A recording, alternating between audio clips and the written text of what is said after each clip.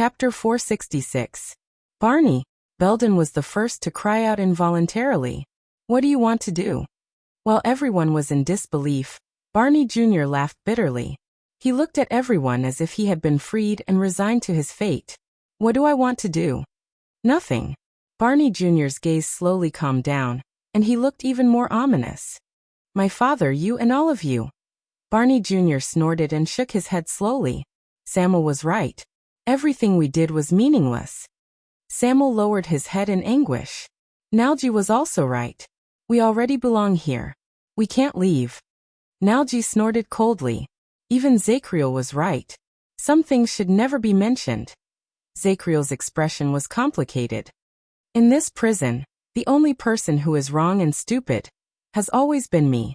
Under everyone's horrified gazes, Barney Jr. laughed coldly and said loudly, I should be buried in the ground for all eternity. Once he finished speaking, his arm moved. Thales sucked in a sharp breath. However, before everyone could cry out in surprise, a figure pounced on him and seized Barney Jr.'s sword-wielding wrist. No. Under Thales' astonished gaze, Heir, the former second logistics officer, grabbed Barney Jr.'s chest and wrestled with him while his arm trembled. No, Barney, no. Heir pursed his lips and shook his head fiercely. He struggled to speak through gritted teeth. Barney Jr. pushed against Heir, who refused to budge an inch. Let go, Heir. I don't want to hurt you. Belden gritted his teeth and took the chance to sneak behind Barney Jr. I am the logistics officer of the guards, you know. Heir seemed to be trying to be humorous, but his gaze was almost pleading. Non-combat casualties are my responsibility. Many people reacted to his words.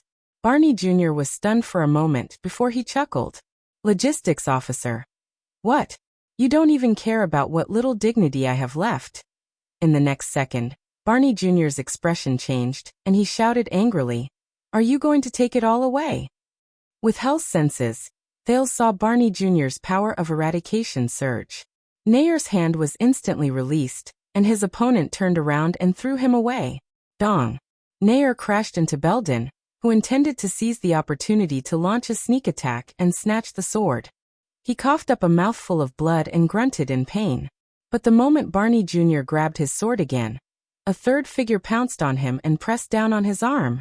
This time, Barney Jr. stared at the person who stopped him in surprise. It's not that simple, Barney. Nalji sneered before Barney Jr.'s eyes. He seized Barney Jr.'s right arm from an ingenious angle. After such a long period of torture, you want to escape just like that? Like your coward father? Nalji said hatefully, No way. Barney Jr. furrowed his eyebrows at first, then his anger surged. You. But Nalji interrupted him. At least, not in front of me. In the next second, against everyone's expectations, Nalji raised Barney Jr.'s arm with a cold smile. He faced the edge of the sword himself. Chi. There was a ripping sound. It was the sound of steel tearing through flesh, a sound that Thales had heard countless times. No. Thales cried out in surprise with his eyes wide open. No. It shouldn't be like this. It shouldn't be. He was not the only one who reacted this way. Most of the royal guards cried out in surprise. Asterisk clang. Asterisk the longsword fell to the ground. Asterisk thud. Asterisk with a languid smile that he had not shown for a long time. Nalji slowly let go of Barney Jr.'s arm. Endless blood gushed out from his neck. It reflected the light from the fire, and it looked like lava in a volcano. The blood made the stunned Barney Jr.'s face turn scarlet. It was as if he wanted to vent all the grievances and resentment he had felt for the past 18 years. Nalji. Cannon, who was in the same cell as Nalji, rushed forward with a roar and grabbed Barney's body. Bruley pounced on him right after. Both of them were panicking. Cannon held Nalji, who was bleeding profusely from his neck. He pressed his palm against the terrifying wound in vain, and he began to mutter in fear. Help me, Bruley. No, this is an artery. I can't stop the bleeding, I can't. As he stared at Nalji on the ground, Barney Jr. first froze on the spot like an ice sculpture. He then raised his bright red hands and wiped his cheeks, which were also covered in blood. His face was filled with disbelief. What is this? What is this? Barney Jr. started to tremble. Nalji flashed a pale smile, as if he had succeeded. He seemed to want to say something, but when he opened his mouth he could only gurgle as blood gushed out of his mouth. In the end, with his life that was about to disappear, he shook his head slowly at the stunned Barney Jr. The sudden accident frightened everyone. Quick Rope, who was frightened, pulled Thales back with him. F***ck, is this your plan? You want to turn them into dangerous lunatics? Thales widened his eyes and stared at the scene in front of him. He stared at the blood that was slowly spreading on the ground. He remembered a long time ago, when he was in an abandoned house. The blood on Quide's neck was also the same. It was bright red, surging, and did not seem real at all. It was like bright paint. It was all over his head and face. Or maybe they have been crazy for a long time, and you just dug out their madness. Quick Rope stared at Nalji in disbelief, who only wanted to die. Thales trembled. No. This isn't what I want. But, they want to commit suicide? Thales thought in a daze. No. Maybe, Mr. Wu. She took you for a ride that day. Maybe she went to. At that moment, the terrifying red blood seemed to have surpassed the ground. It rose like a tidal wave and surged towards him. It swallowed him whole. In the dark dungeon, Samuel, Tardin, and even Zakriel were shocked. They stood dumbfounded on the spot, not knowing how to react. Then, another panicked shout attracted their attention. Nay, what's wrong with you? Belden cried out in terror. Everyone turned their gazes. Nair, who was thrown over by Barney Jr. earlier, was lying in Belden's arms and coughing in pain. His chest was covered in bright red, and the color deepened as he coughed up mouthfuls of blood. Ahem. It's not him. Nair forced a smile and shook his head. It's just that. I was slightly injured when I fought against those mercenaries just now. Belden hugged him tightly and watched in anguish as the blood in Nair's mouth flowed deeper and deeper, and the amount of blood that flowed out of his mouth decreased. No. Belden's expression slowly became one of despair. Don't worry. It's internal bleeding caused by a heavy blow. Nair shook his head in anguish. There was a man who used a sledgehammer. I couldn't dodge it. At that time, I felt that something was wrong. Tardin walked forward in disbelief and knelt down beside Nair. Thales' mind was blank. He could only stare at the two lives that were about to disappear before his eyes. No, Nair, Nalji. Why? Barney Jr. looked at Nalji, who was lying in a pool of blood on the other side, then at Nair. His face was contorted, and he could not help but retreat. His words were filled with sobs. Why? Nair smiled bitterly and coughed up another mouthful of blood. You know, after all, we are not like before. Not like before. Before. Barney Jr. groaned in pain. He bent down and held his head in his hands. Now. On the other side, Nalji, whose life was continuously draining away, tried his best to speak. With a languid smile, he could only mutter a few words. We're even now. Barney Jr. trembled and knelt on the ground. No, you can't do this to me. You can't. Under the sorrowful and terrified gazes of all the guards, Barney Jr. roared and grabbed the longsword on the ground again. You can't. However, in the next second, Barney Jr. staggered. He tried his best to regain his footing, and tried to find the thing that affected his balance just now. But Barney Jr. did not manage to react. He only stared at his hands in a daze. The longsword had mysteriously disappeared. Where's the sword? Where's my tool to free myself? Clang.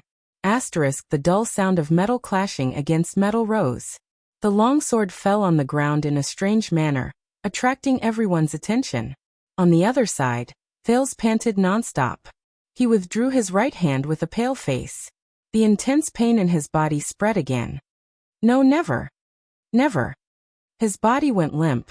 Quick Rope held him tightly so that he did not fall. But in the next moment, before everyone noticed that something was off, a figure who had not moved for a long time rushed forward. Thud. There was a loud explosion. The attacking figure punched the side of Barney Jr.'s face with a right hook. He then tripped Barney Jr. with his knee and tripped him on the ground. The figure knelt down abruptly. He pressed his arms against Barney Jr.'s shoulders and pinned him to the ground. No. The the attacker hissed. When he saw the person in front of him clearly, Barney Jr.'s pupils shrank. He roared in indignation. Zacriel. Barney Jr. roared and broke free from the grip on his shoulders. He straightened his upper body desperately, grabbed the back of Zacriel's neck, and delivered a fierce elbow strike. But the Knight of Judgment did not dodge. He only raised his left arm and took the elbow strike head-on. The clear sound of bones cracking rose from Zacriel's left arm. The Knight of Judgment shuddered slightly. In the next second, the bloodless Zacriel seized the opportunity to grab Barney Jr.'s right arm. He exerted force with both hands. Asterisk crack. Asterisk there was another clear sound. With his broken right arm, Barney Jr. lay on the ground again with a cry of pain. Barney Jr. held his useless right arm and hissed in pain. He could no longer pick up his sword. Zacriel held his badly injured left arm. He swayed for a moment, then fell backwards with a pale face. Everything happened in the blink of an eye. In just a few seconds, the battle was over. Even Samuel, who had picked up his weapon at the first moment, could only stare at the scene in front of him in a daze. Why? Barney Jr. pounded the ground with the back of his head in pain and asked in agony. Why? Why did you do this to me? Why? While Barney Jr. screamed in pain, Nalji lay on the ground with little life left in him. He flashed his signature languid smile. Heir, who kept coughing up blood, breathed in pain. He wanted to straighten out the blood that choked his lungs. At that moment, asterisk slap. Asterisk a crisp slap to the face. It sealed Barney Jr.'s screams in his mouth. It also attracted everyone's panicked, pained, sad and helpless attention. Barney Jr.'s teeth chattered. He raised his head like a dying patient. 11 times. No. It was Zacriel. With wounds all over his body he lay beside Barney Jr. He gritted his teeth and squeezed out a few words. 11 times. No more, his words trembled. And his tone was sorrowful. Barney Jr. seemed to have sobered up a little. He stared blankly at Zacriel, who was convulsing. What 11 times? Zacriel inhaled laboriously and exhaled even more laboriously. Then he slowly raised his head. He exposed his face to the light of the fire. Asterisk drip. Asterisk a tear rolled down from his wrinkled eye socket. It was silent, but it could not be ignored. Zacriel knelt on the ground and raised his empty hands. His face was covered in tears. Enough, he said in a daze. At that moment, the dying Thales, who was tortured by the after-effects of mystic energy, was stunned. Zacriel, the Knight of Judgment. Strong. Steady. Determined. Callous. Unparalleled. Unstoppable. Unshakable. That was his impression of Zacriel. But now, he had never seen Zacriel like this. A weeping Knight of Judgment. Everyone fell silent. They stared at their watchman in disbelief. 11 times. Zacriel sobbed and trembled like a child who had done something wrong. He was filled with remorse and pain. Year 86 of the calendar of eradication, John I passed away on his journey. The 3 stars under him fought for the throne. An internal strife lasted for years. His tear-filled eyes stared into the air. From then on, the royal guards served their masters. Their comrades fought against each other with swords. Nalji's breathing quickened uncontrollably. Heir's coughing grew softer and softer. No one knows that in the Watchman's records, the royal guards of Constellation have already experienced 11 divisions and internal strife in the past 600 years. Zacriel closed his eyes in pain again. His hands trembled as if he was holding a huge rock weighing 10,000 kilograms, but at the same time, it felt as if he was holding nothing at all. The royal guards, 11 times in total, fratricide. Thale's gaze froze. I beg you, enough. Zacriel turned his head around. With a sobbing tone, he begged everyone in front of him like a broken patient. Don't, I'm bleeding. The dungeon was getting darker and darker. There was only one torch left, and it was still burning, as if it didn't have much time left. It was waiting for the darkness that would eventually come. Samuel stared at him in a daze, Belden stared at him in shock, Tardan stared at him in grief, and Bruley stared at him in grief. Barney Jr. stared at him with an incredibly conflicted look. Thales struggled. He supported quick rope and used all his strength to stand up. Compared to my predecessors, I am the worst, the weakest, the most useless, the worst, and the most unbearable watchman in the history of the royal guards. Zachriel's confession continued. His tone was filled with remorse and self-blame that could not be dispelled for the rest of his life. I can't protect you. I can't lead you. I can't protect you.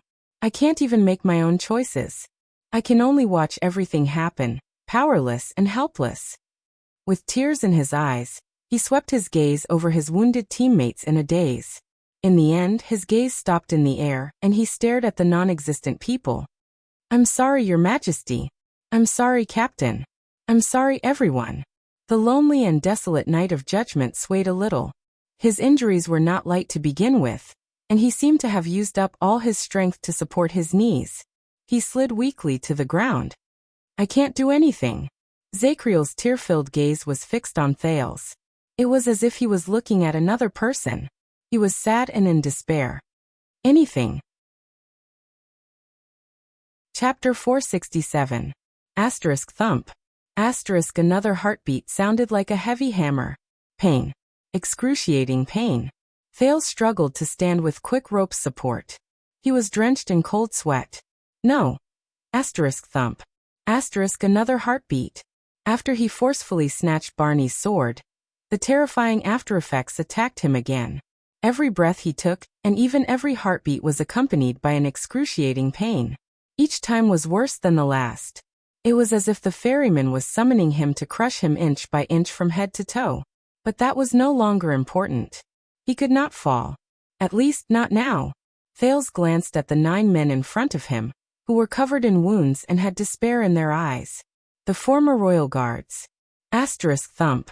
Asterisk after the next heartbeat, the nearly exhausted sin of Hell's River surged again, as if it had been saved from a desperate situation. It filled his limbs and surged towards his heart, which could not bear the heavy burden, and his body, which was on the verge of collapse. An unfamiliar yet familiar fluctuation attacked him, and the scene of him fighting against the Star Killer on the night of Dragon's Blood appeared again. The sin of Hell's River began to consume a large amount of energy to speed up the regeneration and recovery of the damaged tissues in his body. It was accompanied by an infinitely magnified pain. Thales began to tremble uncontrollably, but unlike before, when he listened to Zachriel's confession, Barney Jr.'s sobs, the sound of Nalji gulping down blood, and Nayer's increasingly chaotic breathing, Thales suddenly realized that he could ignore the pain that had once made him wish he was dead. Zachriel's words rang in his ears like it was a lifetime ago, but they were incredibly clear. The royal guards served their masters, and comrades fought each other with swords. A total of 11 times, they fought against each other. Asterisk thump. Asterisk the night of judgment stared blankly into the darkness in Thales' increasingly dim vision. I can only watch as everything happens, powerless and helpless. I'm sorry, Zachriel said emptily. I can't do anything. Thales subconsciously tightened his grip on Quickrope's arm and closed his eyes.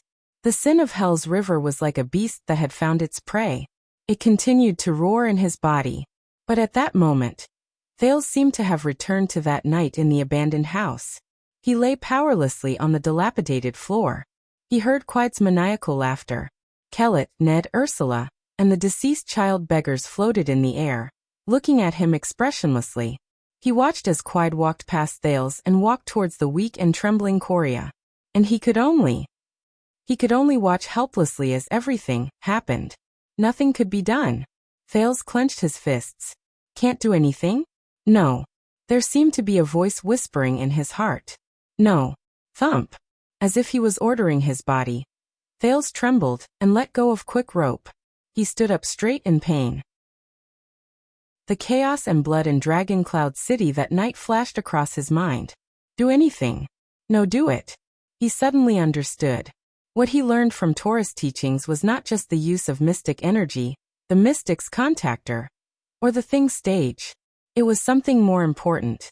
Thales' eyes flew open. No. The youth's calm and resolute voice attracted everyone's attention. Quick Rope stared in surprise at the Prince of Constellation, who had relied on him to stand steadily just a second ago. At that moment he was drenched in cold sweat as he walked forward. This has nothing to do with what we can or cannot do. Thales staggered over Barney's sword and picked up the extinguished torch from the ground. He swung it in the air so that it could burn fully again. The light illuminated the dark storage room. Zachriel looked at him blankly. Barney Jr. was still lying on the ground, sobbing silently. Nalji, who was hovering at the edge of death, gradually lost focus. Heir's coughs became soft and silent. Instead, it depends on whether we have made the right choice when the time comes. Thales inhaled with all his might and forced himself to lock the aftereffects of mystic energy and the pain from the sin of Hell's River's treatment outside of his consciousness. He held the torch and walked towards the dark pool of blood in front of him. No matter what you plan to do now, it's too late. Samuel snorted softly. His tone was filled with endless sorrow and mockery. This is the truth. Thales shook his head and continued walking forward. Blood from Nalji's neck stained the soles of his shoes. It was just like that night when he stepped into the pool of blood in the abandoned house. Everyone's gazes were focused on the prince. Thales gasped as he stepped into the pool of blood. In the next second, the pain in his body suddenly increased. The teenager slipped. He could no longer support his weak body and knelt on one knee in front of Nalji and Cannon. Thales! Quick Rope cried out in surprise, but he was stopped by the prince, who raised his hand resolutely. Now at least. Thales panted and took a few steps forward on his knees to get closer to Nalji. He met the man's almost dry gaze. We can still do one last thing. One last thing? Quick Rope was stunned for a moment. Idler Nalji of the Defense Division, right? Thales endured the waves of pain and looked at the man in front of him, whose life was slipping away. With Cannon's support, Nalji glanced at Thales with a blank expression. Blood from his neck gushed out continuously through the gaps between Cannon's trembling fingers. Then Nalji shifted his gaze away while trembling. He avoided Cannon's gaze and looked weak, as if he did not dare to face the teenager with the surname Jade Star. I know what you've done. Nalji shuddered slightly. The light from the fire illuminated Nalji's face, which was about to leave. His face was sallow and dry, and it was wrinkled with despair and pain. Thales gritted his teeth and squeezed out a calm smile as he watched Nalji's neck bleed profusely. He tried his best to make his words sound calmer. You participated in the conspiracy and civil strife. During the chaotic era, you wavered between your family and the royal power. In the end, you chose to deny the late king and pledge your loyalty to another Jade Star. You chose the future he represented. You were stained with a blood debt that cannot be washed clean, including that of your fellow guards. Nalji began to tremble while he lay in Cannon's arms. His eyes, which were already dark and gloomy, swept over Thales. They were filled with regret and pain. Thales watched him calmly. The sorrow in his heart momentarily overshadowed the pain in his body. You paid the price for this. You were tortured by your conscience. You wore the brand of sin on your face amid guilt, indignation, and resentment. You struggled for half your life. The teenager sighed. You wasted your time. Nalji opened his mouth in pain, but he could only make gurgling sounds as blood flowed from his throat. His gaze as he stared at Thales became more and more desperate. The guards stared at the prince with different gazes.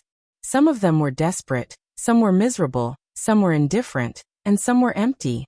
But Thales ignored them. He only smelled the stench of blood that filled his nostrils. He stared at Nalji, who lay in a pool of blood, as though he wanted to stare at his only remaining soul. But I also know. Thales forced out a weak smile. I know that you refused to plead guilty and were imprisoned because of your own selfishness, but because you wanted to carry out your choice and cover up the Jade Star royal family's scandal. That might have been a sad but respectable choice. When he finished speaking, the guards' expressions changed slightly. Cannon, who was still holding Nalji, even raised his head in surprise. Nalji's dirt-covered face struggled for a moment. He looked at Thales in disbelief and clenched his fingers into a fist. In the next second, Thales sighed. But those are not important anymore. The teenager stared at Nalji seriously. His bruised and disheveled face was calm and indifferent in the firelight. Because 18 years later, at the moment when you were about to escape from prison, when freedom and relief were within your reach, you chose to give up on hypocrisy and luck. You faced the nightmare, the pain, and the ugliness head-on. You faced your past self. Zacriel, who was listening quietly, swayed a little. Barney Jr. also calmed down. As he listened to Thale's words, Nalgy's breathing, which had worsened due to his bleeding, started to become chaotic. Perhaps what I'm saying now is insignificant. And I came too late. The weak Thales extended his left hand while trembling. He gently caressed the ugly brand of sin on Nalgy's face. It was carved with the letters of the ancient empire. His touch seemed to have some sort of magic that made Nalgy gradually calm down. Thales clenched his teeth gently. But at least, I want you to know. Even if the world does not know. Even if the kingdom refuses to admit it. Even if it will never be cleared up, at least I know in my heart. Thales took a deep breath and smiled. I don't think you are a bad person, Nalgy. At that moment, Nalgy's pupils shrank abruptly. The way he looked at the prince changed, just like his expression. You are not a selfish, simple, and evil traitor. The teenager's voice was very soft, and it could only cause the dust to tremble. But it traveled in the dungeon, and it was incredibly clear. It traveled into everyone's ears. On the contrary, you are a respectable person. You made your own choice, and then you bore the consequences without any complaints or regrets. You carried out your own principles. Nalgy's breathing began to speed up, and it drowned out the sound of blood flowing out of his neck. He looked at Thales. His lips opened and closed, and he let out intermittent grunts. But his slightly agitated words were buried in the surging blood. Thales smiled. I know, Nalgy. I understand. The prince pressed gently against Nalgy's forehead and closed the distance between them. Nalgy's grunts continued, but they became weaker and weaker. So, at this moment, during the last breath of your life, Thales realized that his voice was trembling, and it was even more than the trembling Nalgy had when he was dying. Thales, Nalgy. Thales breathed in a daze. Nalgy's haggard face began to blur in front of him. In the name of the second prince, Thales Jadestar, the legitimate descendant of the Jadestar family, the only heir to the 9-pointed star crown, the teenager heard himself speak in a trembling voice. I forgive you. At that moment, the dungeon was terrifyingly quiet. Everyone stared blankly at the teenager who held the injured man and spoke softly. I forgive you for all the sins and wrongs you have committed, may have committed, and did not commit. The prince's voice faded away. At that moment, it was as if nothing had happened. The dungeon was as quiet as ever. But a few tenths of a second later, Nalgy's chest began to rise and fall violently, as if he was struggling to get up. Ugh! Finally, like a dam that had been holding up for a long time, Nalgy collapsed at the last moment. His eyes had lost focus, but he still stretched out his powerless left hand while trembling violently. He scratched the air in vain. His lips twisted and twitched. He let out violent sobs and whimpers at Thales, as if he wanted to say an endless number of things. Ugh! Nalgy's violent reaction caught Cannon off guard while he pressed down on Nalgy's wound. He could only try his best to control Nalgy, so that his helpless situation would not worsen. Thales put down the torch and ignored the blood all over his body. He held Nalgy's empty and helpless palm tightly, and bent down to hug the man who was about to die. No matter who you betrayed, no matter who you were loyal to, no matter what your heart is, no matter what your body is, no matter how you treated yourself in the past and today. He pressed his cheek against Nalgy's forehead, so that Nalgy's struggles gradually calmed down as he spoke. I hope that you will no longer be trapped in sin, conflict, torture, and guilt. Be free from now on. Thales panted and fought back the stinging sensation in his nose. I hope that your past will vanish into thin air, and that your nightmare will end now. Rest in peace from now on. No one made a sound. At that moment, the only sound in the dungeon was Nalgy's slowly calming and weakening breathing. 1 second, 2 seconds, 3 seconds. After an unknown amount of time, Nalgy's struggles finally calmed down. Thales exhaled, patted the frozen cannon, and let go of Nalgy. He lowered his head in a daze. At some point in time, the person in his arms had already closed his eyes. He no longer moved.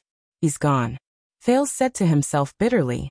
After 18 years of torture, he's gone. But Thales immediately moved.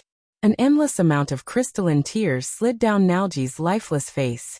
Tears gushed out of his eyes, and they surpassed the blood flowing from his neck. Thales felt his heart ache. "Thank you, Your Highness." Canon sobbed while still holding his comrade's body. "Thank you, Your Highness." "Nalji. Nalji." Thales raised his head and stared at him in a daze. Nalji's tear-stained face was contorted into an arc. He seemed to be suffering from intense pain. But Thales knew. It was not pain. It was something that Nalji had not shown for 18 years, a smile. Thales froze for a moment in his bewilderment. Then he staggered to his feet and raised the torch again. It was only then that he realized that at some point in time, everyone in the dungeon was staring at him. They were either surprised, excited, worried, or sad. It was as if the teenager was the main character on the stage at that moment. Even Zakriel stared at Thales in a daze. He did not move. Quick Rope was silent. There was a hint of meaning in his gaze as he stared at Thales. Thales took a deep breath and moved his gaze away from Nalji. He walked to the other side. He did not know whether the aftereffects of his mystic energy had let him go, or whether the sin of Hell's river had finally recovered. The pain in his body began to become numb, and it was not worth mentioning in his current state. With weak steps, Thales approached Belden, who was still holding Heir. Heir coughed in pain. As he stared at Thales, his eyes reflected the light from the fire and brightened. "Your Highness, we." As he watched Nalji, who was no longer breathing, Belden suppressed the emotions in his chest. He was just about to speak when Thales raised his right hand and stopped him. "Wait." The teenager shook his head. Belden immediately closed his lips. He did not show any objection. It was as if this was his duty.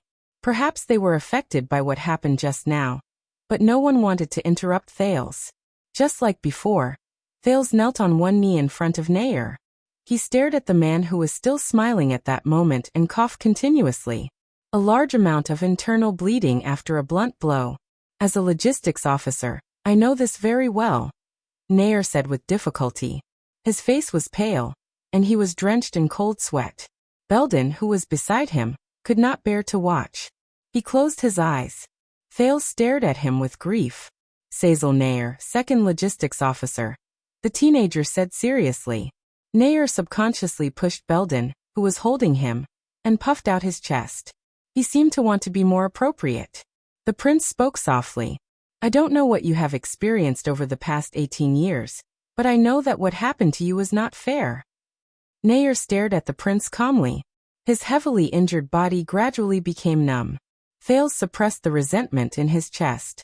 "It has been 18 years. You have suffered injustice and pain, and you have borne the consequences that are not commensurate with what you have done.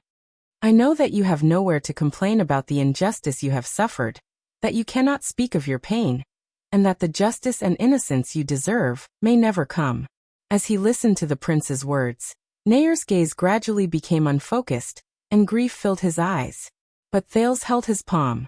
Heir's palm was very cold, as if his blood had never flowed through it. "But you, logistics officer, please do not worry." Thales' tone fluctuated slightly. "Because at least I will remember your innocence and righteousness." Heir's cold palm began to tremble. "I will remember that there was a person who, no matter how much pain and injustice he suffered, whether it was in the past or now, whether he was alive or dead, believed and cherished his comrades from the beginning until the end, and never wavered." Heir's vision was already very blurry, but he tried his best to smile at the prince. This made Thales feel rather gratified, and it made his heavy heart slightly ease after he experienced Nalji's death. Thales took a deep breath and suppressed the sadness at the bottom of his heart. "Sazel Heir." As Thales spoke, he pressed his forehead against Heir's. "May Hell's river have a smooth journey," Thales said softly. "May you rest in peace." Heir's body trembled slightly, even though he did not have much vitality left. The dungeon was still very quiet. But at that moment, "No, Your Highness." Thales let go of Heir and stared in surprise at Heir, whose face was covered in tears, but he still spoke up to refute him. "We swore an oath." Heir shuddered. His lifeless eyes stared at the empty ceiling, but there was a tearful smile on his face as he spoke laboriously. "As the Emperor's Praetorian guards, our souls will not enter heaven. nor will they descend to hell. Instead, they will be forged in the mighty empire. Souls. Thales was slightly stunned. Heir's smile became even brighter as tears fell from his eyes. Thales felt a pang in his heart. Just like my brothers in the past, Heir could no longer see the scene in front of him clearly, but he still used what little strength he had left to turn in everyone's direction while trembling. Cecil Heir, second logistics officer of the Royal Guards. Thud. He laboriously clenched his right fist and punched his chest. He did not care about the heavy burden and pain this action brought to him. Thales looked at him in surprise. He suddenly realized that the guards around him, be it Zacriel, Barney Jr., Belden or Samuel, had subconsciously puffed out their chests and put on stern expressions. It was as if they were attending the most solemn occasion. Everyone. Heir widened his eyes, which only served to reflect the darkness, and spoke hoarsely. My sword is broken. My mission is complete. He seemed to be forcing his weak lungs to breathe as he tried his best to squeeze these words out of his mouth. His words were articulate, and his tone was firm. Every word caused the guards to tremble. Heir sucked in a deep breath. I have fulfilled my duty. I have fulfilled my duty. Halfway through his sentence, Heir's breathing stopped, and he panted a few times. But Heir recovered and quickly continued. I will rest by the Emperor's side. The dying Heir's words came to a halt, and he released his fist from his chest. No. Heir shook his head. He trembled as he touched Thales' disheveled face. Thales lowered his head slightly and placed his cheek on Heir's palm. Heir touched the prince's face and cast a profound glance in Thales' direction. In the next second, Heir put on his palest and most gentle smile. He said firmly, I will rest by the Emperor's side. My sword is broken. My mission is complete. I have fulfilled my duty. I will rest by the Emperor's side. The prisoners listened to his last words in a daze. They were either touched or sighed. Heir stared at the air and tried his best to hold his breath, as if he was waiting for something. Finally, as rustling sounds rose, the ashen-faced Barney Jr. looked as if he had just woken up from a nightmare. He hugged his aching right arm, pressed it against his chest, and leaned against the wall. Second Logistics Officer, Cecil Heir, you have fulfilled your duty. Barney Jr. suppressed the change in his voice as he spoke in a hoarse voice. You will rest by the Emperor's side. Finally, Thales saw Heir's pale smile relax, as if he had let go of a burden. Thales raised his head and saw all the guards pressing their hands against their chests at the same time. They spoke solemnly, sorrowfully, or agitatedly in unison as they recited the Royal Guard's funeral oration. Only the inheritance shall continue. Witness eternity. The moment he finished speaking, in the next moment, Heir's hand, which was supporting the teenager's face, loosened. It fell abruptly and powerlessly, and Thales caught it. Thales lowered his head and saw that Heir's pupils had completely lost their luster. He's gone. One more time, Thales whispered to himself. Belden whimpered painfully in his throat, and Cannon sobbed softly. Barney Jr. shut his eyes and spoke in a trembling voice. 38th. He paused for a moment and glanced at Nalgy's body across from him.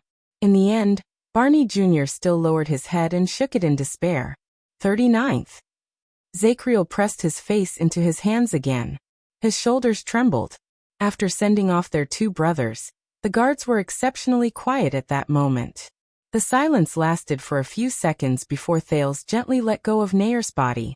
It's not over yet, he said to himself as he dragged his weak body along. Not yet. Thales turned his head and swept his gaze over the figures. Chief Penal Officer Lieutenant Belden. Second Flag Bearer, Colin Samuel. Belden bit his lip tightly. Samuel had a complicated expression on his face. The prince swayed and stood up with the torch in his hand. His figure was very clear in the firelight. I understand all of you, and I understand all of you. Thales spoke in a hoarse voice. But I don't have my father's power, and I don't have his status. I can't absolve you, clear your names, or plead for you. As he spoke, he swept his gaze over Barney Jr., who was completely disheartened and silent. I also know my father's personality. Even if I return to Eternal Star City, I will still have no power or influence. What I say is worthless and even meaningless. Belden's expression was solemn. Samuel shook his head and sneered. I can't erase your brand, clear your name, change your circumstances, or mend your wounds. Thales sucked in a deep breath. But at the very least, I can, and can only speak to you as Thales Jadestar. He lowered his head and said quietly, I'm sorry. Belden and Samuel moved at the same time. Just like Heir, I know of your grievances, I know of your pasts, and I know of your innocence. Thales tried his best to make his tone sound calm and sincere. I also know of your persistence, and I will remember it for the rest of my life, no matter what others are like. At that moment, Belden tried his best to squeeze out a miserable smile and shook his head. Samuel's eyes sparkled, and he stared at the prince with an indescribable gaze. Just like Heir, your names have long since been cleared from my heart. Thales tried his best to get rid of the sadness in his heart, and curled up the corners of his lips. You are excellent royal guards. Thank you. Belden's voice froze, and he could not speak. Your Highness. Samuel turned his head away and sank into the darkness. His expression could not be seen. Thales forced himself to smile, and with his weak body, he turned to the other three people again. The cavalry scout of the Vanguard Division, Jonah Cannon. The guard of the Defense Division, Sol Bruley. And you, Gutty Tardin, who comes from a noble family. When his name was called, Cannon shuddered while he held Nalgy's body. He did not dare to raise his head. The huge Bruley whimpered in pain. Tardin even turned his head away in shame. You were involved in the conspiracy and chaos that year. You even participated in it. You participated in the blood war that year, and caused the royal family to suffer an unexpected disaster. The kingdom suffered a great disaster, and your sins cannot be erased. The three of them became even more dejected. Cannon buried his face in Nalgy's body, and he sobbed non-stop. Bruley knelt on the ground with a dazed look on his face. Tardin bit down on his lip, and he seemed to be prepared. Thales looked at the three people. The emotions in his heart were incredibly complicated, and they were difficult to describe.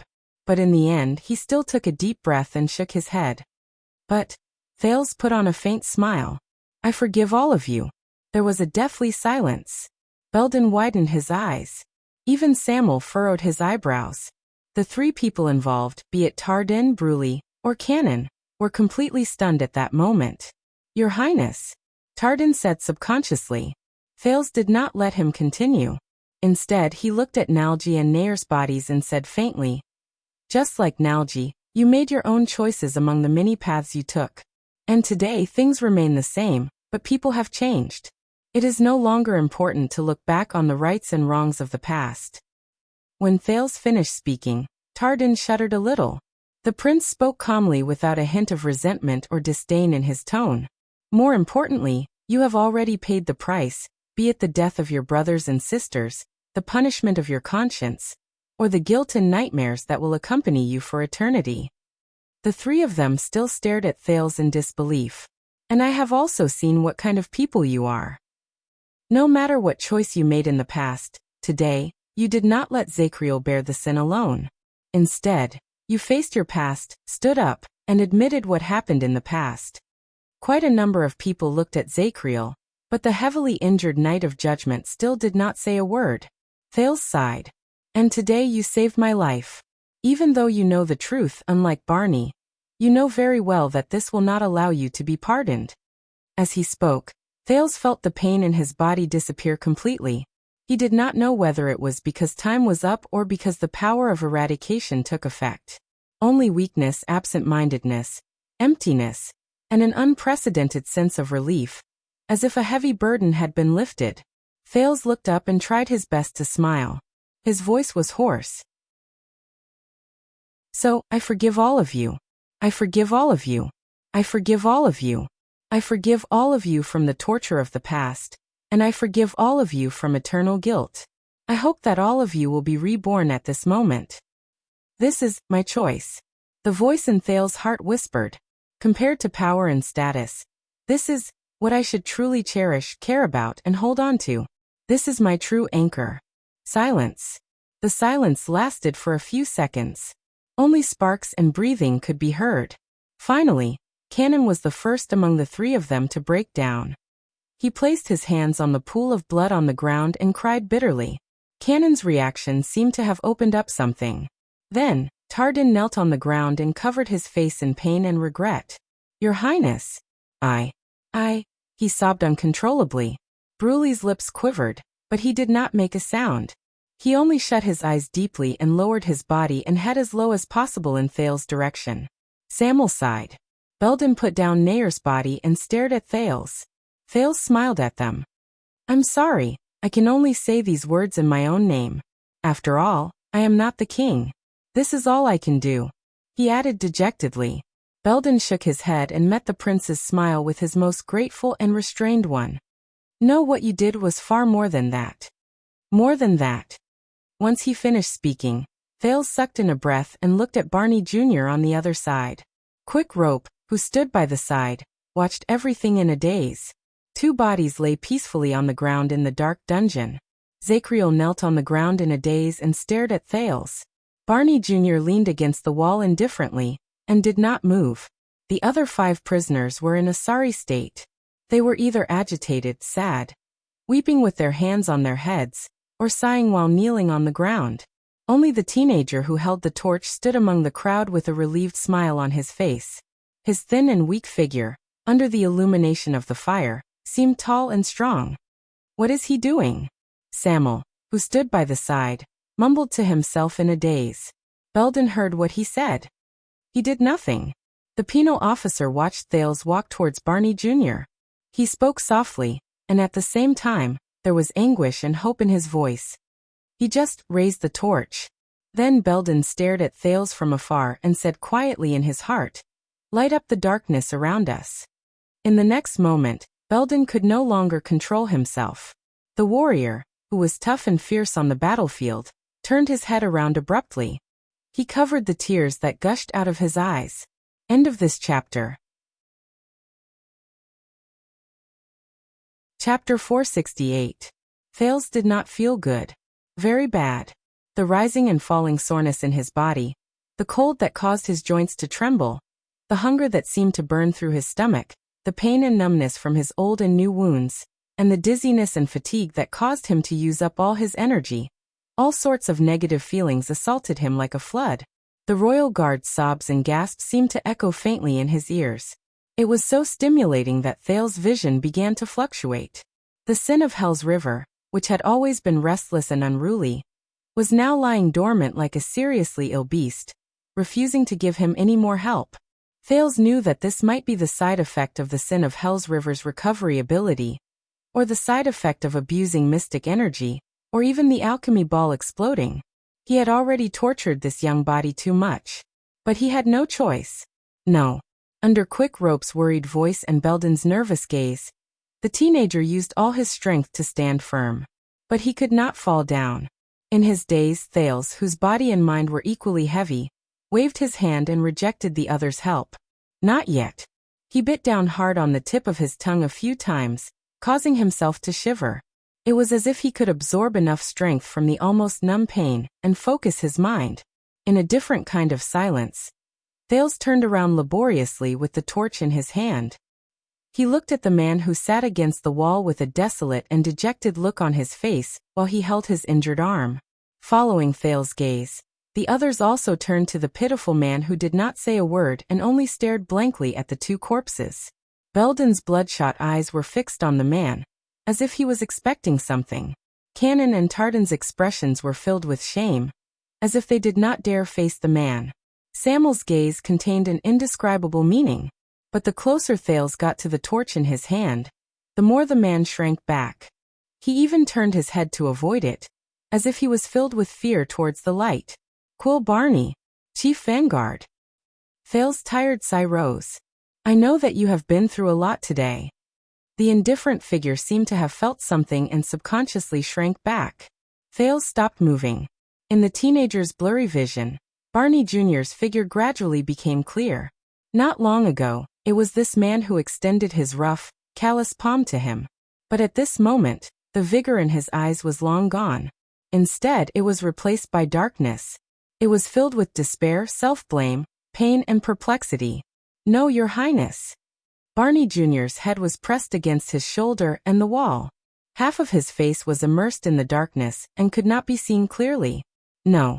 His words were filled with hatred, which made the brand on his face even more obvious. Don't use those emotional tricks on me. Don't comfort me and don't forgive me. Barney Jr. did not continue. He hugged his injured arm and curled up in the corner, hiding from the light. He was like a trapped beast that had lost its vitality. It was a dead end. Only the walking dead remained. What took him away? What took this man away from her? The warrior who resolutely and fiercely brandished his sword and shield and charged into the enemy's formation? The Lemiter who had never changed his expression even when he was in a desperate situation. Drenched in blood? Thales inhaled softly and threw away the torch in his hand. The dim and blurry light and shadow flickered. Without the stimulation from the torch, Barney Jr. finally turned his head slightly. Of course not. The teenager had a gentle smile on his face. And I am not prepared to do that. Thales stared at Barney Jr., and his tone became steady. Because you did nothing wrong. The trembling Barney Jr. was stunned for a while. The underground prison became quiet. Then Thales continued to speak.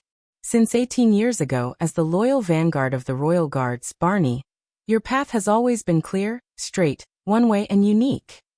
You live in the purest world. You only need to be yourself and protect your companions.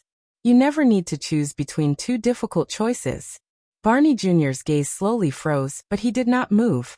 The teenager turned to the other people in the underground prison. His tone was deep, and he seemed to sigh. Unlike them, Zachriel stared at the two corpses on the ground. His gaze was unreadable. Samuel lowered his head deeply, as if he was indignant. Unlike Nalji, who was filled with remorse and guilt, he yearned for peace in his heart, but could not find it. Canon, Bruley, and Tardin each had a troubled look on their faces. Unlike Heir, who felt like there was a fishbone stuck in his throat when he learned the truth. He was tormented by hesitation and could not speak. Thales stared at Barney Jr.'s expressionless face. In the end he sighed. Unlike your father. Father. The moment that word left his mouth, Thales saw Barney Jr. shudder violently. The prince sighed in his heart. So, you think that your father should have told you the truth back then, right? Thales watched Barney Jr.'s struggling and changing expression. He said softly, the problem is, if he had been honest with you, what would you have done? What would you have chosen? If he had told me the truth. The outline of Barney Jr.'s face contorted under the firelight on the ground. But in the end, the vanguard still turned his head around stubbornly and indignantly. He faced the wall and avoided the light. He did not say a word. He only exposed the ugliest brand to the firelight. Thales calmly watched Barney Jr.'s reaction. He continued, I guess, would you listen to his difficulties, stand with him, and be like him, fight to the death in front of the palace gate without returning, and be buried with your choices and sins? Would you bear the blood debt of regicide and sleep eternally? Barney Jr. still turned his head away without saying a word, but the brand on the side of his face twitched inexplicably. Thales' tone became heavier. Or would you be loyal to the late king and stand against him? Would you be disappointed, sad, puzzled, angry, and pained when you met him with weapons? And would you destroy your own family in the name of justice? Would you carry your father's name and live a nightmare? The outline of Barney Jr.'s face twitched. Visible veins popped up on his fists. Thales chuckled softly. Or would you lose yourself in confusion and hesitation, refuse to accept reality, and run away alone to escape everything that is about to happen, just like you are now? Would you live your days in chaos with the guilt of a coward? The teenager's gaze shifted to the sword Zachriel had snatched from Barney's hand. Or even die and be done with it? Die and be done with it. The vanguard shuddered while he hugged his injured arm and avoided everything. He seemed to be unwilling to give up. He only uttered a few vague words. It doesn't matter anymore. But Thales did not let him continue. I think this is his worry and his fear. The prince's voice became downcast. He knows you and understands you. That is why he is afraid. He is afraid that when you know the truth, when you know his choice, you will not have any other path to take. Thales looked disheveled, and he looked exhausted. Only his eyes were bright and spirited. I think this is also the tacit understanding and agreement between your father and your brothers who kept you in the dark for many years. Barney Jr.'s breathing stopped for a few seconds. He was stunned. He ignored the serious injury on his shoulder and arm. He turned his head around again and looked at Tardin and the others. But they all lowered their heads and avoided his gaze. Thales ignored Barney's confused and pained expression. Instead, he stared into the distance, which did not exist, and sighed softly. Your father did not intentionally betray and deceive you, Vanguard Barney. He did not place bets on both sides and curry favor with you in the middle, as Nalji said. There was regret and sorrow in the teenager's voice. The truth is he loved you. He wanted to protect you. Thales paused for a moment, and Barney's breathing became increasingly erratic. I don't know how to express it. The prince's voice was steady, but there was a profound meaning to it. There was an indescribable emotion in it. So he made the choice for you. No one knew that at that moment. Thales clenched his fists tightly. The choice you made. Barney Jr.'s thoughts stopped for a moment. The Vanguard was in a daze. In his distant memories, the familiar figure that often visited his nightmares for the past 18 years appeared again. That sturdy, tough, stubborn figure that he thought would never fall. And the voice that used to be there. Solemn, forceful, and earnest. Your grandmother wrote. She wants you to go back. I think it should be your choice. Barney Jr.'s gaze was unfocused in the firelight. Make a trip back. The choice is yours. Barney Jr. subconsciously hugged himself tightly and shuddered. An inexplicable fear rose in his heart. But in the next second, what he heard was a voice that was rarely heard from the other party. It was not so forceful, and it even sounded a little weak and helpless. No, we can't escape. My son. The voice became more and more indistinct, but the face became clearer and clearer. Let me choose no. Barney Jr.'s expression slowly twisted. He hugged his injured arm in pain. His breathing was intermittent. No. Barney pressed his face against his shoulder. He could not help but twitch. His voice trembled so much that it became distorted. Father. As if he did not want to appear too weak, Barney Jr., whose face was contorted, stuffed his left index finger between his teeth and bit down hard on the whimpers in his throat. The guards quietly watched Barney Jr.'s sorrowful, angry, and pained expression. An indescribable sorrow spread in the air. Thales sighed slowly. There were a myriad of emotions in his heart. His plan obviously fell through. The prince tried his best to speak in his most gentle, but also most serious voice. Even though it was 18 years late, you still faced the truth. Cruel, but true. Barney Jr. started to tremble again. The Vanguard closed his eyes, as if he could stop certain things by doing so. I know your tricks, your highness. He snorted stubbornly. It's a common tactic among nobles. Just like how you dealt with the others just now, you took advantage of their weakness and gave them conditions they could not refuse in exchange for what you wanted the most. On the other side, the expressions of Cannon, Bruley, Tardin, and even Belden and the others changed slightly. Barney Jr. snorted and said to Thales, right now, you are taking advantage of my feelings towards my father. Thales paused for a moment, as if he could not bear to do so. But in the end, he still took a deep breath and slowly enunciated his words. So that's your weakness? Your father.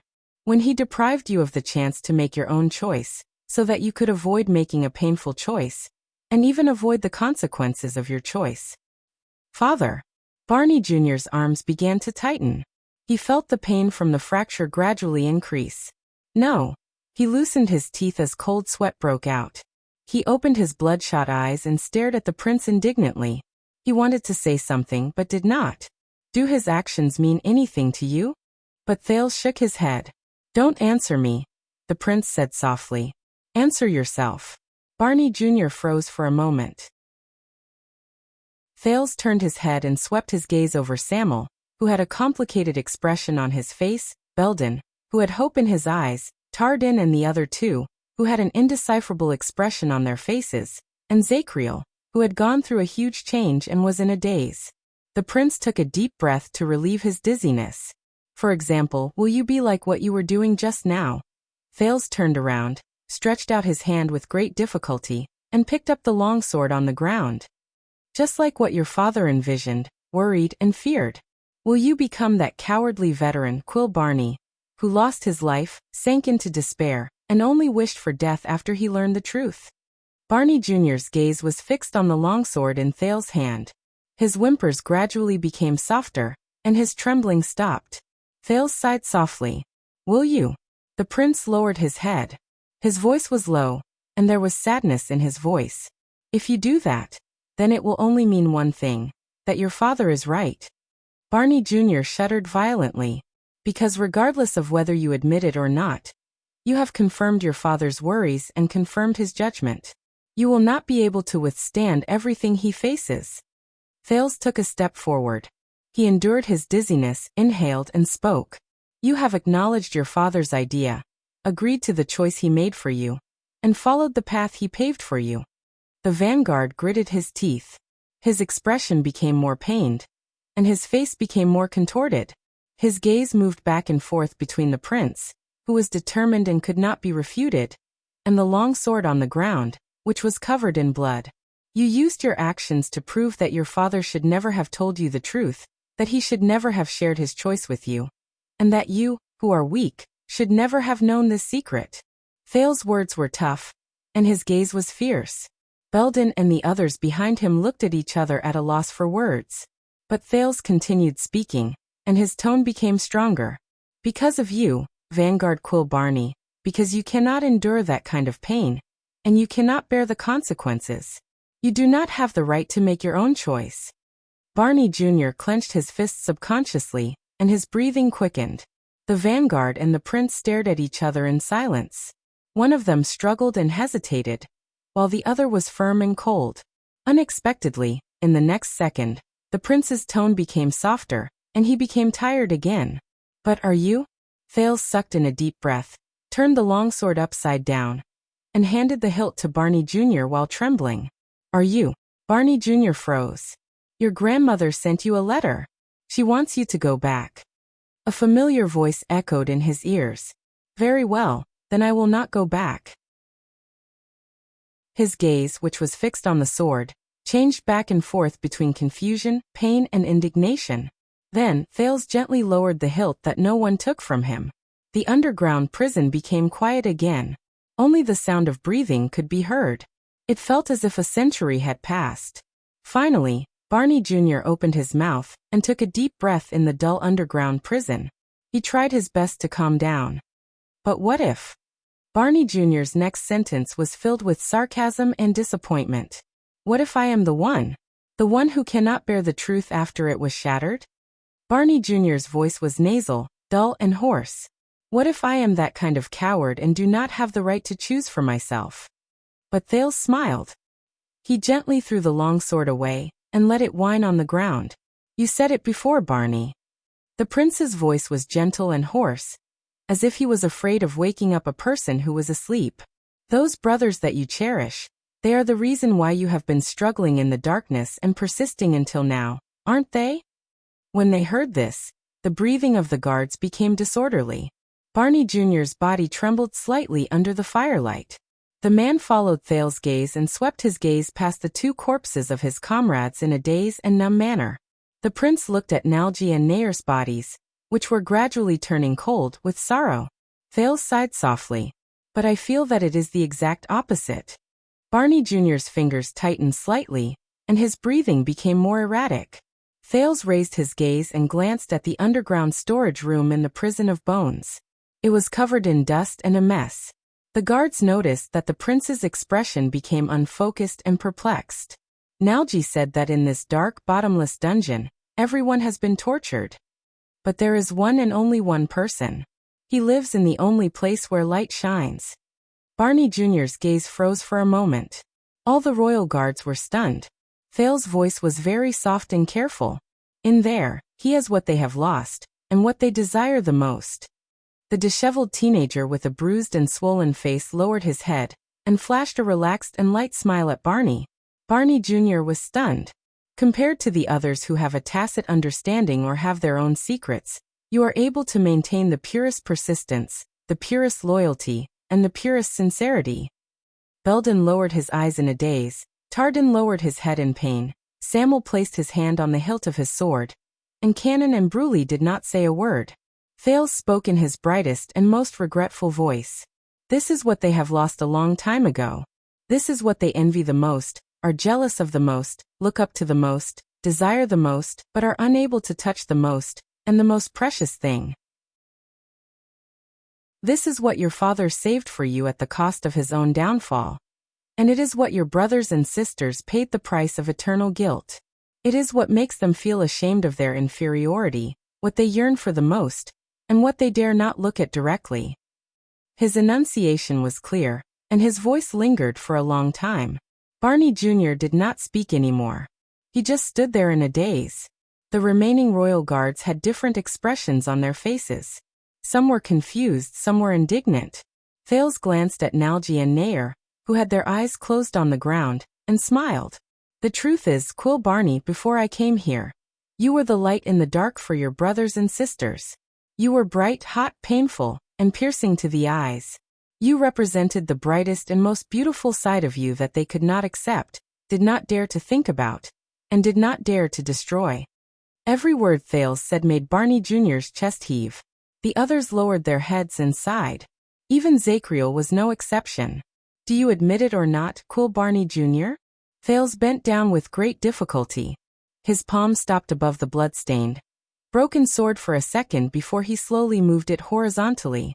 He picked up the torch beside him. You are the only existence that they still hope to remain loyal to in this despairing world where betrayal is everywhere.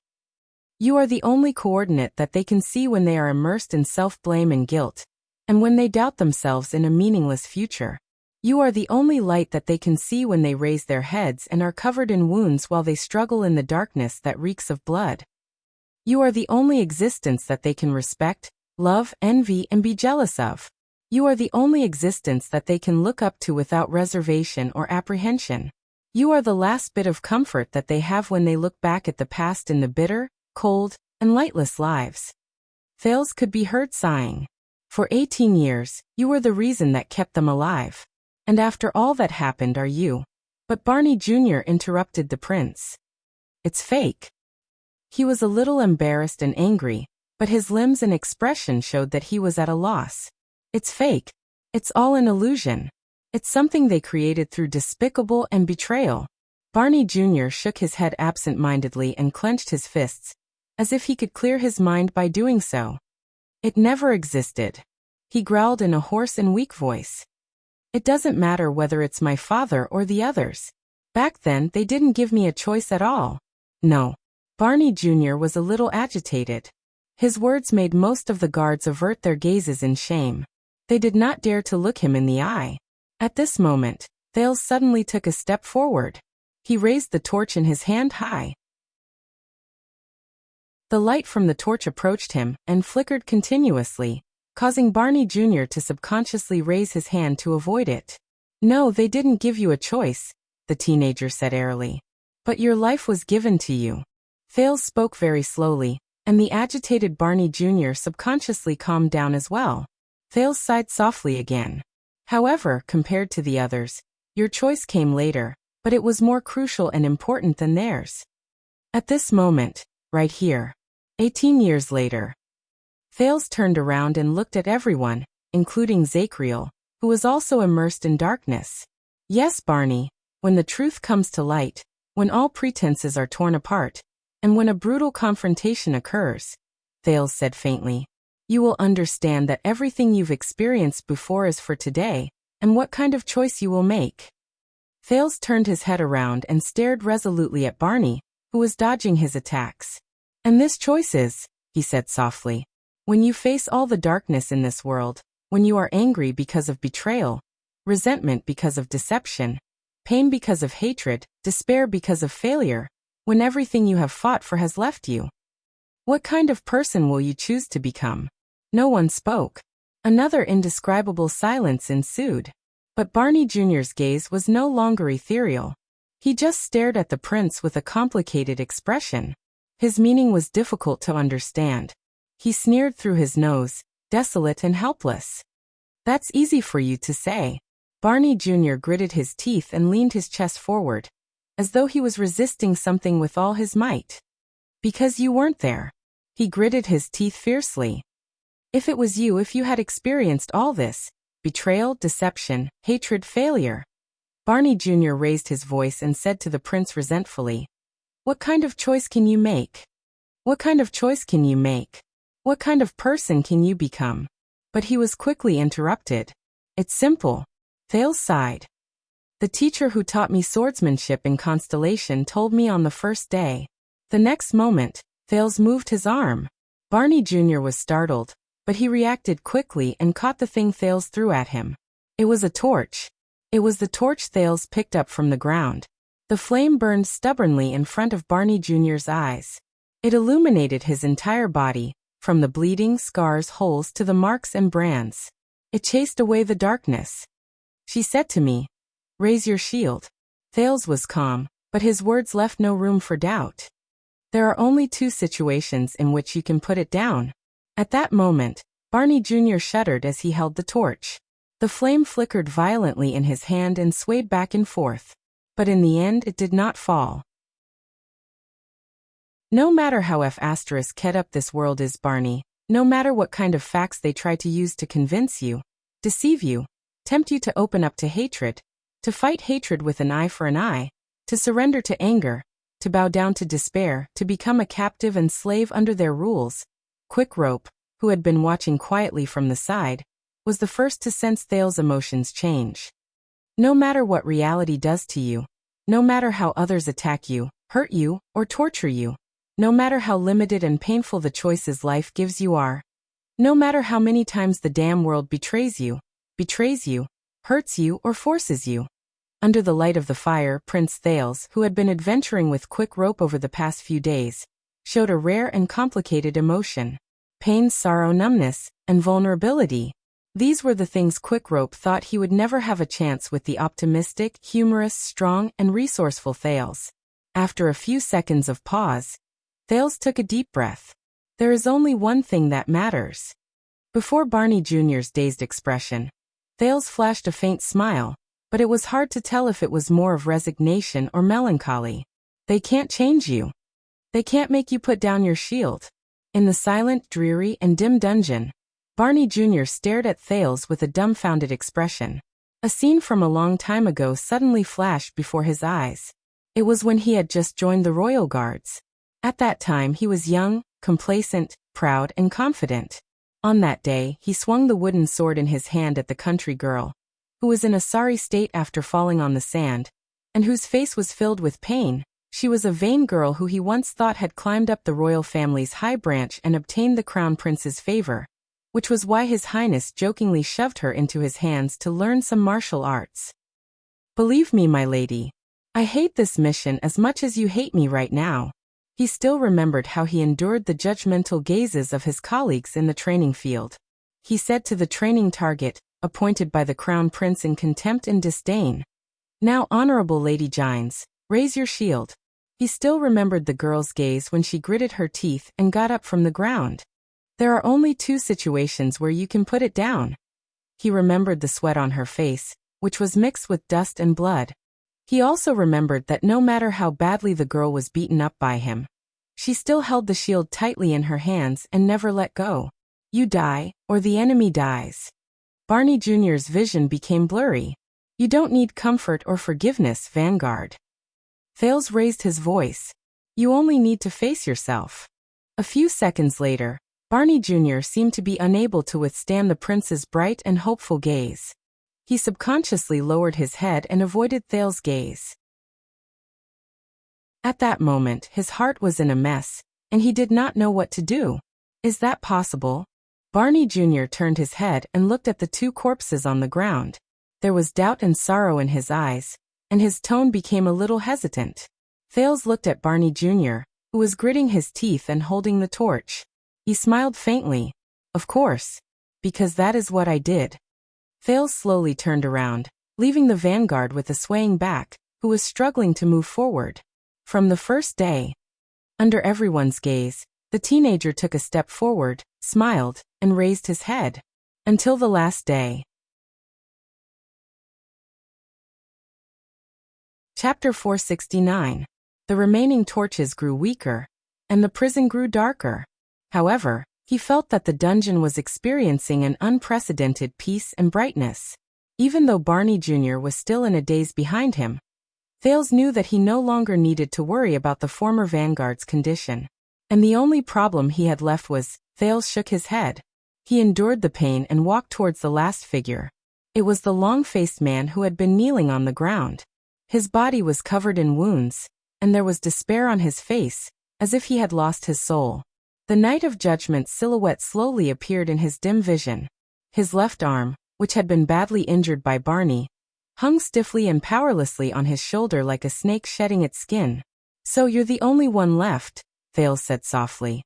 The moment he finished speaking, the Knight of Judgment seemed to still be immersed in his own world. He did not react to Thales' words and let him approach him slowly. But the moment Thales was 10 steps away from him, Zacriel sprang up like a cheetah who had suddenly been startled awake. He instinctively picked up the chipped axe beside him. "Your Highness!" Belden cried out in surprise. He instinctively stood up and moved forward. The others also reacted to the situation. Samuel frowned and pressed his hand on his weapon. Tardin, Bruley, Cannon, and the others stood up nervously and surrounded Zacriel. Even Barney Jr. snapped out of his daze and raised his torch. But at that moment, Thales suddenly raised his hand behind him. "Wait!"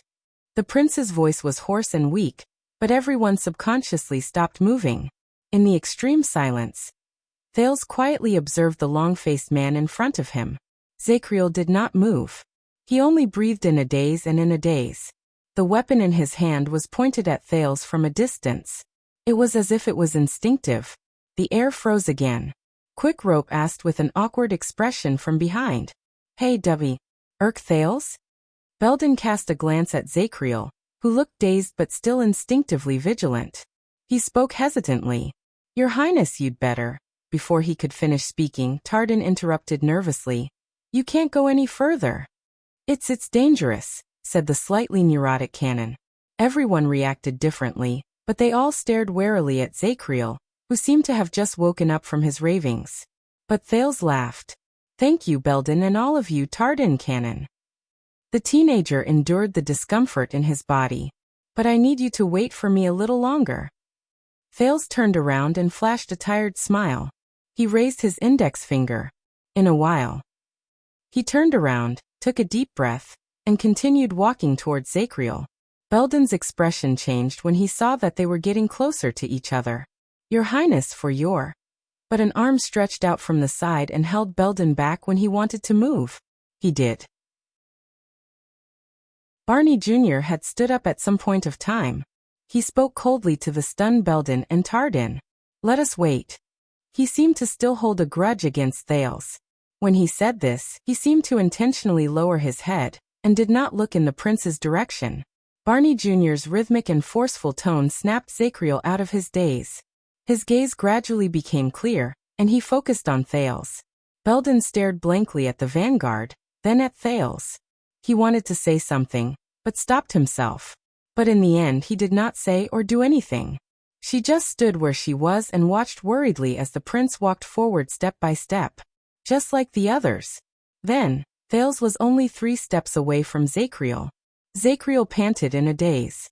He stared at his former comrades, who wanted to rush up to him immediately, but forced themselves to hold back their footsteps. Something's different. That was what he thought. Zacriel looked around him. He saw that Barney, who was used to giving orders, looked unhappy, but he did not say anything. Belden, who had always been calm, so much so that he was a little stiff, also let Zacriel do as he pleased. Even Samuel, who did not like to listen to orders, pursed his lips and said nothing. As for the rest, be it Tardin or Cannon, these comrades he was once very familiar with, they stood quietly behind Thales. Aside from giving Zacriel a warning look, they practically watched from the sidelines, and allowed the prince to walk step by step towards him, who was covered in blood. These people. Zacriel turned his head stiffly. His mind was in a mess, and his mind was in a daze. But he subconsciously tightened his grip on his weapon. "You." Zacriel looked away from his tired and gloomy gaze. He stared at Thales in puzzlement, as if he was getting to know the teenager again. What did you do to them? He asked absent-mindedly. It was as if he was asking the teenager, but also as if he was asking himself. Thales sucked in a deep breath and forced a smile. Nothing. The teenager said slowly. Just some things you want to do but can't do. Zacriel was stunned for a moment. He felt dizzy. Things I want to do, but can't do. A few seconds later, the heavily injured Knight of Judgment shook his head forcefully. Is that so? He snorted softly and lowered his gloomy gaze. He seemed to have understood something. The Knight of Judgment let his empty left arm swing. He gritted his teeth and raised the weapon in his right hand. You know, before I came here, I was Constellation's permanent hostage in Extet. I ran all the way back from Dragon Cloud City. The teenager's voice rose into the air. Zacriel's axe blade froze. Dragon Cloud City. Zacriel's dazed mind stirred slightly, as if he was stabbed by something. Thin and chaotic memories once again filled his overburdened mind. Is that so? The Jadestar royal family's hostage in Dragon Cloud City. Zacriel tightened his grip on the axe blade. So, in the years after that tragedy, the kingdom has... I met a lot of people on the way. Thales' tone was very calm, as if he was talking about family matters. One of them especially touched me deeply. He said that after more than 10 years of disguise, when he looked at the mirror again, he no longer recognized the person in it. Zacriel's axe blade trembled slightly. Thales averted his gaze from the crossbow of time in Quick Rope's hand and sighed. He has forgotten why he put on that mask in the first place. He let the mask capture him, occupy him, and control him. Thales stared at the man in front of him seriously, just like a warrior who forgot his duty to protect and became a slave to victory. Just like a king who forgot his duty to rule and succumbed to the vanity of achievements. The Knight of Judgment's body began to sway slightly. Thales stared straight into Zacriel's eyes. He had seen this gaze before. More than once. In Vine Manor, when the Phantom Wind follower dragged his crippled body and struggled in pain. In Renaissance Palace, when Vala Rund shook his head desolately and revealed the conspiracy. In the Hall of Heroes, when Administrator Merc picked up his daughter's body absent-mindedly. In the Land of Barren Rocks, when the dying Raven of Death laughed madly and admitted everything. They were equally gloomy, equally despairing, and equally numb. Those were the gazes of a person who had lost the thing he treasured the most. And the Zacriel in front of him. What is the thing he treasured the most? When he thought of this, Thales' chest sank, and he sighed softly. But, Zacriel, when and why did you put on this mask? Zacriel froze. He stood where he was, and there was a complicated look on his face. The silence lasted for a few seconds. I am very sorry, Your Highness. After a long while, he squeezed out these words with great difficulty. But we have to end this. The moment Zacriel finished speaking, the weapon in his hand swayed slightly, as if he had once again confirmed his determination. Thales raised his eyebrows. I know. You still want to kill me. The teenager's tone was light, but it made the royal guards behind him tense up again. And none of us can stop you. Zacriel frowned and did not speak. But he seemed to have a talent. His silence alone was enough to make the atmosphere around him turn cold and solid. However, the prince immediately broke into a smile. I have to admit, when you were still the heinous traitor who hunted me down, I could at least feel at ease when I faced you. But now, Thales sighed. The stories you told me.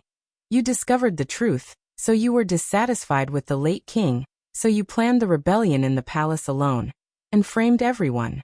You were the traitor and the culprit for 18 years. He sneered and shook his head. At least half of it was fake. The Knight of Judgment's cheeks twitched slightly. Thales looked straight at him. That was the mask you wore for others to see. Zacriel pursed his lips tightly. His face was stiff and gloomy. You made it up to hide the truth, to protect both the dead and the living. So that your royal guards would no longer have internal strife and division. So that the survivors would no longer have to suffer, and so that your old friends who sleep underground would no longer be unable to rest in peace. For this, you are willing to be the sinner and traitor who created something out of nothing, and bear the resentment that should not be directed at you. Is it better for them to hate you than for them to hate each other? The Knight of Judgment closed his eyes and took a deep breath. Barney Jr. stared at Zacriel. His gaze was a mixture of hatred, resentment, confusion, and helplessness. The others sighed one after another. Only Samuel shook his head in disdain. Thales curled up the corners of his lips and continued. It was only when I saw what you did that I finally understood that this is the real Zacriel. Zacriel's eyebrows twitched violently.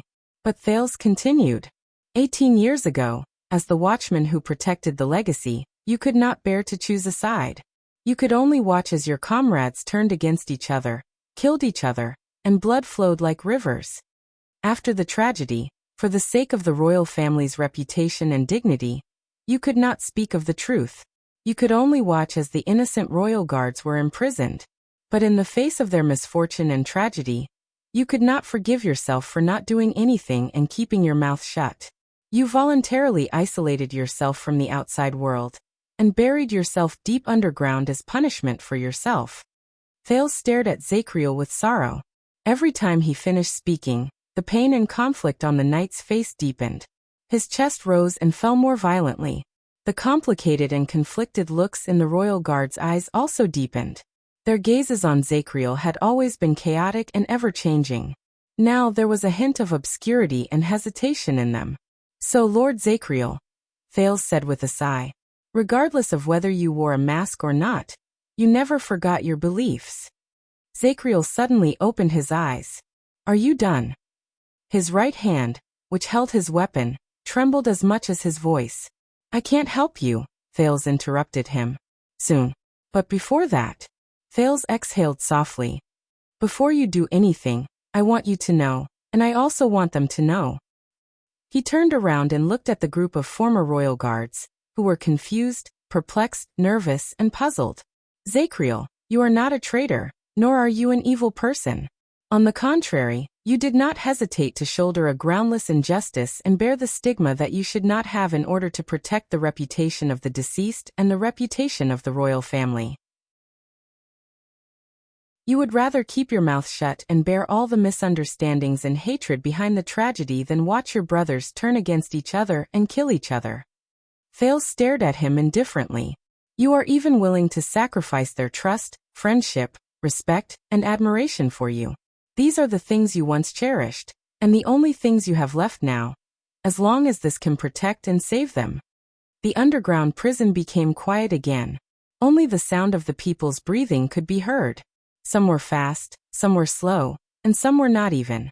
At this moment, the royal guards looked at Zacriel with complicated and indecipherable gazes. Zacriel glared at Thales. The red in his eyes could be seen clearly in the firelight. You can't shake me. The Knight of Judgment's voice was very low, and there was a hint of bitterness in his words. Of course. Thales chuckled.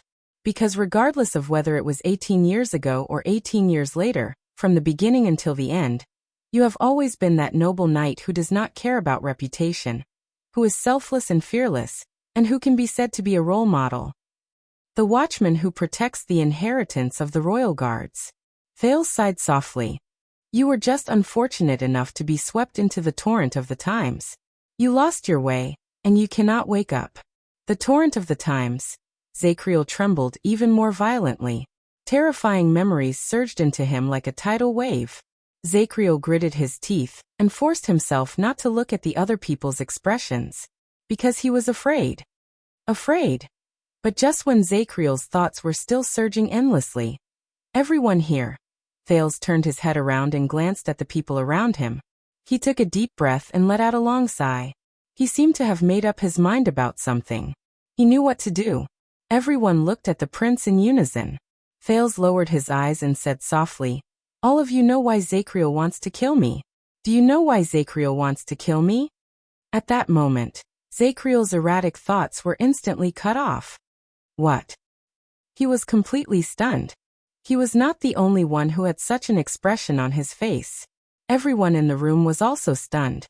From the still awkward Barney Jr., to the worried Belden, to the vigilant Samuel, as well as Tardin, Cannon, and Bruley. Confusion, puzzlement, doubt, and all sorts of other emotions filled everyone's hearts. Only Quickrope's expression changed drastically when he realized something. Thales calmly adjusted his breathing and raised the corners of his lips. Because he knows. Because Zacriel knows what I am. What I am. The prince was very calm and at ease, as if this was an extremely ordinary answer. The silence in the underground prison lasted for a few seconds. Wait. Zacriel's expression slowly melted. He stared at Thales, who looked extremely ordinary, and an indescribable surprise appeared on his face. He wants. I don't understand. Samuel narrowed his eyes as he watched from the side. What do you mean by what I am? Soon, while everyone was puzzled, the incredulous Quick Rope was the first to open his mouth wide in shock. He subconsciously extended his arm. Hey, about that. I mean Thales? But Quick Rope soon noticed his surroundings. Under the suspicious gazes of the people around him, he did not even manage to finish saying Thales' name. He awkwardly withdrew his arm, and his voice also became weaker. Thales' expression was indifferent. He did not care at all. You? Zacriel stared at Thales in shock and bewilderment. He could no longer suppress his reaction. You can't. Are you crazy? Many people did not understand what Zacriel and Tardin were saying. They exchanged puzzled gazes back and forth between Zacriel and Thales. Barney Jr. stared at Zacriel's expression and Thales back. He sensed something different. Something's wrong. What other secrets does the prince have? Thales curled up the corners of his lips slightly. He shook his head and smiled at the Knight of Judgment. I already understand you, Watchman. Thales smiled. But you don't understand me. You don't know what I've been through since I came to this world. Thales raised his right hand and slowly opened his palm. He looked at the bloody wound at the center of his palm, which had not healed yet.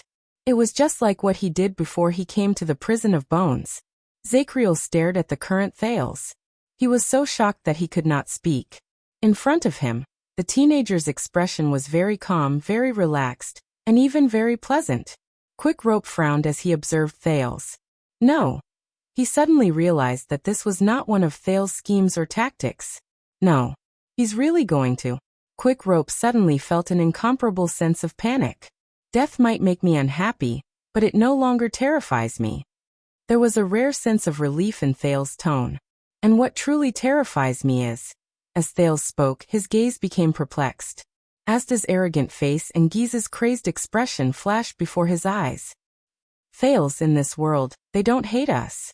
They are afraid of us. What they are unwilling to forgive and find difficult to accept is not our actions, but our very existence. And Taurus' mysterious figure. Thales sighed softly. What terrifies me is the fear, anxiety, an anxiety I cannot shake off when I carry that secret. Even my nightmares are filled with its shadow, and I cannot escape from it. I'm terrified of the moment when this secret is discovered. I'm nervous about the fate and the unknown that I'm about to face. I'm nervous about how the world will treat me. I'm terrified that everything I'm familiar with might leave me. Thales slowly raised his head. His gaze slowly focused. Today that moment has arrived. Thales turned around and found Quick Rope staring at him in a daze. The young man smiled back at him, and then let out a long sigh. Thank you. And that is not that bad. As he stared at Quick Rope's dazed expression, Thales clenched his fists tightly and felt the pain in his palms. On the contrary, the moment I truly face it and face the consequences, I truly understand. Thales turned around and calmly raised his gaze. The only thing that is pestering me, torturing me, punishing me, and refusing to let me go is not that secret, not my impending fate, not the unknown that I cannot grasp, and not anything else. And it is me. What I need is not to trap myself in shackles. Thales clenched his fists and pressed them against the spot on his chest that was once burned by the silver coin. I need to let go of my past self. To be reborn from the ashes. Zacriel was completely dumbfounded. Your Highness? Belden seemed to have realized that something was wrong. His face was filled with worry and puzzlement. He spoke as a reminder and a warning at the same time. In the face of the group's puzzlement, Thales only smiled in relief. That's right, everyone. He closed his eyes and tried not to look at the reactions of the people around him. The prince's voice echoed in the dungeon, accompanied by Zacriel's almost frozen expression. and Quick Rope's uncontrollable breathing. I, Thales Jadestar, am one of the greatest taboos in this world, which has been passed down by word of mouth for generations. I am the same as the culprit who Zacriel believes caused trouble in the kingdom in the past. In the next moment, Thales took a deep breath in the dead silence and opened his eyes. I am a mystic. The teenager used the calmest, most indifferent tone in his life to say the answer that made Zacriel, Quick Rope, Barney, and everyone else suck in a sharp breath. A calamity. I know that I have not finished writing Rebirth. But I promise you that the next chapter will really be the last. End of this chapter. Chapter 470. There were no words that could perfectly describe the current situation in the underground prison. After a few seconds, only the people's heartbeats could be vaguely heard in the air. It was as if even breathing loudly had become a luxury. A few seconds later, the torch in Barney Jr.'s hand was finally extinguished after the last few sparks were burned out in despair. The underground prison sank into endless darkness. The only thing left was the unpleasant smell of smoke. The few living people seemed to have turned into corpses, and they did not move at all. It was as if he had returned to the former black track. Hence, in this silence and darkness, Thales spent the most special few seconds of his life in a daze, as he sensed the barely discernible sounds of breathing in front of him and behind him. At that moment, the darkness seemed to have become his shield. It buried his fear, numbed his pain, and blocked all sorts of gazes. Finally, with a few rustling sounds, someone in the guards fumbled around with his trembling hands and lit another torch while the sound of flint was heard. Thales narrowed his eyes and got used to the firelight. He felt as if he had returned to the world. I don't understand. Calamities, mystics. They shouldn't be immortal 1,000 years ago. Cannon, who was a scout, held the new fire source and shook his head subconsciously. His lips trembled, but he could not form a complete sentence. His gaze never left Thales. Bruley, who was by his side, was completely stunned. But as Cannon reacted, the crowd began to boil like the surface of a hot spring. Your Highness, this joke. Penal Officer Belden could not digest the latest news at all. He stared at Zacriel and spoke incoherently. Watchman, commanding officer. He said that he can, he will. This is another lie, isn't it? Tardan's eyes were filled with shock and bewilderment as he stared at Thales. What the hell? The prince is a calamity? The Jadestar royal family. Damn it, what did they do this time? Thales quietly stared at the wound on his palm and ignored the uproar around him. Strangely, Thales felt that he was incredibly calm at that moment. It was not the calmness he felt when he knocked on the door, which was so indifferent that it scared him. It was also not the calmness he felt when he was in danger due to the sin of Hell's River. Instead, it was the calmness of a chess player staring at a chessboard. My God. Samuel's gaze shifted back and forth between Thales and Zacriel. Zacriel, what you said earlier, about how Queen Phiosa is a calamity and how you are determined to complete your mission. Those weren't all lies, were they? Zacriel did not say a word. He only stared blankly at the composed Thales. His eyes were filled with grief and puzzlement. Samuel gritted his teeth and tried his best to maintain his composure between shock and anger. Impossible, his age. Is he really only 14 years old? If not, what does he have to do with the bloody year? What is that damned mission of yours? Thales observed their reactions from the side, and he understood many things as he inhaled and exhaled. Therefore, the corner of the youth's mouth slowly curled up. That was the feeling. He could even feel that the gazes directed at him from behind were different. There were some other impurities in the trust and respect Thales had built up after much difficulty. Fear? Hate? Doubt? Unknown? Rejection? But that was no longer important, was it? Hey, that fake Waya. I'm talking about you, my nephew. You knew all this a long time ago, didn't you? Tardan seemed to have understood something. He turned around and looked at Quick Rope, who lowered his head and hunched his chest, trying his best to eliminate his presence. Waya. Nephew? Ha. Quick Rope, who was staring at Thales in shock, shuddered. He hugged his crossbow tightly in embarrassment and forced an innocent smile. Oh. I know that. It's my first time to. Just when the underground prison was about to descend into chaos, a muffled sound exploded out of nowhere. Asterisk thud. Asterisk silence. The sound traveled very far in the empty storage room. Everyone immediately fell silent. It was Barney Jr. He had just thrown away the extinguished torch in his hand, and he attracted everyone's attention. The vanguard's face was ashen.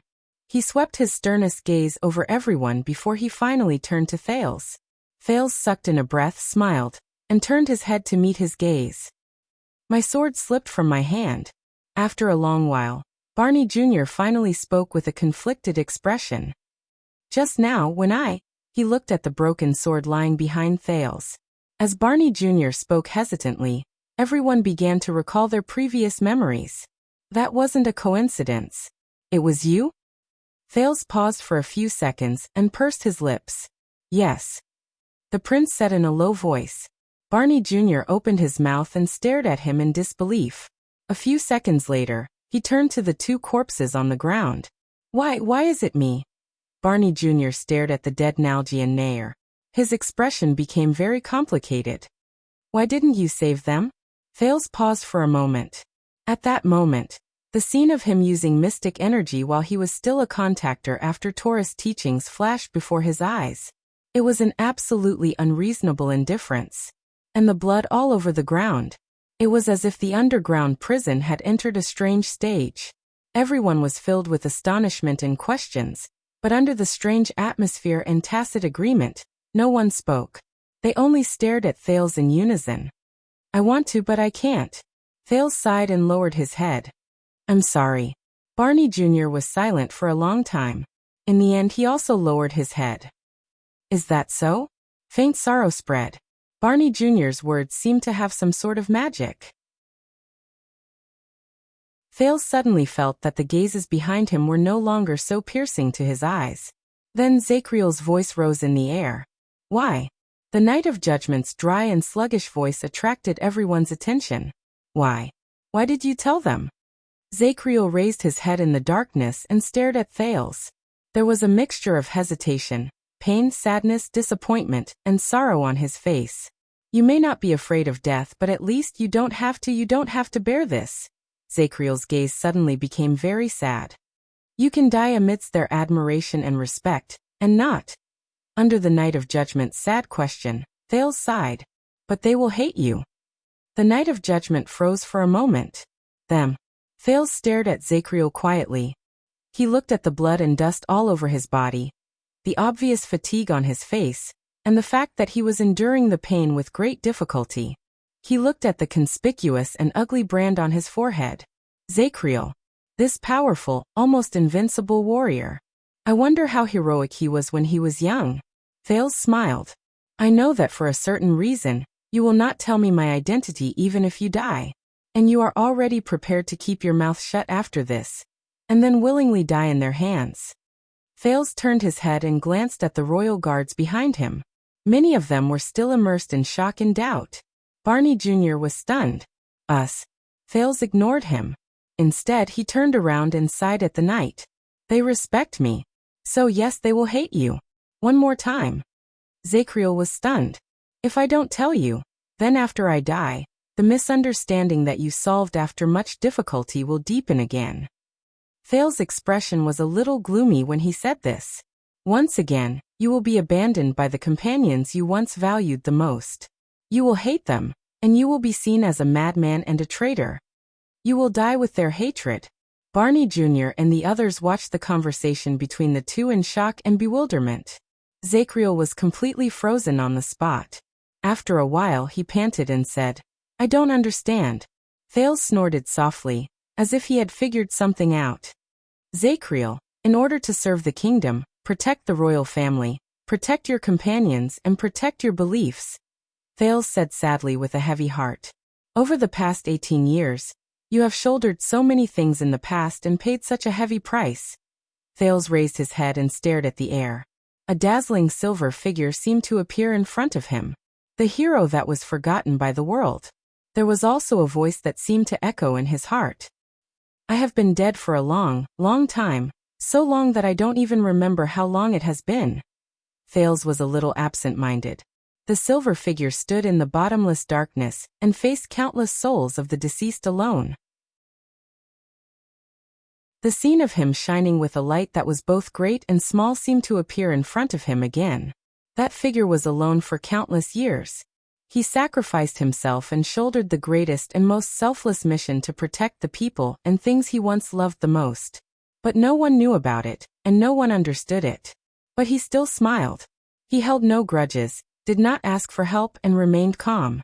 May the mountains tolerate your footsteps, and may the earth bless your journey. Thales took a deep breath and pulled his spirit out of the empty past. He tried his best to return to the present. He returned to the night of judgment. But you have never been understood. Never. It has been 18 years. From the beginning to the end, you can only bear the burden alone and face the price alone. Thales' heart sank, and his expression became a little gloomy. He was just like that lone hero who no one knew about. Even if he was buried deep underground, he did not hesitate to ignite himself to dispel the darkness in a place where there was no light and hope. Even if he could not get up, he tried his best to reach upwards and help those who fell and drowned to see the light again. Even if the past was gone, he was still stubborn and persistent. He kept to his initial promise to the past. No one knew. No one cared. There was no end. There was no forgiveness. Thank you for bringing her greetings. He looked at Zacriel seriously and watched as his eyes trembled slightly. The worst thing is that in the end, the night of judgment was still misunderstood, hated, detested, and ignored by the people he cared about the most and cherished the most. He was misunderstood as a traitor, a lunatic, and a villain by the people he wanted to protect the most, Thales said in a low voice. As Thales spoke in a low voice, the royal guards behind him reacted one after another, and their expressions varied. But all of them fixed their dazed gazes on Zacriel. Zacriel breathed in a daze. The story of your life is about other people, Zacriel, the kingdom, the royal guards, your brothers and sisters, responsibility, mission. You carry everything on your shoulders. When Thales said this, he paused for a moment. There was fatigue and sorrow in his voice that could not be hidden. But you are not the only one. Zacriel's right hand, which held the weapon, trembled slightly. Thales let out a long sigh and said dejectedly, "No one knows what you have done, and no one is grateful to you. You can only sit alone in the countless cold nights and recount the past. The only comfort you have is the belief in your heart. Even the final fall in death." Thales' voice was very soft. "Although you do not care about it," Thales said faintly. "This makes me a little sad." Zacriel gasped in a daze and stared at the teenager before him in disbelief. "Zacriel." Thales paused for a moment before he said slowly, "You have already shouldered too much. You should not continue to be misunderstood and hated." A few seconds later, "It is meaningless." Zacriel's trembling and hoarse voice traveled into the air. "Do you think you have done something smart? Pity me? Influence me? Sway me?" The night of judgment lowered his head slightly. His gaze was hidden in the darkness between his eyebrows. He tightened his grip on the handle of his axe and gritted his teeth. "You are wrong." Zacriel suppressed his tone, but he could not stop his arms from trembling. He did not know whether it was because of pain or his emotions. "Everything you're doing right now is meaningless to me." Thales exhaled and looked at the darkness between Zacriel's eyebrows. "But it is meaningful to me." He lowered his head. There was sadness and lament in his voice. "To us." Zacriel was stunned again. "You." Thales nodded. His smile was a little bitter. "My family, Jade Star." A second later, Zacriel's chest began to visibly rise and fall. Thales raised his head again. "If my guess is correct, it was the late King Adi who appointed you as the watchman of the royal guards. It was also him who dragged you into his family's internal strife and ruined your entire life. And King Kessel coldly and unfairly imprisoned you, causing you to be reduced to this state." Thales' eyes were gloomy. He sighed and tapped his chest. "As for 18 years later, another Jade Star suddenly barged in and broke your peace, bringing back the nightmare you had 18 years ago." Thales tried to look at Zacriel with the most indifferent gaze.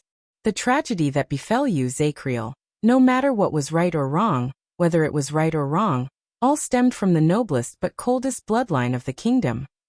At that moment, Zacriel still did not speak, but his breathing became chaotic.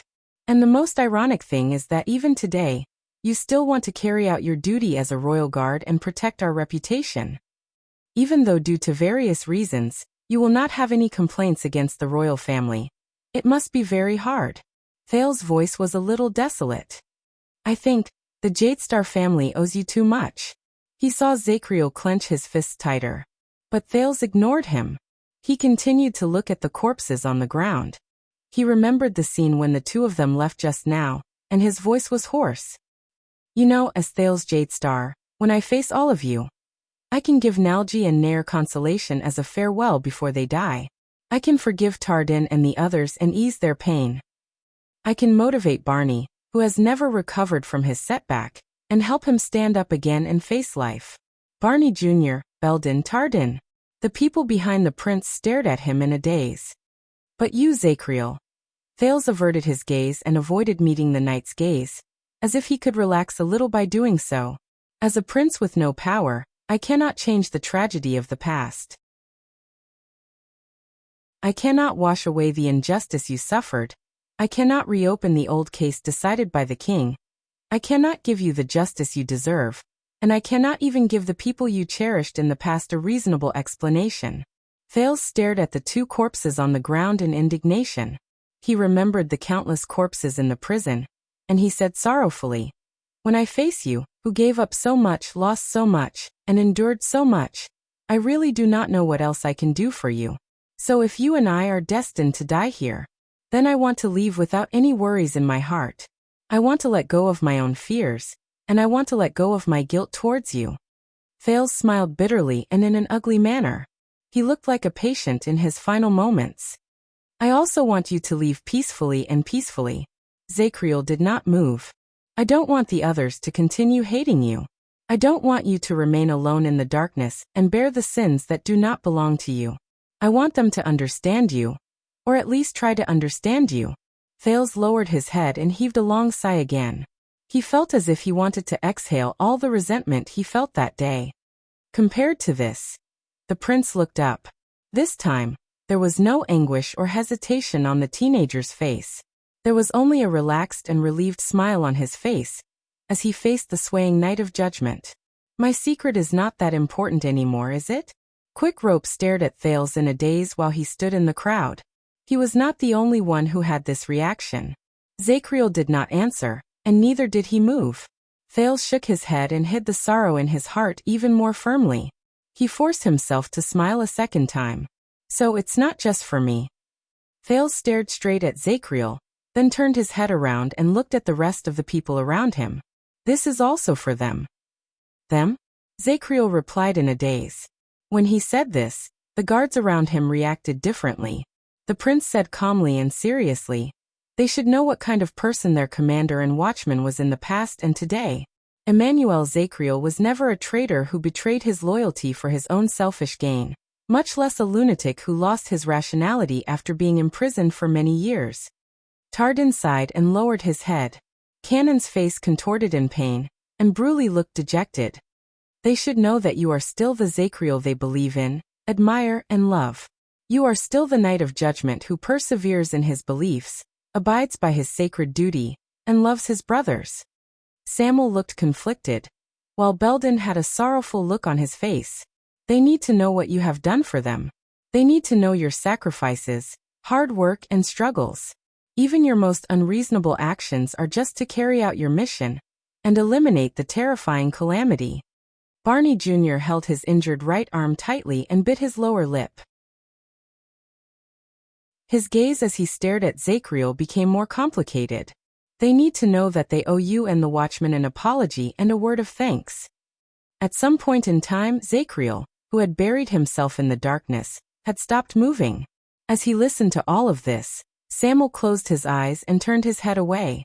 Barney Jr., who had just walked out of the darkness, stared at Zacriel. There was endless sorrow hidden in his eyes. The others were not much better. There was another indescribable silence. Thales chuckled softly. His voice was calm and quiet. I'm sorry. This is the last thing I can do for you. He stared at Zacriel seriously. At least, You don't have to endure it alone. Grit your teeth, and put on a brave front. At least, I can let them see the real you. Let them understand. Let them see the heavy burden you bear. You have suffered too much injustice and misunderstandings, and I don't want my death to be a part of it. At least, I hope that after today, the darkness you will have to struggle in the future will be less cruel and cold. Thales spoke word by word, but Zacriel only lowered his head and buried his face beyond the light. In the end, the teenager sighed deeply when he felt a wave of dizziness wash over him. He curled his lips and sneered as he shook his head. So yes, I am a calamity. End of conversation. Zacriel seemed to be stunned. The others did not say a word either. Then Thales sighed and spoke. All right now. The teenager stared at Zacriel in front of him with a look of relief. Let's end this. The silence lasted for almost 10 seconds. Finally, Zacriel slowly raised his axe in the darkness. His hand was very slow, and it even trembled. But he still raised it. Thales quietly closed his eyes. He waited for that moment. And he did not have to wait long. Asterisk clang. Asterisk, a muffled sound of metal clashing against metal rose. You know, if he is who he says he is, Barney Jr.'s weak voice rose. Then your efforts will be in vain. Thales sucked in a deep breath and opened his eyes. Above him, Barney Jr. raised the longsword he once used to commit suicide against Zacriel's axe. The heavily injured vanguard's right arm was broken. He was holding the sword with his uninjured left arm, and it looked like he was having a hard time. Across him, Zacriel had also lost his left arm. By the looks of it, they were evenly matched. Barney Jr. cast a glance at Thales, who was as calm as ever, and sneered. You can't kill him without a legendary anti-mystic equipment? In a corner where no one was paying attention to, Quick Rope, who was drenched in cold sweat, subconsciously tugged at his clothes to cover the bow in his bosom. Zacriel still lowered his head and hid his eyes in the darkness. He gritted his teeth and spoke laboriously. He's not a qualified calamity. There are records in the Secret Intelligence Department that he can still be stopped before the final step leads to a great disaster. Thales curled up the corners of his lips. He sighed and nodded. He might be right. However, Barney Jr. replied bluntly, That's right. I didn't ask you, young prince. Thales' expression froze. Barney Jr. turned to face Zacriel and shook his head. Records in the Secret Intelligence Department? Qualified? So what? Do you need to take a test to be a calamity? Zacriel's axe began to tremble. His tone was already unstable, and at that moment, he became unhappy. This is not a joke. Move aside, you already know who he is. But Barney Jr. suddenly shouted. So what? Based on what you said, the late king had sex with another one. Thales watched Barney Jr.'s actions in silence. He gritted his teeth and felt his chest sink slightly. The vanguard shook his arm. The sword and axe, which were intertwined with each other, separated in the air. Zacriel fell silent. After he saw Barney Jr., Belden and Tardin, who had already rearmed themselves at some point in time, walked behind Thales. Cannon and Bruley followed closely behind them. They stared at him with faces filled with relief. The knight's axe trembled slightly. You don't understand. Zacriel's words were filled with conflicting emotions. The Empire. The kingdom cannot fall into the same trap. Barney Jr. snorted. He seemed to have returned to being the chief vanguard of the royal guards who found Zacriel an eyesore. I know that even if you are heavily injured, I still can't stop you. Barney Jr. hissed in pain and raised his sword again laboriously. Not to mention, I'm not much better. Barney Jr. raised his leg. His eyes were burning with anger. He walked towards Zacriel with difficulty until the two of them were face to face. But listen to me, Zacriel. In the darkness, Zacriel did not move. He tightened his grip on the axe in his hand. But unexpectedly, when Barney Jr. stood in front of him, his expression suddenly relaxed. He sighed dejectedly. I'm sorry. At that moment, Zacriel, who had been prepared, was stunned. Barney, you. Barney Jr. turned his head to look at the ground. He spoke stiffly, as if he was talking to the air. I have never been convinced by you, but today Zacriel did not speak. He only opened his mouth in slight shock. I have to say that His Majesty and the old captain have very good judgment. Barney Jr.'s expression was one of disappointment and self-deprecation. He stuttered. You are indeed better than me as a watchman. Barney Jr. opened his mouth and deliberated for a long time before he finally said that word. Commanding officer. Zacriel shuddered slightly. And that? Barney Jr. stared at the floor tiles under Zacriel's feet, as if he did not dare to raise his head. Barney Jr.'s left hand was holding the hilt of his sword. He hesitated for a long time before he raised it with a trembling hand. Thank you. In the next second, he clenched his left fist and quickly and hesitantly hammered Zacriel's right shoulder twice. Thud. Thud. 2 dull thuds could be heard when the fist touched the shoulder. It was like a dragonfly skimming the surface of the water. No, it was a little venomous, because it was as if he would die if he touched it a little more. Once he was done, Barney Jr. heaved a long sigh, as if he had completed the most difficult task. He turned around as if he was fleeing from a disaster, and ran back to his original position. The corners of Thal's lips curled up slightly. All right, the debt has been repaid. Barney Jr.'s bashful and awkward expression disappeared. He looked at Zacriel coldly again. Let's fight. But Zacriel stayed where he was and did not move. His working face, which was hidden in the darkness, still could not be seen clearly. Then another figure moved past Barney Jr. and walked towards Zacriel. What was surprising was that this person actually pressed his body against Zacriel's right shoulder, extended his left hand, and gently grabbed Zacriel's back. This might be the last time we hug, commanding officer. The blade of Zacriel's axe swayed slightly. Belden pressed his body against Zacriel's right shoulder and patted his back gently. He said in a choked voice, Sunset, I really miss the time when I was under you in the punishment division. At that moment, Zacriel's shoulders trembled slightly. He took a deep breath and exhaled. The knight's breathing grew louder. You shouldn't have made me the penal officer. Belden laughed brokenly. His voice trembled as he turned his head away. He tried his best not to look at Zacriel. You know, I'm terrible. I've never done a good job. He patted Zacriel's back forcefully, and the latter swayed even more violently. Belden closed his eyes, turned around, and returned to Barney's side. He did not dare to look at Zacriel. I'm sorry, commanding officer. Cannon did not move forward.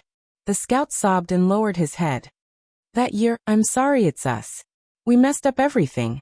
It's our fault. Zacriel exhaled in pain. Sob, sob. Bruley, who was beside Cannon, made a muffled sound. Sob. Ah, he's probably saying that he regrets it. Tardin sighed and ignored Bruley's protests. He flashed a pale smile for the last time. But, we're the ones who dragged you and the others into this, commanding officer Zacriel. Tardin stared at the corpses on the ground in a daze. But at least, we can rest at the Emperor's side in peace, just like those 30 or so idiots. We will be reunited. Zacriel's axe trembled even more violently. Hey, it was Samuel. Even though I'm no longer a guard. But I owe you a word of thanks, commanding officer. The disaster sword snorted softly, as if he did not care, but he did not realize that his attitude was exactly the same as Barney Jr.'s. It was all thanks to you that I escaped. For the first time, Zacriel opened his mouth. He wanted to say something, but he hesitated. Samuel sighed, and his voice became softer. And if I hadn't escaped, you wouldn't have had to suffer the punishment of solitary confinement. In any case, I still owe you an apology. Samuel looked elsewhere, gritted his teeth, closed his eyes and said, I'm sorry. I don't have any sense of duty as a guard anymore, but this child can't die, so? Samuel shrugged and did not say anything else. Zacriel did not react, but the veins on his hands twitched slightly. As Samuel's voice faded, the guards sighed in unison as though they had accomplished a great task. But Zacriel remained silent. Now, the corners of Barney Jr.'s lips curled up. He stared at Zacriel and said in a tone of relief, Let's fight to the death. However, wait. A rather discordant sob rose faintly. I am sorry too. Thales turned his head around. He saw Quick Rope wiping his eyes and speaking in a dejected manner. Ha! A second later, under the strange gazes of the people asking, Why are you crying? Quick Rope suddenly reacted, and his expression froze. His mournful expression disappeared in an instant. He subconsciously took a step back and smiled awkwardly. The atmosphere. But this time no one scolded him, no one rolled their eyes at him, and no one stopped him. On the contrary, Barney Jr., Tardin, and Belden turned around at the same time. They dragged their weakest bodies and stood beside Thales with the deepest resolution. They raised their weapons at Zacriel. They faced their final battle head-on. I know that I was wrong. I haven't even finished writing Rebirth. And the word count has already exceeded the limit. It's fine. There's still the next chapter. After midnight, it will be published next year. End of chapter.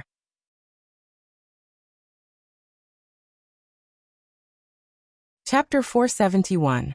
At that moment, a low, desolate, and almost sorrowful laughter rose. Everyone's gazes gathered on him. Zacriel raised his head, took a step forward, and walked into the area illuminated by the firelight. However, it was also at this moment that everyone was stunned. The former watchman of the royal guards, the terrifying Knight of Judgment. Zacriel laughed softly and staggered towards them. But this was not a reason for them to be surprised. At some point in time, Zacriel, who was tough and difficult to fight against, had tears streaming down his face. You are very smart, Your Highness. Zacriel's voice was choked and hoarse. His chest trembled non-stop, and he stared at Thales with bloodshot eyes. You are even too smart. He slowly raised his axe. This made the rest of the people instinctively get ready for battle. You knew that you would not be lucky if I targeted you in this gloomy dungeon, so you gave up on using force, stopped running, and stopped using your forbidden power. Instead, you resorted to political tactics. Thales was slightly shocked. Zacriel's voice was very hoarse. It was filled with despair and sorrow, like a wounded person who had lost his last hope. You knew my relationship with these people, so you deliberately let them out and had them confront me. You observed them, gathered information, and looked for opportunities while you lay low and made preparations. He swept his gaze over them one by one. He saw that every guard's gaze was filled with pain and conflicting emotions. From the moment we met until now, you seemed to be fleeing in a pathetic manner and appeared weak. But in truth, you had a plan in mind and you pressed on. From Samuel, Barney, to Nalji, your indirect attacks and incitement made you get closer to the truth of what happened in the past, until you found my weakness and the things I care about. As Zacriel spoke, he looked around him and laughed bitterly with traces of tears on his face. Thales opened his mouth to speak, but found that he could not. Asterisk clang. Asterisk a crisp sound rose. Zacriel's axe fell to the ground. At that moment, under everyone's surprised gazes, Zacriel finally showed signs of fatigue and old age, which was rarely seen on him. Just like before, he was still alone, and he stood against everyone else. 1 against 8. But now, Zacriel raised his gaze. But now, the numerous figures in front of him gradually blurred, and finally focused on the young and disheveled figure at the very front, but inexplicably steady. Zacriel stared at Thales quietly. Through his tears, there was a hint of bitterness and melancholy in his smile. He did not know when it started. It had become a one-on-one battle. Zacriel sighed softly in his heart, and averted his gaze from his former colleague. They were no longer criminals who had lived in prison for a long time, or were on the run. Instead, he became the proudest existence in the world again. Constellation's royal guard at that moment. Zacriel did not know why he could not hold back the tears in his eyes. He also did not know why he could not fill the hole in his heart. He only stared at Thales in a daze. If he wasn't such a taboo existence, that's good. Zacriel's figure swayed in the air, but he did his best to stabilize himself.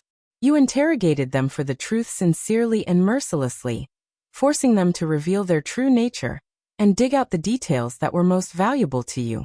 The more Zacriel spoke, the more anxious he became. His expression became more solemn and desperate. Then, like a saint who saved the world, you used your special status as a Jade Star to forgive them and relieve them of their burdens. More importantly, you've become their spiritual pillar. You've completely tied yourself to them. Thales felt bitter in his heart. He could only force himself not to look at the expressions of the people around him. Zachriel sucked in a deep breath and stared at Thales, who had a complicated expression on his face at that moment, in despair. To them, you are no longer just a prince they met for the first time. The Knight of Judgment continued to speak dejectedly. You are Nalji and Heir's mourner, the pardoner of criminals, the comforter of those serving their sentences, the Jadestar prince they acknowledge, and the noble person who was willing to take the risk to clear up the misunderstanding for me. If I kill you, it will be the same as destroying all of them, both physically and mentally. Zachriel covered his tears and laughed bitterly as he trembled uncontrollably. But all of this seems so logical, and I can't find any fault with it. Ha ha ha. Thales sighed. Zachriel. But the Knight of Judgment did not give him the chance to speak. Just now, when I was still an evil person, I could have broken their bones and torn their tendons without hesitation, and then killed you. Zachriel lowered his arm. When he said these words, there was a ruthlessness that made the others nervous. After the fact, I could bear their hatred as an evil person. I could live like that, and I could die like that. I have already lived like that for 18 years. 18 years. Zachriel growled in a low voice. His swaying body seemed to be unable to support itself anymore. He fell backwards and leaned against the wall. There was a sad silence in the dungeon. Zachriel's expression slowly turned gloomy. But the words you said just now, the words you said to defend me, were not for me to hear. You said them to hear. Zachriel raised his head and looked at each of his colleagues. For some reason, those who met his gaze felt an indescribable pain. You cleansed me of my sins. You made them respect me again. More importantly, you turned their feelings into weapons against me. The Knight of Judgment's voice became more anguished. He sounded as if he was pleading. Because you know from this moment onwards, when I no longer see hatred for traitors on their faces, but regret and respect for their officers. Zachriel leaned against the wall and pointed at his chest, then at his head. His breathing was intermittent. And you know that this is my greatest weakness. Zachriel stared at the axe under his feet in sorrow. He lifted his head and opened his mouth. He let out a pained roar from his throat. You know, when I face them like this, I can no longer do it. Thales stared at the man in a daze. He was speechless. But why? The dying Knight of Judgment sucked in a sharp breath, as if he had regained his energy. If you don't expose all this, if you don't pursue the truth, then perhaps. At that moment, Zachriel looked at the bodies on the ground, at Barney Jr. Endless sorrow appeared on his face.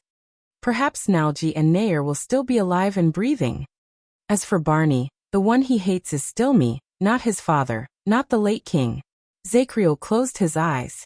Barney Jr. turned his head away, trying his best not to look at him. Cannon sucked in a pained breath and threw down his weapon as well. The atmosphere became rather unbearable. Thales felt a heavy pressure on his chest that he had never felt before. If he did not say anything, he would explode. I'm sorry about Nalji and Heir, but the moment the teenager finished speaking, he was interrupted again. Zachriel held his forehead tightly with one hand. His face contorted in pain. I don't know, I really don't know. The words you said to them, the words you comforted them, the words you said to me when you were willing to reveal your identity, and even the words you revealed yourself as if you were telling the truth from the bottom of your heart. Or was it a lie with ulterior motives? Did you do it to save them? Or to save yourself? Thales was stunned. Sincerity? Hypocrisy? Saving others? Saving himself? Thales was lost in thought for a while. Perhaps. For some reason, the teenager felt an indescribable loneliness. Perhaps a little of both. Zachriel's breathing became more intense. It was as if he was having an attack again. Ha ha ha, lurking in the dark, probing for weaknesses, and finally striking the vitals, killing them with one strike. The Knight of Judgment's laughter became faster. The scariest thing is that I already know what you're up to, but I still can't fight back. I don't have Lord Hansen's talent. I can't even tell whether your words are sincere or not. Sincere? Fake. Thales stared at him, conflicted. He opened his mouth a few times, but in the end he could only say in a desolate manner. A long time ago, I heard something from a one-eyed man. Thales sighed. If it's beneficial to constellation, what's the difference between sincerity and hypocrisy? Zachriel shuddered slightly and froze for a few seconds. But soon his tear-stained face contorted. Beneficial to constellation. Haha, so you're saying that you deliberately pointed out your identity as a hostage in Northland as one of your tricks? Are you trying to remind me that Exted is currently on the offensive and has the upper hand, and that once you die, the kingdom will be in trouble? Zachriel mumbled to himself almost maniacally. Thales was silent for a while before he spoke. Actually, I didn't think that much. I just felt. Thales opened his mouth but found that he could not continue. At that moment, you Jade Stars are all the same, aren't you? Zachriel put down his hand and smiled with tears in his eyes. Thales was stunned. Us. Zachriel chuckled again. Back then he was like this too. He looked at me sincerely and calmly, showed me the truth without hiding it, and admitted his goal without hesitation. He even admitted his hypocrisy, his apology, and the fact that he had no choice but to do what he wanted.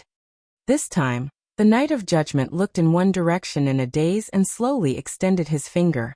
Look, he's sitting there, smiling sincerely and innocently, and he's asking me to choose. Just like now. Thales looked in the direction he was pointing, but he only saw a dark void. He turned his head worriedly and found that the guards around him were looking at the deranged Zachriel with sorrowful expressions. Their gazes were sorrowful. He melted his true feelings and hypocrisy together and carved out a chessboard that others have no choice but to walk on. At that moment, Zachriel looked like a withered old man. He no longer had the grace of a warrior. This made Thales' heart ache. Zachriel's voice gradually became softer, and he spoke in a heartbreaking rhythm. I hate all of you, but I hate that I don't hate all of you even more, and I hate that I can't hate all of you even more. Jade Star, all of you are equally cruel. Cruel. Thales shut his eyes tightly. I'm sorry, he said with great difficulty. In the next moment, the Knight of Judgment suddenly roared. Ah! Zachriel knelt on the ground in agony and held his forehead. Your Majesty, Your Highness. Why? His roar was hoarse, but it sounded even more heart-wrenching. Thales wanted to go forward, but he was pulled back by Belden, who was behind him. Barney Jr. shook his head at him. Zachriel's wails lasted for a few seconds before they became weaker. But in the next second, he looked at Thales with a sorrowful expression. Go. This time, Zachriel's words were simple. Go, Your Highness, leave. He held his head and crouched in front of the wall. His tone was almost pleading. Don't ever come back here. Just pretend that you never saw me. Thales stared at the Knight of Judgment in a daze. I'm safe. But this is not what I want. He felt sad as he watched Zachriel, who was on the verge of breaking down and had been hysterical just a moment ago. No. Thales sucked in a deep breath. You can come with us and leave the prison of bones. You might not be able to return to the capital openly, but unexpectedly, Zachriel suddenly exploded and roared in the air. Go. Thales jumped in fright until Belden pressed down on his shoulder. Zachriel fell back to the ground dejectedly. His voice became low, and he began to sob. Go before I lose control. I'm begging you. Jade Star. Thales looked at him and was silent for a few seconds. Then Barney Jr. coughed softly behind him. I understand. Thales sighed, turned around and walked away. It's over. That was what he told himself. But for some reason, there was no joy in his heart. There was only a faint sadness. Wait. Everyone turned their gazes and saw Samuel looking in Zachriel's direction. He said loudly, Zachriel, do you intend to stay in the prison of bones and rot here for the rest of your life? The Knight of Judgment did not answer. Samuel frowned. All right, if you like it here, you can live and die on your own. But before that, you have to tell me. Samuel gritted his teeth. Who was it? Who was the Jade Star who tried to usurp the throne 18 years ago? This sensitive question made everyone tense up again. But Zachriel only chuckled in a daze and shook his head nervously. It's not important anymore. It's not important anymore. Samuel's frown deepened. He was obviously indignant. He took a step forward. But another hand held him down. He's right, Samuel. Barney Jr. exhaled. His tone was filled with disgust towards the past and lies. No matter who did it, the result can no longer be changed. Samuel was silent for a while. In the end, he snorted angrily and flung Barney Jr.'s arm away. He no longer looked at Zacriel. Very well then, now we. Barney Jr. sighed. But just when everyone breathed a sigh of relief, Thales exhaled deeply. As if he had made up his mind about something, he suddenly turned around and walked back. Without turning back, he walked towards Zacriel again. Barney Jr., who only had one arm left, could not catch him in time. His expression immediately changed. Your Highness. Belden even instinctively wanted to stop Thales. But Thales calmly raised a hand and stopped everyone from moving. I know what I'm doing. The teenager exhaled and slowly walked towards Zacriel, who was trembling non-stop with his hands over his head and mumbling to himself. He then squatted down. Do you know, Knight? Thales revealed a friendly but sad smile. During my journey, there was a period of darkness that made people despair the most. Zacriel stopped trembling. He put down his arm and stared at the teenager in a daze and perplexity. At that time, there was a lonely and selfless hero behind the scenes who gave me the most generous and sincere blessing. In the next moment, Thales did something that caused everyone to turn pale with fright. He extended his hand and gently held Zacriel's head. And now, in the name of Thales Jade Star. Thales said the most sincere words in his calmest and softest voice. I pass on his blessing to you. Blessing? Zacriel seemed to be stunned. He stared at Thales and did not move. Thales leaned forward and leaned against the knight's forehead. May darkness cleanse your soul, and may the torch guide your way. Thales' voice was hoarse, but there was an inexplicable emptiness to it. It made the onlooker's anxiety subconsciously disappear. The lonely watchman, Zacriel. Thales closed his eyes and used his forehead to lean against the ugly brand on the man's forehead. May you never lose your way. At the moment of contact, Zacriel trembled slightly. Thales was incredibly calm. After doing all this, he had a feeling that he had become different. But he suddenly heard the people behind him exclaim in unison. But Thales ignored them. He knew that they were worried, but he also knew that he was safe now. This is, however, Quick Rope opened his mouth at an angle that Thales could not see. He stared at the faint silver light that shone from Thales' body. He was so shocked that he took a step back and crashed into Tardin. Barney Jr. stared at the unusual light in shock. He exchanged glances with Belden. He was so shocked that he was at a loss for words. A few seconds later, the puzzled Thales opened his eyes and stood up. At some unknown point in time, the royal guards behind him widened their eyes and stared at him in a daze. This is strange. Thales was puzzled. The teenager cast a puzzled look at the man who seemed to have been petrified. What's wrong? Just now. Quick Rope covered his mouth in an exaggerated manner and spoke incoherently. He pointed at Thales and shook his arm non-stop. Oh God, bright moon, harvest, shepherd of the seas, desert god. Could this be the legendary imperial family? The golden, shining, sparkling. In the next second, Tardin covered his mouth from behind him. It's nothing, Your Highness. Tardin said respectfully. He's just a little agitated. Under Tardin's merciless grip, Quick Rope, who was about to cry, immediately nodded obediently. Thales shook his head, baffled. But he knew that it was not the time to pursue the matter. With his body covered in pain, he turned his head wearily and saw Zacriel, who was covered in wounds, sitting in a daze. He stared at Thales in disbelief and did not say a word. But at least, Thales thought quietly, the crisis is resolved. Thales stared at him for a while before he finally sighed. The prince strode towards the others.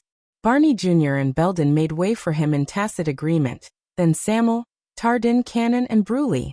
Quick Rope stood where he was in a daze, and Tardin pulled him away. Thales staggered through the path. They made way for him respectfully. He suddenly had the illusion that he was walking in Renaissance Palace. He smiled in a self-deprecating manner. He did not know why, but he felt that these people's attitudes were different. They were more respectful than when they first met, but less cordial than when they forgave and comforted them. Thales did not think too much about it. He walked through the path the people made for him, and went to Nalji and Nair's bodies. What are you going to do with their bodies? Barney Jr. paused for a moment.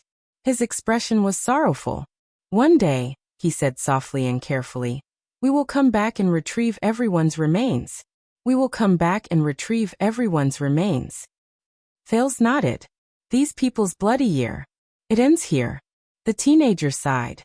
He endured the pain in his waist and bent down to pick up the green crystal key on the ground. The key to the prison of bones. Thales grimaced in pain and rubbed his waist, which was probably a muscle strain. He looked at the people in front of him. Are you ready to get out of prison? Everyone looked at Barney Jr. Barney Jr. was silent for a while before he averted his gaze from the bodies on the ground. He quietly picked up the longsword and walked to Belden's side, allowing the latter to support his body. Cannon tidied up Nalji and Nair's remains one last time. He sobbed, gritted his teeth and nodded. Bree kissed the forehead of the deceased and stood up. Tardin released Quick Rope and tidied up his sword.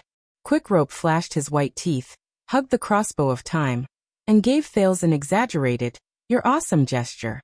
Samuel quietly pulled out the silver longsword left behind by Thales from the ground, and walked behind the group.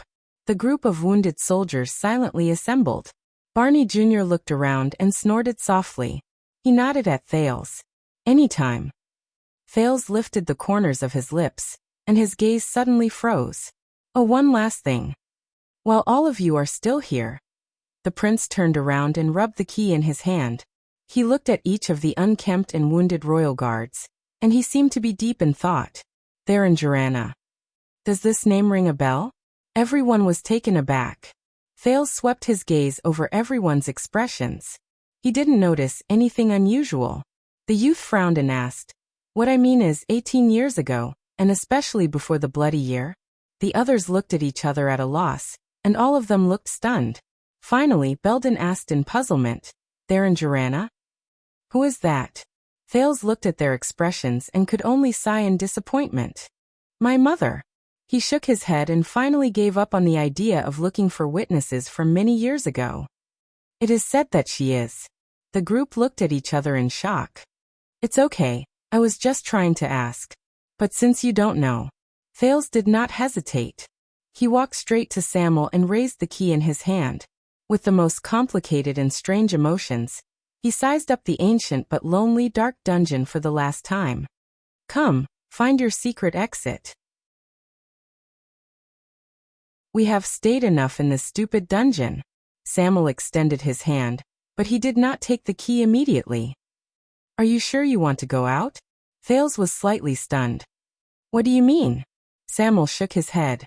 I don't know what you're capable of, but if the calamity is outside, and it is leaked through us, Samuel's gaze turned cold. Whether you are a prince or not, there are plenty of people who want you dead. Samuel. Belden cast a glance at Zachriel, who sat in a shadowy corner, and said sternly, don't forget, His Highness saved your life and all our lives. Samuel snorted softly. Thales looked at him, then at the people around him. In their eyes he did not just see respect for the prince, but also fear and reverence towards the unknown. Of course, there was only one heartless person who was an exception. Thales smiled. Yes, if my identity is exposed, many people will want my life. The prince said calmly, but you don't want it. That's enough. At that moment, Samuel was stunned. His gaze lingered on Thales for a long time. A few pairs of eyes moved slightly.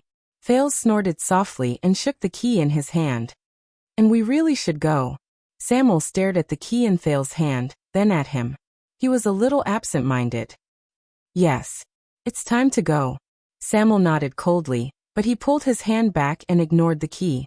Under Thales' puzzled gaze, Samuel took 10 steps forward and walked to an inconspicuous corner. He first used his longsword to pry open a floor tile. Then he bent down and stretched out his hand to pull something inside. Samuel? A key? Just when everyone was puzzled, a change occurred. Asterisk rumble. Asterisk, the ground trembled slightly, and the dust that fell from above made Thales and the others' expressions change. What is this? Before Barney Jr. could finish speaking, Thales, who had covered his mouth and nose, discovered the key. As the dust continued to fall, a dark hole suddenly appeared in front of them. where the ceiling was connected to the wall. Asterisk rumble.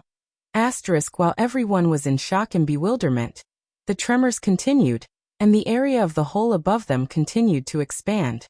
It looked as if the bricks on the wall that were connected to the ceiling were retreating piece by piece, slowly revealing the wide, rectangular hole. What was even more amazing was that the bricks seemed to have agreed to it.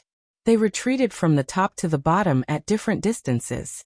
When they retreated to the bottom, they formed a stone staircase that led upwards. It was the width of 8 to 9 people, and it led to the dark, unknown hole. Cold wind continuously surged in through the expanding hole, causing Thales to shiver. More than 10 seconds passed. When the tremors completely disappeared and the hole above them was completely revealed, everyone was already dumbfounded. This is... Thales stared at the stone staircase that seemed to move backwards on its own, and went upwards step by step. I know, it's very shocking, right? Samuel stood by the newly formed stone staircase and sighed. The miracles of the wizards. When I first saw it, I was just like all of you. Thales took a deep breath and snapped out of his daze. He tried to convince himself that he did not need to be so shocked. The teenager took a step forward. All right then, wheel. Thales' grip tightened. Wait. In an instant, he suddenly realized that something was wrong. Samuel. Thales stared blankly at Samuel, who stood by the stone staircase. You opened the exit without looking for it? You know where it is. The prince's question attracted most people's attention. Samuel snorted softly. I've always known. Thales was stunned. He tried his best to regulate his breathing and raised the crystalline green key in his hand with trembling hands. Then why don't you need the key? Thales' question made everyone feel that something was wrong. Barney Jr.'s expression changed. Samuel snorted softly and turned around to face them. His back was facing the hole and the stone staircase. Because this exit was opened an hour ago, Samuel said expressionlessly. Before the key fell into your hands. Thales felt dizzy. He tried hard to make sense of the strange logic in this place. The door that serves as the exit was opened a long time ago? Before it fell into my hands? Wait a minute. Where did I get this key that is said to open the prison of bones? When he thought of this, Thales could not help but turn pale. Samuel stared at the darkness in the hole and frowned slightly. They seem to be a little late. They need some reminders. Samuel held the silver longsword in his hand and tapped it against the stone bricks a few times. The blade immediately let out a clear clang, and it spread through the empty darkness behind the hole. Asterisk ding ding ding. Asterisk at that moment, Barney Jr. and Belden's expressions changed at the same time. Samuel? Samuel turned his head and snorted softly. He did not say anything. But soon there was an unusual change in the field. Asterisk thud. Asterisk footsteps. Asterisk mysterious footsteps came from the darkness at the hole. They traveled into Thales' ears. They came from behind Samuel. Barney Jr. instinctively took a step forward and formed the truth formation with Belden. They protected the surprised and bewildered Thales behind them while they faced Samuel, who did not look quite right. Asterisk thud thud thud. Asterisk multiple footsteps could be heard. More and more footsteps could be heard. They grew from weak to strong, from soft to loud, and from far to near. They could be heard faintly, but they became clear. Everyone became nervous. Samuel, what did you do? Barney Jr. stared at his former colleague in disbelief. But Samuel only stared at him coldly. Asterisk thud, thud, thud. Asterisk finally. A pair of sand boots appeared at the top of the stone stairs. With a leisurely rhythm, they walked out of the darkness and went down. Well done, Samuel. A voice so unfamiliar that Thales had almost forgotten it, but immediately remembered it the moment he heard it came from above his boots. I waited for so long, I almost thought you were dead. The voice was calm, but cold and indifferent. Samuel snorted coldly and did not answer. Barney Jr. and the others looked at each other in puzzlement. They did not get an answer. But they noticed that Prince Thales' expression suddenly became unpleasant. He was incredibly shocked. Impossible. So all of our troubles. The pair of sand boots slowly walked down the stone stairs, and their owner's figure was gradually revealed. The calm voice continued to rise. Shadow Shield, Northlanders, the kingdom's secret intelligence department, your prisoner friends, and that damn mask. You've almost killed each other, right? Samuel nodded. He did not care about the others' puzzled and disappointed gazes. Of course, everyone here is basically injured. They are no longer a threat. Samuel swept his gaze over his fellow guards and said coldly, "Of course." But Sonny didn't survive. The owner of the desert boots froze for a moment. Oh, what a pity. But we will remember him. Barney Jr. held his sword with one arm and raised his guard to the highest. Belden protected Thale's flank with all his might, while the others solemnly rearranged their formation. But Thales was completely frozen on the spot. Impossible. The owner of the sand boots finally stepped down the stone stairs and revealed himself in the firelight. No. Thales stared blankly at the newcomer. I saw it with my own eyes. You were clearly pierced through. The person in sand boots sighed slowly. He did not seem to be in a good mood. Yes, I know. He was like a librarian who had explained the library rules to people countless times, but still encountered violations every day. His words were filled with laziness and impatience. You saw it with your own eyes, I died. While the guards were in shock and bewilderment, Thales glared at the person who should not be here. Impossible. So why don't you take a guess, Prince Thales? The person spread his arms in a relaxed manner. With the same polite smile as before, he revealed his undamaged neck and chin to Thales. Just what kind of existence is there in the world? The person paused for a moment, as if he enjoyed Thales' reaction. Unkillable. He chuckled and continued. Every time you are reborn? The person's laughter seemed to contain magic, and it brought out the deepest fear in Thales' heart. Unkillable. Every time you are reborn. Thales stared at the person on the stone stairs stiffly. He felt as if his thoughts were about to come to a halt. In this world, an existence that cannot be killed. That is.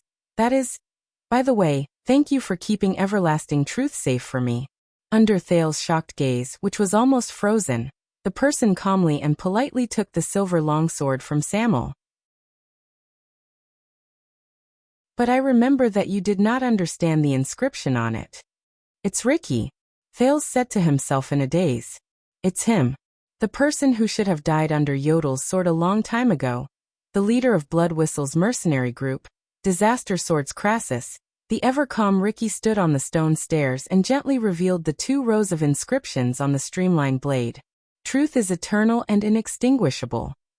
As he stared at the stunned Thales, a cold glare shone in Ricky's eyes, as if he had been reborn from the dead. He said in the most soothing tone, "We struggle endlessly."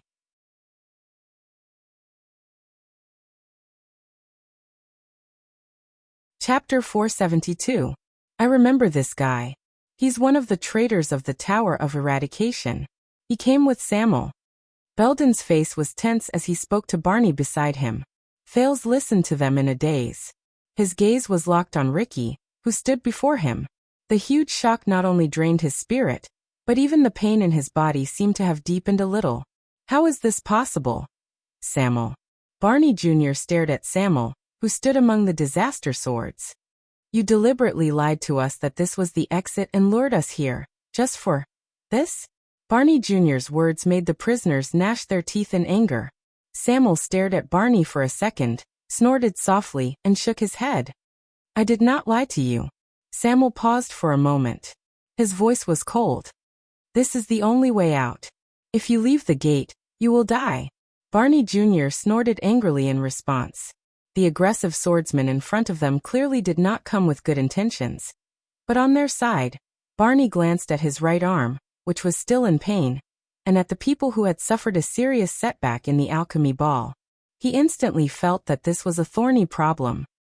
Let's talk about the past later.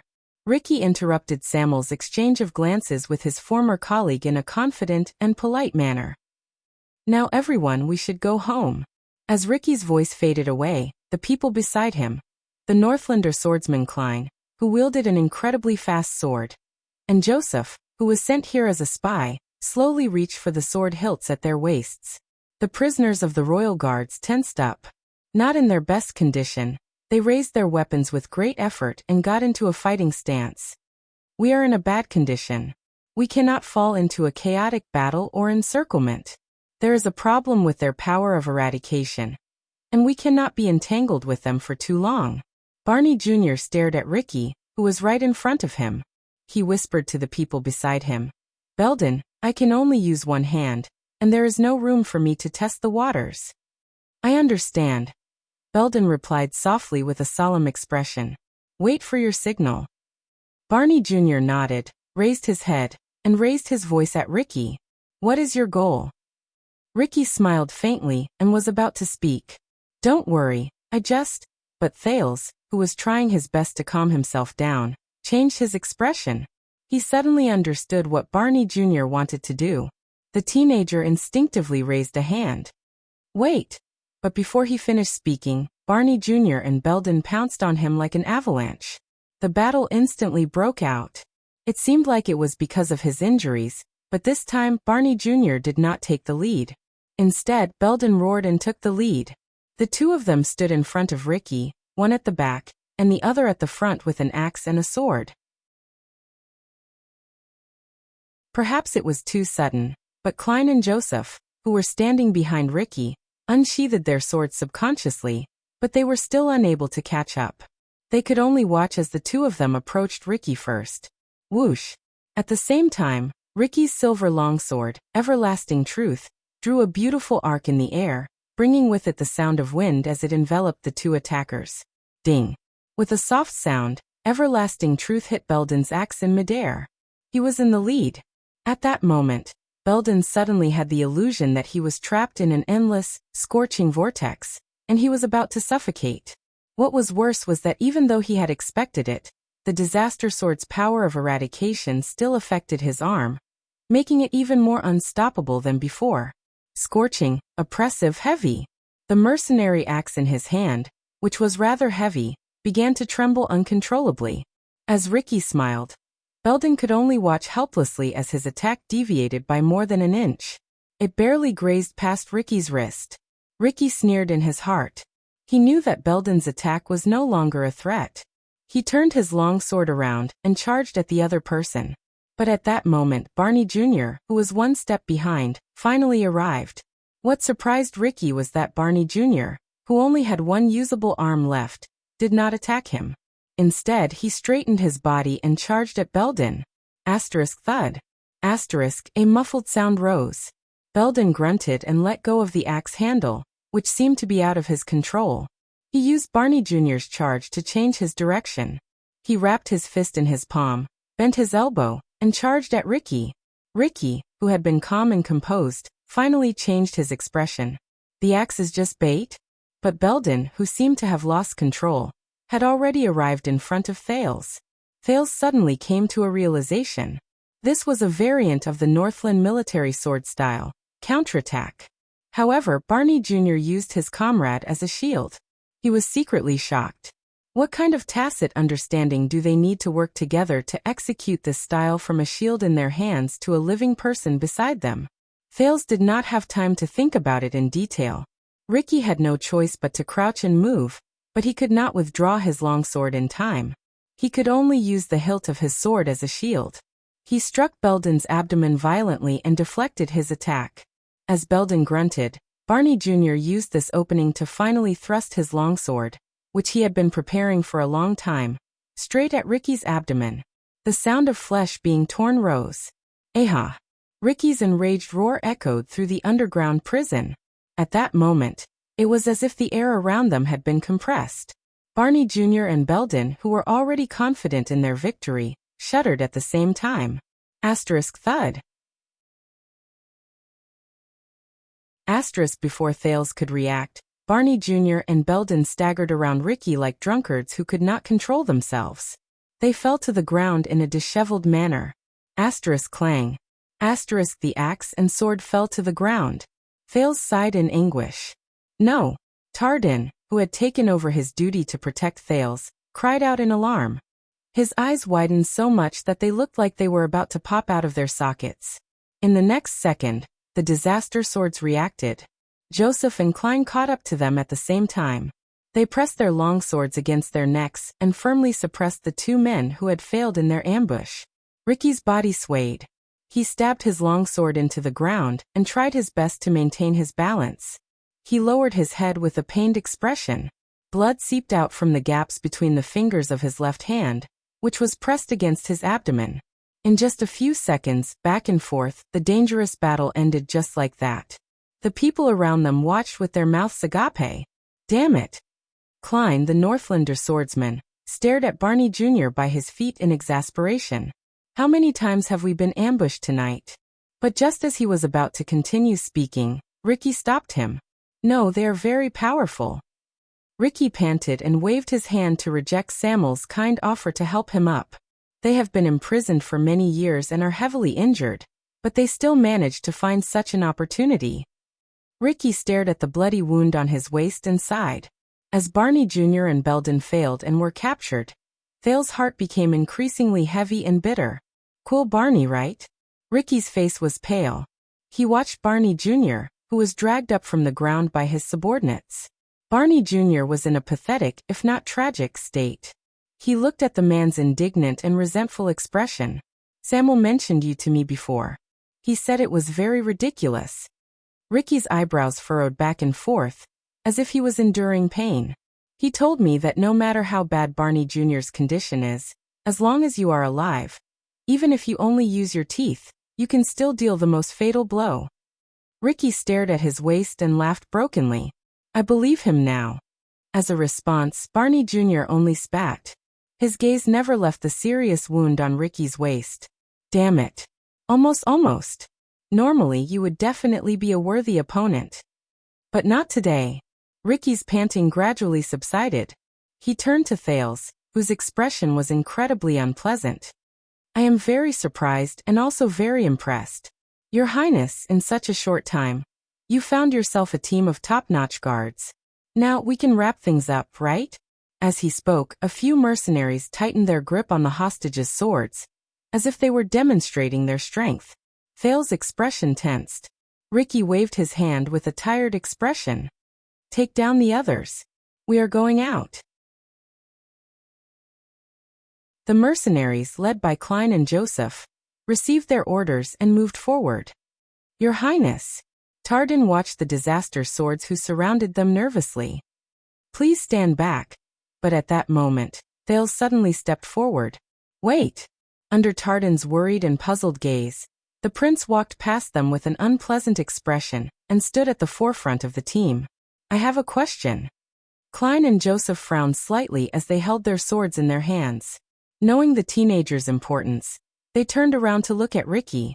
Ricky took a deep breath, pulled out his saber from the ground, and stood firmly. He took a step forward with his saber in hand. Come, Your Highness. I believe that you are very tired. Let's talk after we get out of here.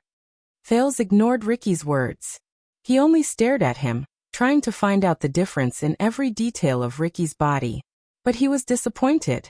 Although Ricky was heavily injured at that moment and looked tired, compared to the corpse that was once submerged in a pool of blood, he looked like a brand new person. Thales took a deep breath. He felt the pain and fatigue in his body become more obvious. Even his thinking seemed to have slowed down by half a beat.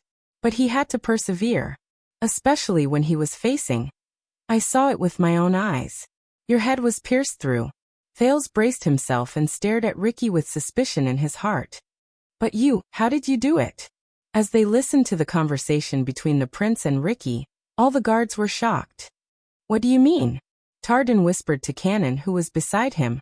Pierced through the head. Cannon and Bruley just stared at each other. They could not understand. Ricky smiled again. It was a very natural smile. But it made Thales nervous and agitated. His head started to hurt again. Didn't you have the answer a long time ago? Ricky stared at the teenager with a smug look on his face. Once you think it through, you will understand that you are powerless to resist. I have the answer a long time ago? Thales suddenly realized something was wrong. That's right. Thales was surprised to see that the pain on Ricky's face had disappeared. Ricky straightened his body and released his hand from his abdomen. At some point in time, his wound had stopped bleeding. Ricky returned to his indifferent image as a leader. He rubbed the blood that had coagulated on his hand and shook his head with a smile. It was as if he had never suffered such a serious injury as having his abdomen pierced through. All that was left was the armor that had been cut open, telling the story of what had just happened. Thales felt a chill in his heart. What does this mean? And he said. Ricky's faint smile suddenly became mysterious in Thales' eyes. The prince only felt a splitting headache. He looked at the torn armor around Ricky's waist, and endured the fatigue that made him want to fall asleep. You art a blood clansman. Ricky paused for a moment before he burst into laughter and shook his head. I told you you have the answer a long time ago, but you are unwilling to admit it. Not a blood clansman. No, the teenager stared at the subdued Barney Jr. and Belden.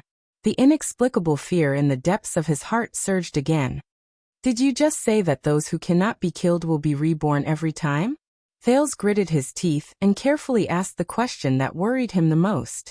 Are you one of them? Ricky continued to smile. He did not answer. His smile made Thales' spirit, which had already been tortured to the point of death, feel even worse. When he saw Ricky's almost tacit admission, Thales' heart turned incredibly cold. He could be vigilant against assassins. He could negotiate with Northlanders. He could find other ways to deal with Zacriel. But Thales' face was dark. The subdued Barney Jr. seemed to have understood something. His expression changed slightly. Wait, do you mean that this person? Thales shook his head. His gaze never left Ricky. Damn it. If this person is really what I think he is. If he is. No, this is too bad. First it was Zacriel. Now it's this. The teenager's tired gaze circled the area and stopped at the silver longsword he once held. If he is really, then there is no hope in fighting him head-on. Unless, Thales felt like his head was about to explode. He had to think about a way out. He thought about Asda, Giza, and even Taurus. He thought about what he should do when he faced them. Thales sucked in a deep breath and said with a trembling voice, if that's the case, then Disaster Sword is indeed an organization of calamities, just as its name implies? Just like Blood Bottle Gang. They exist for you and serve you?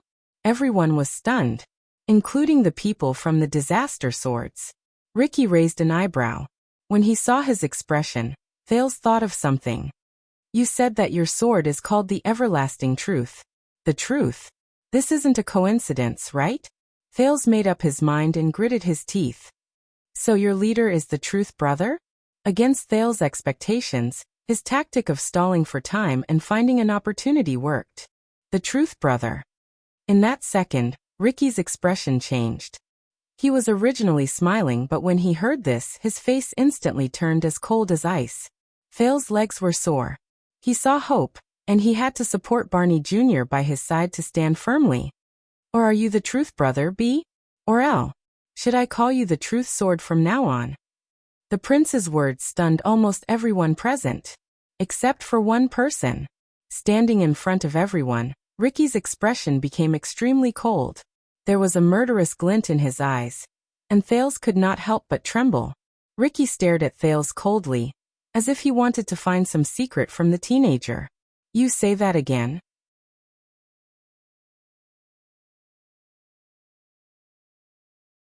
Chapter 473. It was a good thing that they were stalling for time, but, as he looked at Ricky's murderous gaze, Thales felt his head swell. What did I say wrong this time? However, if he was a mystic, Thales rubbed his head, and remembered the reason why the Disaster Swords came here. He was right. Dragon Breaker. But what could he do now? However, a dry voice suddenly sounded from the darkness behind him. Steady. Thales, whose thoughts were in a mess, immediately snapped out of it. Calm down. Barney Jr. and Belden were shocked. They turned around and looked behind them. The more disadvantageous the situation is, the stronger the enemy is. When he saw the person behind him clearly, Thales was stunned. Even Ricky's gaze tensed up. He no longer stared at Thales with a murderous look. That's even more important. It was him. It was Zacriel, the Knight of Judgment, who had lost his mind just now and was left in the dark corner, limped into the firelight with his left arm tied tightly with a wooden board. His face was cold and his eyes were bleak. The appearance of the knight made many people nervous. It was especially so for the disaster swords. Klein and Joseph's expressions changed drastically, and they raised their weapons at the same time. Thales tensed up as well, but when he looked at the situation before him, he probably could no longer care about Zachriel's threat. And you, Vanguard Barney, Penal Officer Belden. Zachriel's body swayed, but his words were extremely stern. You guys really disappoint me. Belden looked ashamed, while Barney Jr. turned his head away awkwardly. Sir? Tardan asked in bewilderment. But Zachriel ignored him. He only stared straight at Thales, who had an unpleasant expression on his face. As for you. At that moment, the Knight of Judgment's gaze was fierce and resolute, as if he had the power to see through people's hearts. Thales could not help but feel his heart skip a beat when he thought of the man's previous record of trying to kill him. Think about it carefully, Zachriel said. How exactly did he die? How did he die? Who? How did he die? Thales was confused. Zachriel. Ricky raised his voice. He appeared very surprised and amazed. At the same time, he did not forget to give Samuel a questioning look. But Samuel just shook his head with a complicated expression. You look much better than you did when you were in prison. Thales looked at Zachriel, whose face was covered in bruises and bloodstains. He also had a sickly expression. Thales could not find any evidence to prove that Zachriel's complexion was much better. Why don't you reconsider my offer? The surprise and wariness on Ricky's face disappeared in a flash. His words became steady and confident again. We should be able to get along, for example, when it comes to attacking the Tower of Eradication. But Zachriel did not even look at him. He only stared at Thales. The teenager panicked under Zachriel's gaze.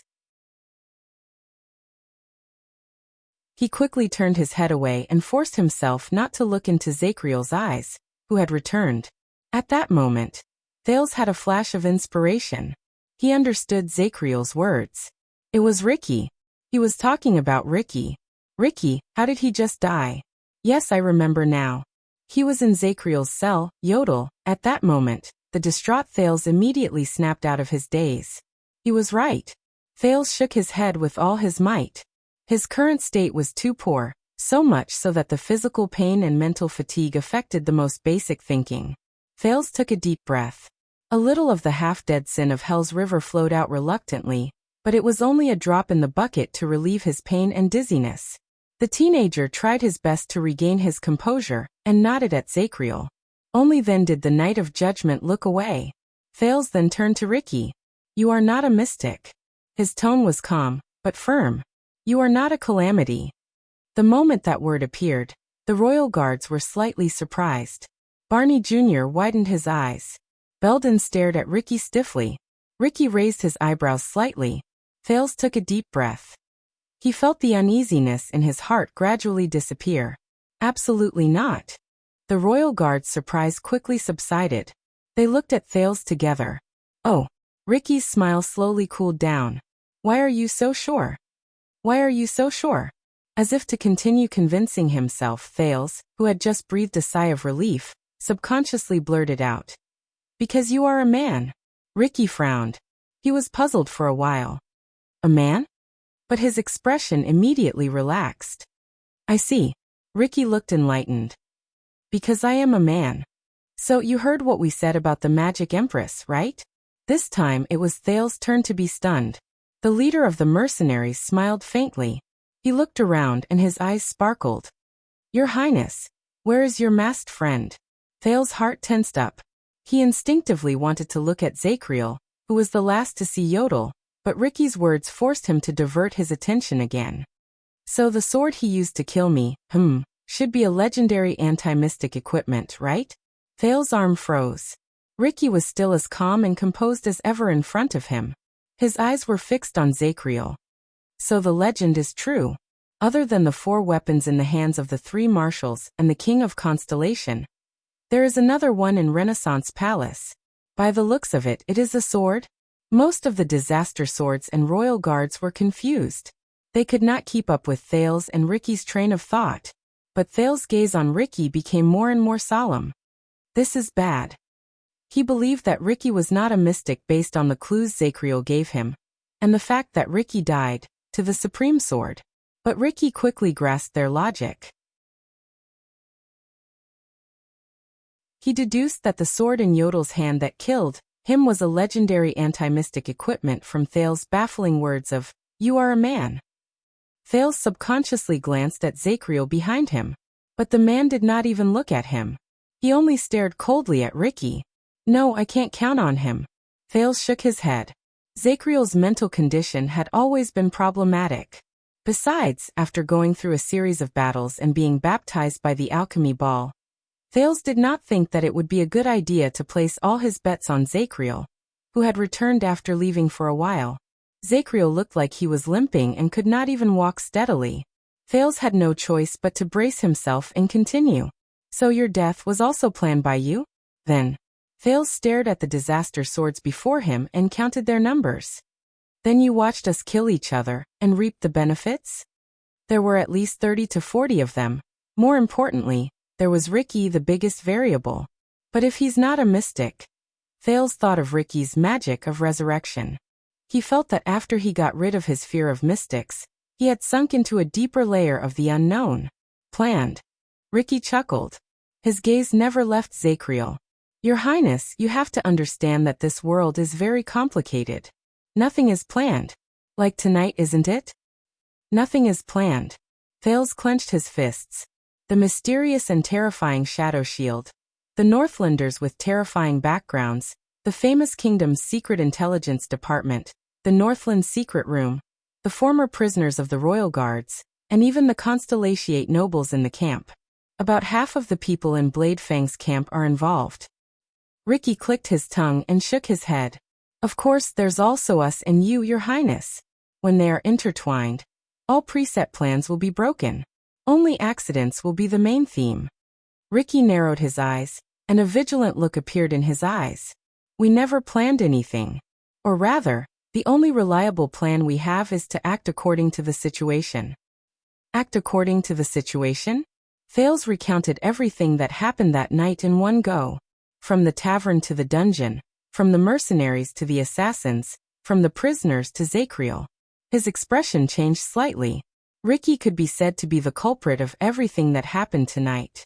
From the beginning, it was his disaster swords who planned to break into the prison of bones and obtain the information they wanted. He was also the connection between many parties. Shadow Shield, who wanted to take advantage of the situation. The Northlanders who were interested in the prince, the innocent and neutral tavern owner, the secret room with ulterior motives, and Thales himself. All of them were gathered here by Ricky. He was also the trigger of the conflict. He was the one who brought Samuel to meet the former royal guards, and stirred up the old matter from 18 years ago. He was the one who led his subordinates to fight against Shadow Shield, and dragged everyone in the dungeon into the vortex. And he was about to become the terminator of the game. When he had almost achieved all his goals and everything was almost settled, he lured them here through Samuel to witness the final outcome. Thales felt his heart become heavier. He suddenly realized that he had severely underestimated Ricky. He was able to stand here safely after going through countless chaos and accidents. Of course, he was not a small fry. Coupled with his strange and mysterious method of resurrection, in the suffocating silence, Ricky chuckled. "Now can you come home with me?" But once again, to everyone's surprise, a figure burst forth at this moment. Asterisk whoosh. Asterisk before Thales could sort out his thoughts, his nerves twitched. He heard the sound of wind by his ears, and he saw a limping figure move past him to attack Ricky, who had just finished speaking. It was Zachriel. The former watchman's expression did not change. He did not move quickly, but with great determination he moved his legs, which were no longer agile due to his injuries, and charged forward. Thales was completely dumbfounded. What happened to the promised steadiness and calmness? This time, the disaster swords, who had been prepared for this a long time ago, no longer reacted passively. Instead, they roared and launched a counterattack to block the attacker. At least 5 or 6 people went up to Zachriel. Only Samuel's expression changed drastically, and he spoke up to stop them. No, not so many people. But it was too late. In the next 6 seconds, Thales felt as if he was watching a comical acrobatic performance. In the first second, a mercenary swung his hammer fiercely. He was pulled away by the Night of Judgment, but he inexplicably bumped into his companion on his left. The two of them scrambled to avoid being accidentally injured, and they rolled into a ball. In the second and third seconds, Joseph clashed head-on with Zachriel's axe. Then, when he retreated and moved, he found himself standing in the path of his companions, who came to his aid. He tripped two people in succession.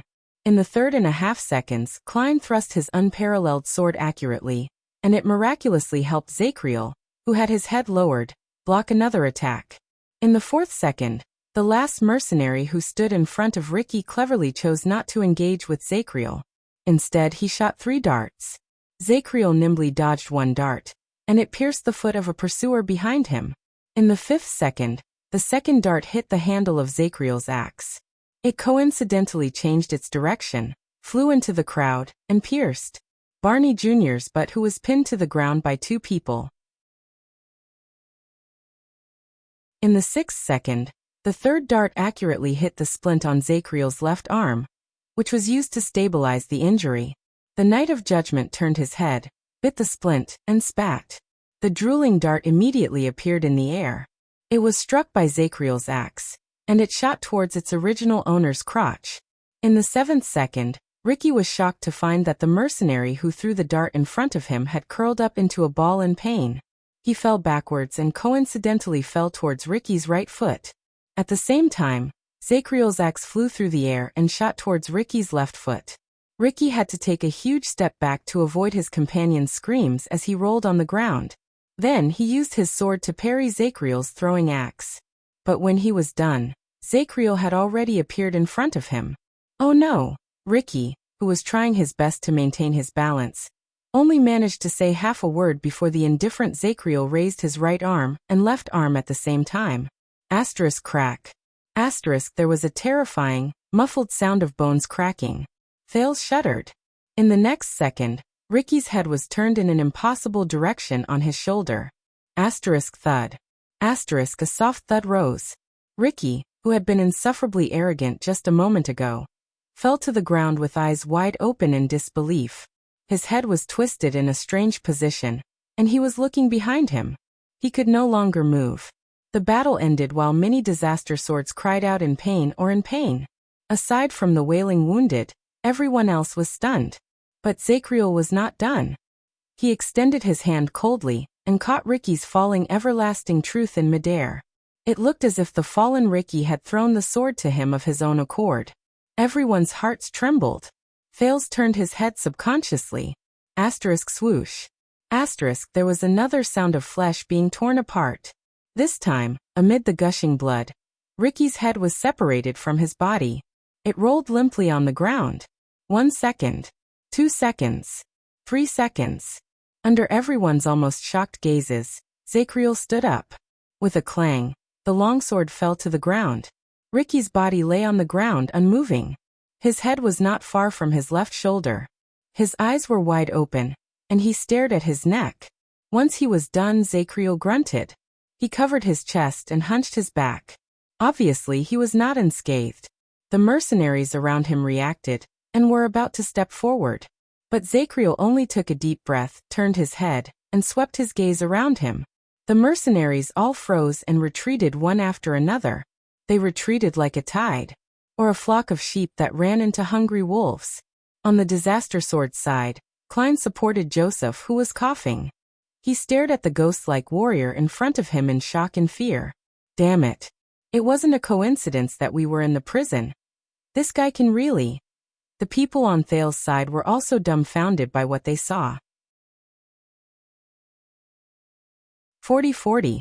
Quick Rope looked at the wounded and Ricky's corpse on the ground. He mumbled in horror. What the F***ck? F***ck. Could it be true? The Knight of Judgment ignored the others. He only turned his head around and stared at the headless corpse on the ground with a grave expression. It felt like a long time had passed. But the corpse on the ground did not move. Zachriel breathed a sigh of relief and turned around. Thales and the others also breathed a sigh of relief. As expected, he remembered to deliver the finishing blow after killing someone. It's the right thing to do.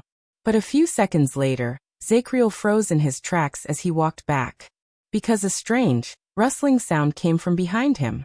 On the other side, Thales, Tardin, Cannon, Bruley, and Quick Rope looked behind the Knight of Judgment, and their faces instantly turned pale. Even the disaster swords in the area turned pale. They turned their heads and avoided him. Zacriel's pupils shrank. In the next second, without thinking, he kicked up the axe on the ground, grabbed the handle with his right hand, and turned around. Splat. It was the sound of steel sinking into flesh. Zacriel pushed the axe into the chest of the person behind him. But this did not make Thales and the other onlookers feel any better, because they saw the corpse, who stood up again, grab Zacriel's arm, and nonchalantly stare at the axe that had sunk into his chest and was bleeding profusely. It was as if it was not his own chest. How ruthless, beheading him. At some point in time, the corpse Ricky, whose head had returned to his body, laughed. "You really know how to cause trouble for me." Bookmark for easier reading.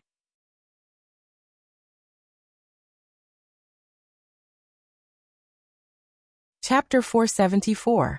Ricky's voice was hoarse. It sounded as if his vocal cords had been cut off and had just been reattached.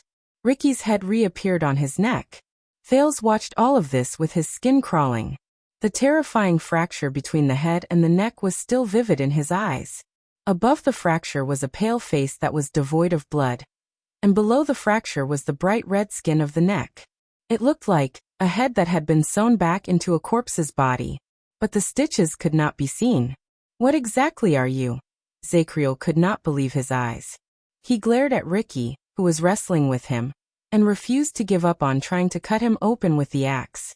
"What exactly are you?" But Ricky did not answer him directly. Crassus of the disaster swords only chuckled with a smile as pale as a corpse's, and the terrifying fracture on his neck. This made many of the mercenaries under him nervous. Joseph even closed his eyes and turned his head away. "I have to admit, between the two of us," Ricky's voice was weak, but it made his laughter sound even stranger. "You are still stronger." In the next second, the dead came back to life.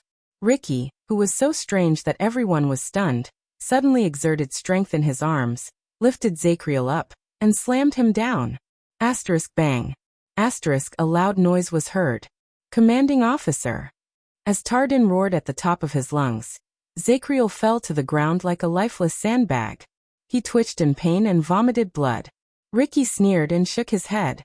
He pulled out the axe embedded in Zacriel's chest and threw it on the ground. Clang. Thales was stunned. That person.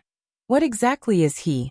The terrifying scene of Giza putting his head back on his body appeared in his mind, and he shuddered. Is he really not a mystic?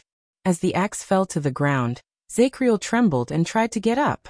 But he did not know whether it was because he was too heavily injured or because he no longer had any stamina, but his arm only supported itself on the ground for a few seconds before it bent again.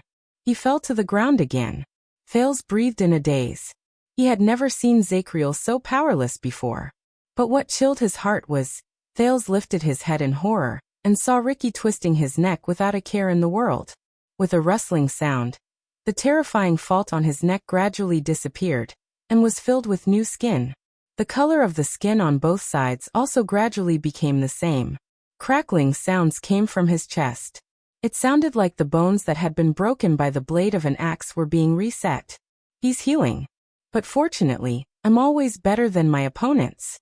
Ricky extended his hand. Under the fearful gazes of his subordinates and enemies, he quietly tidied up his collar and armor.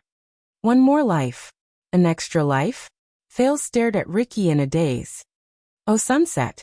Barney Jr., who had always been tough, watched this scene and lost his composure. I know it's not fair, right? Ricky shrugged with a smile, and pulled out an axe shard from his chest as he recovered at a speed visible to the naked eye. Welcome to the real world. Ricky took a deep breath, as if he was learning to breathe again. He walked towards the dying Zacriel. No. Tardin and Bruley roared as they charged forward. Only Cannon, whose eyes were bloodshot, was left to guard the incredulous Thales. Ricky chuckled and picked up his longsword. The disaster sword surrounded him as well. Zacriel, who was lying on the ground, suddenly shouted angrily. Stop. As if they were born to obey this voice, Even though Tardin and Bruley's emotions were surging, they instinctively stopped moving. Zacriel coughed up blood in pain as he spoke to them. Do your duty. Tardin and Bruley froze. They looked at their heavily injured officer with conflicting expressions, then at Thales, who was so furious that his eyes were about to pop out of their sockets.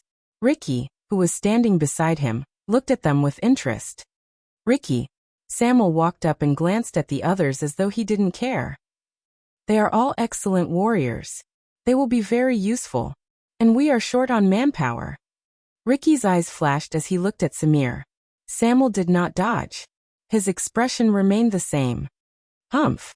Finally, Ricky snorted softly and nodded. Of course. Then capture him alive. Thales breathed a sigh of relief and let go of the dagger in his hand. One more life. Thales subconsciously repeated the words. Even now, he still could not believe what had just happened. They could not fight head-on anymore. The strangeness of Ricky was really at that moment. What exactly are you? Ricky lowered his head. Zacriel was panting in pain.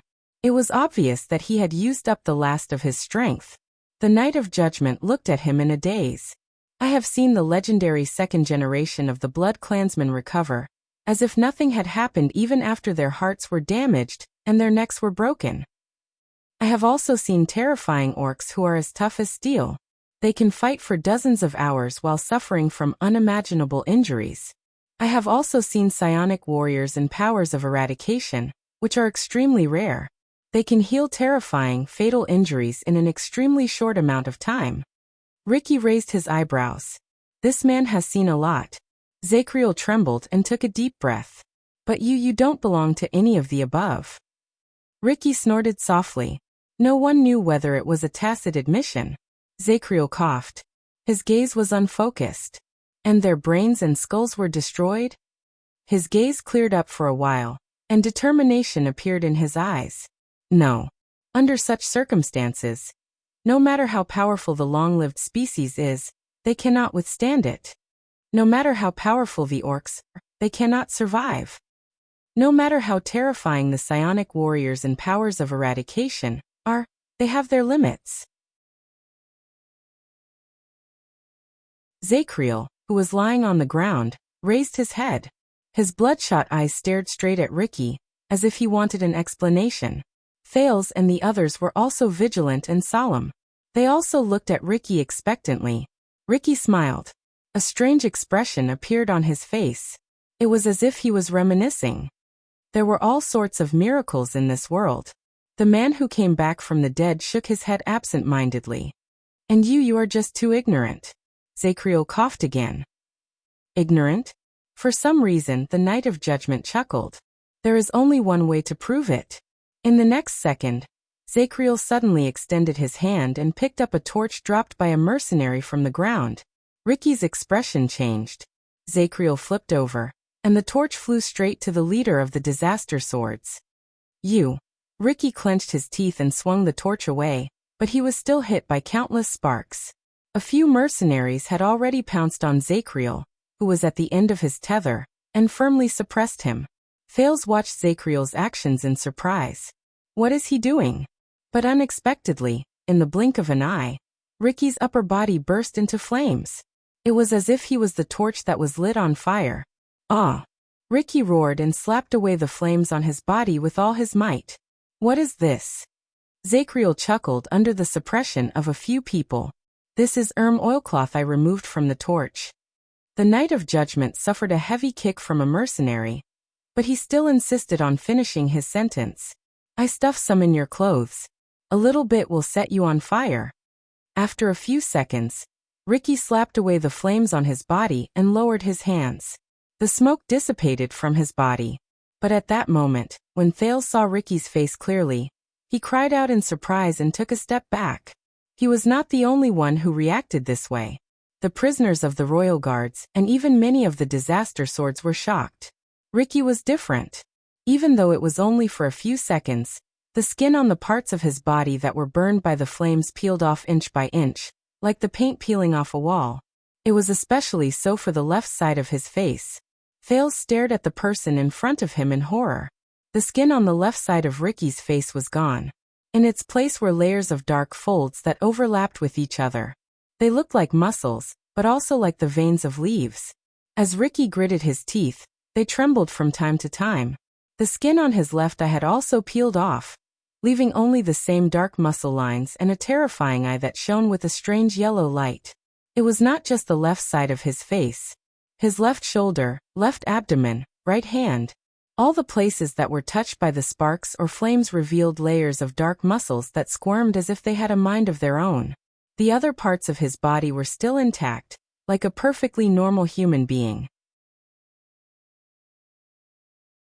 However, the combination of human skin and pitch-black muscles, human and inhuman, made everything seem even more bizarre.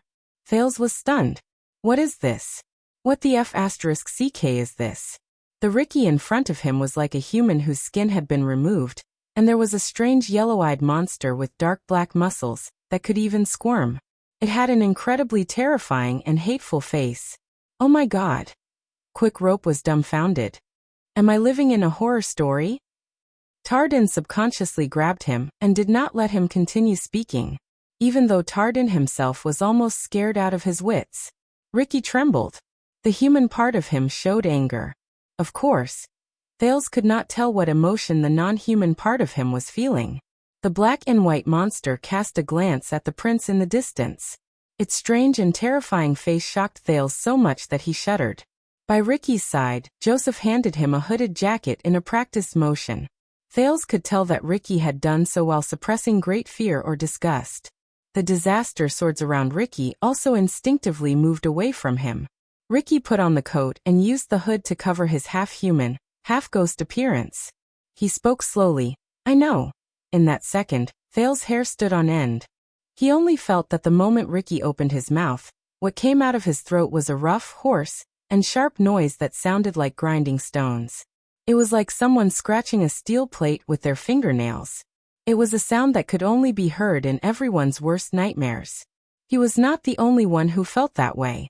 Quick Rope's face even turned pale. He subconsciously covered his ears. Thales did not know whether the nightmarish voice had negative magic, but as the voice spread, everyone in the area became nervous and uneasy. The mercenaries who were close to Ricky moved away nervously. They wanted nothing more than to be further away from their leader. So much so that they even forgot to be on guard against the enemy. I know that I don't look good right now, Ricky said coldly. Every syllable gave people goosebumps. Thales even felt his entire body tremble. I need some time to recover. The moment he stopped speaking, Thales breathed a sigh of relief. Ricky stared coldly at Zacriel on the ground with his terrifying yellow left eye and normal human right eye. And you? The moment Ricky opened his mouth again, Thales truly felt as if he was tormented in a horror story. But when the Knight of Judgment saw Ricky's face, even though he was shocked and puzzled, he was the first to speak. As expected, the flames, they made you reveal your true form. Thales breathed a sigh of relief. He was very grateful that Zacriel interrupted Ricky. The repulsive Ricky shuddered a little and clenched his fists. Zacriel stared straight at him, gritted his teeth, and spoke in an aggressive manner. Tell me, which of the 7 sovereigns do you serve? Under the hood, Ricky's exposed human pupils shrank. At that moment, many people were stunned, including Thales. 7 great kings? Wait, little rascal. Ahem, Saroma seems to have mentioned this to me before. 7 kings. But before Ricky could answer, Zacriel continued to speak loudly. His voice was fierce and resolute. How do you appear in this world? Possession? Pollution? Confusion? Or a crude and direct invasion? Everyone was dumbfounded. The strange and unfamiliar term interrupted Thales' train of thought and added to his puzzlement. Perhaps it was because they could not keep up with the conversation, or perhaps they were too shocked after they understood it. But all the royal guards, including Thales, watched the conversation between Zacriel and Ricky in a daze. A few seconds passed. Finally, Ricky's hood trembled a little. As expected of the watchman of the royal guards. You know quite a lot. That trembling voice that could tug at people's heartstrings was heard again. Thales subconsciously shuddered. Zacriel stared at him for a long, long time. I see. The Knight of Judgment finally spoke again. This time, his tone was no longer aggressive and stern. Instead, it was solemnity mixed with respect, surprise, and wariness. I know what you are now. Ricky was slightly taken aback. He then laughed in resignation. However, even his laughter made Thales want to cover his ears. He seemed to have understood something. You've never seen me before, have you? Thales tried his best to understand the man's words as he endured the torture in his ears and the shock in his mind. Ricky raised his head, revealing an incredibly strange black skin under his hood. Thales instinctively turned his head away to avoid it. So you were just testing me just now. Zacriel closed his eyes and nodded as if he had accepted his fate. But I am certain now. Ricky stared at him for a long time before he finally nodded. There was admiration in his human eyes. On the other side, Barney Jr. could not help but look at Ricky in horror, then at the Knight of Judgment. Zacriel? What is going on? Zacriel exhaled and turned to Thales and his former colleagues. All of you put down your weapons. When he said this, everyone on Thales' side was shocked. Sea commanding officer? Tardin asked tentatively. Zacriel shook his head. We can't defeat him. At least, we can't do it without the corresponding weapons and methods. Ricky snorted softly. His terrifying voice made Thales restless again. Thales hesitated. He glanced at Ricky, who had a cold expression and a terrifying voice under his hood. What is he? Zacriel was silent for a while. He glanced at the others. Including the disaster swords, those in the know lowered their heads. Those who did not know had puzzled looks on their faces. They are like the gods, an illusory legend. Zacriel stared at Ricky. He breathed laboriously under the pressure of the two mercenaries. He gritted his teeth and said, but a long time ago, the legacy of the Watchmen and the files of the Secret Intelligence Department recorded such existences. They have appeared in the history of kingdoms, and even the Empire more than once. Such existences? Thales was stunned.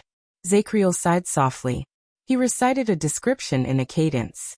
They feed on flesh and blood, and hunt for souls. They reveal themselves in the fire, and vanish before the gods. Thales blinked. Zacriel's words awakened a sense of familiarity. Reveal themselves in the fire? Vanish before the gods? That's right. This is the common language translated from the language of the ancient empire. That's why it's so strange. Thales frowned. So he is. Zacriel shook his head. He stared at Ricky with increasing vigilance. No, it's not him. The Knight of Judgment quickly changed the person he referred to, and it made the people in the room shudder. It is not human. Thales looked at Ricky, who did not move under his hood, with a strange sense of panic in his heart. In the next second, Zacriel spoke in his most mysterious and nervous tone. It came from hell. In the strange and uneasy atmosphere, Ricky curled up the corners of his lips under his hood. He listened to Zacriel's last word with great interest under everyone's terrified gazes. Demon.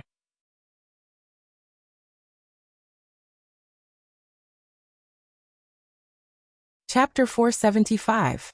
Under the light of the fire.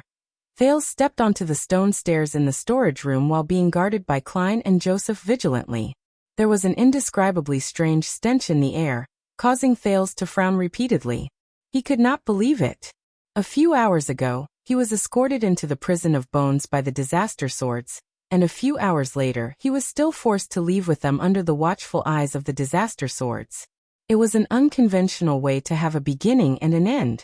The heavily injured Zacriel was supported by Cannon and Bruley as he staggered in front of Thales to his left.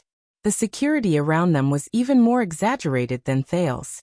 Ricky, with his hood on, walked beside them. He did not move an inch away from them. Not far behind the prince, Tardin and Quick Rope returned to being tied up. They endured the wary gazes of the people around them with gloomy expressions. Barney Jr. and Belden, who had injured Ricky before, were probably considered dangerous. The two of them were separated from the others. Their hands were tied behind their backs, weapons were placed on them, and they were monitored separately. When he thought of this, the weak and tired Thales could not help but sigh. After Zacriel fell to the ground weakly, they had no choice but to accept reality and surrender. It was not just because of Ricky's uniqueness and mysteriousness, but also because all the royal guards were at the end of their tether after experiencing many fierce battles, and the sensory torture from the alchemy ball. They could not fight head-on. The secret stone stairs in the storage room brought them to a new platform. Through the torches held by the disaster swords, Thales could vaguely see a dozen figures waiting for them in front of the tunnel. The moment he saw them clearly, Thales' pupils shrank. Looks like you are the winner tonight, Honorable Crassus. A fair-skinned man with a swollen face and tied up sat on the ground. He cast a glance at Thales and Zacriel, and put on a fake smile before he looked at Ricky. Wow. It's Steak. Thales looked at the subdued leader of Shadow Shield on the ground in surprise. He did not run away. Instead, he fell into the hands of the disaster swords. Steak turned to Thales and smiled weakly. He maintained the last semblance of a leader. Look, Your Highness, if you had chosen to go with us, at least. The assassin leader shook his head at the murderous disaster swords around him and shrugged. He had a look of pity on his face that said, "Why don't you listen to my advice?" Thales frowned at him. Ricky ignored Steak's words and looked at Samuel, who was behind him. Samuel nodded and walked forward. Suppressing the disgust on his face, he questioned, "Why are you here? When will the people you left on the ground start moving to distract the camp's attention?" Thales was slightly stunned. The captured Steak was also stunned. Divert attention. His eyeballs began to roll. Operation. Steak seemed to have thought of something, and a smug look appeared on his disheveled face. "Let me tell you. Look at me now. Do you think they will still act?" Samuel's expression turned cold, and he strode forward. "I'm not Ricky, Steak. I'm not as polite as him," Steak smiled. "Very well. Then I hope you don't mind that I would like to speak to Crassus directly, if you still want to escape Blade Fang's camp with our help." He looked past Samuel straight at Ricky. Ricky did not speak. His face was still covered by the hood. However, in the next second, Samuel furrowed his eyebrows and kicked Steak's head hard. Steak fell to the ground with a groan in pain. Blood flowed from his nose. "Listen up, assassin." Steak was drenched in cold sweat. He gritted his teeth and endured the pain. He wanted to struggle to get up, but Samuel's boot was pressed against his chest. It was clear that he did not want to let him have an easy time. "You can still negotiate like this in our hands," Samuel said coldly. "But if you fall into Constellation's hands with us, don't forget, the letter that proves that you killed Herman Jadestar is still with us." When this name was spoken, Zacriel, Canon, Bruley, Tardin, and all the prisoners who heard it were shocked. They raised their heads in unison and looked at Steak. Steak, who was struggling with all his might, froze. Thales raised his eyebrows and remembered the letter in his bosom. Samuel snorted coldly. "So, do you want to go with us, or become a guest of the kingdom's secret intelligence department? Whether it is King Kessel or the Black Prophet, they will definitely welcome you." There was silence. The disaster swords stared at their conversation coldly. Steak gritted his teeth and panted for a while on the ground. In the end, the leader of Shadow Shield sneered, sighed, and said in resignation, "That's right." He said in resignation, "Half an hour later, the abnormality in the prison of bones will be discovered. According to the plan we agreed on. But now you have ruined it. My people will first burn down the military supply warehouse, then assassinate a certain Western Desert noble who is hated by the heavens and hated by the people, and create unprecedented chaos in the camp." Thales lowered his head and sighed. Steak tilted his head and revealed a cold and fierce expression. "I guarantee that the group of Western Desert nobles who came from afar and are not used to the climate will be in a flurry, and they will only be able to figure out what is going on after 2 hours." Samuel frowned. "Can you do it?" Steak gave him a look that said, "What do you know?" and snorted coldly. "Williams, who is the most difficult to deal with, is not in the camp. So yes, we can do it." Samuel looked at Ricky. The latter nodded under his hood. Samuel raised his leg and let Steak, who was panting in pain, sit up again. "Very well, we will take action at that time." However, the moment Steak caught his breath, he smiled again and said, "But there will be a small problem with our follow-up plan." Samuel, who was halfway through his turn, turned his head back again. His expression was one of displeasure. "What trick are you trying to play now?" Steak quickly shook his head. He understood the temper of the person in front of him, and he had a submissive look on his face. He said in resignation, "You have to understand, once my people meet up with us outside and find out that I was captured, don't misunderstand, they will not fight you to the death. But you have to know that Shadow Shield has an outstanding tradition of cutting off one's tail to survive." Cutting off one's tail to survive. Samuel narrowed his eyes slightly.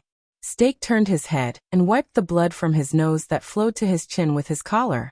He sighed in resignation. "My subordinates will cut off our escape route and leave without hesitation, leaving us in the chaotic camp to fend for ourselves." The disaster swords were silent for a while. Samuel looked up. "Cutting off one's tail? Even if you are their leader?" Steak showed an embarrassed smile. "It is precisely because I am their leader." Then, Steak said in his heart, "The Dragon Cloud City branch will have a new leader of Shadow Shield." Thales looked at Steak, who was covered in blood from his nose and was covered in wounds. He suddenly had a new understanding of Shadow Shield. Steak shrugged again. He had an expression of resignation that could not be faked or real. He gestured at the rope that bound him with his chin. "What do you think? I can give up on the prince, but our cooperation doesn't seem to be over yet. At least help me untie me and put on an act in front of my subordinates." At this moment, a terrifying voice rose in the air. It sounded like the hissing of a sand snake, but also like a gust of wind blowing through a cave. It made Thales feel uncomfortable. "Don't worry." The people around him subconsciously retreated and covered their ears. Ricky walked through the crowd. With his hood on, he came before Steak and continued to torture Thales' ears with his inhuman voice. "We have our own way." But Thales did not know whether it was because he was already used to it or because Ricky deliberately controlled it. But when he heard Ricky's inhuman voice again, the discomfort and desire to tremble were no longer as strong as before. Steak was also affected by the voice, and he trembled for a few seconds. He was puzzled for a moment, then he instinctively asked, "Crassus, why is your voice so strange?" Ricky gave a signal to the person behind Steak with his eyes. In the next moment, a slender figure behind Steak walked forward and knocked him out with the hilt of her sword. Thales saw the person who knocked Steak out clearly. Once again he was stunned. "We're done. Prepare to leave." Klein, who was beside Ricky, walked forward and spoke to the person who was waiting there. "Well done, miss. The information you brought back is worth 1,000 taels of gold. You will be rewarded in the end." It was Marina. Under Thales' surprised gaze, the disaster swordswoman who tied him in quick rope up in the tavern, Marina Novork, who wielded dual swords, nodded. She glanced at the prince with a cold gaze, and her gaze met the prince's. "Wait, what did Klein just say? What information I brought back?" A second later, Thales suddenly understood. Marina was the one who brought the information that Zachriel was chasing after Thales to the disaster swords after she woke up. After that, Sean chased after him in quick rope. And after Thales had no choice but to seek help from the prisoner guards, Samuel replaced Sean and appeared in front of them. When he thought of this, Thales' face turned pale. He glanced uneasily at Ricky, who was by his side under the hood. After the prince was saved by Yodel, he thought that he had gotten rid of the mercenaries, and that the only threat left was Shadow Shield. But in reality, whether it was Marina, Sean or Samuel, Thales had always been under the surveillance of the disaster swords, who were hiding in the dark. Until Thales' party and the other enemies in the underground prison exhausted each other, and both sides were injured. The more he understood, the heavier Thales' heart became. The group of people were escorted by the disaster swords and continued moving forward. Then they went up another stone staircase, and arrived at a huge circular platform that seemed to be able to accommodate hundreds of people.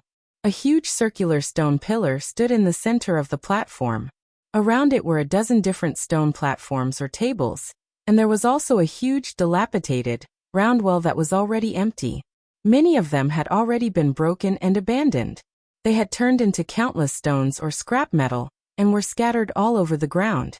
Thales carefully stepped over an obstacle that he did not know was made of steel or stone. He looked at the layers of stone platforms on the platform and asked in a daze, "This is..." Ricky did not even turn his head around. "The forge hall. Or what's left of it." This time, Ricky's voice started to return to normal. Although it was still unpleasant to the ears, it no longer gave the impression that he was scratching against a steel plate. Ricky sighed and said, "A long, long time ago, the prototype of the world's first batch of standardized anti-mystic equipment was secretly born here." Thales was shocked. He stared at the stone platforms, which had obviously been abandoned for a long time. His gaze changed. "What a pity." Ricky's footsteps stopped. It was only then that Thales realized that they had arrived in front of a stone slab. Ricky took out the key that had returned to its former owner from Thales' hands.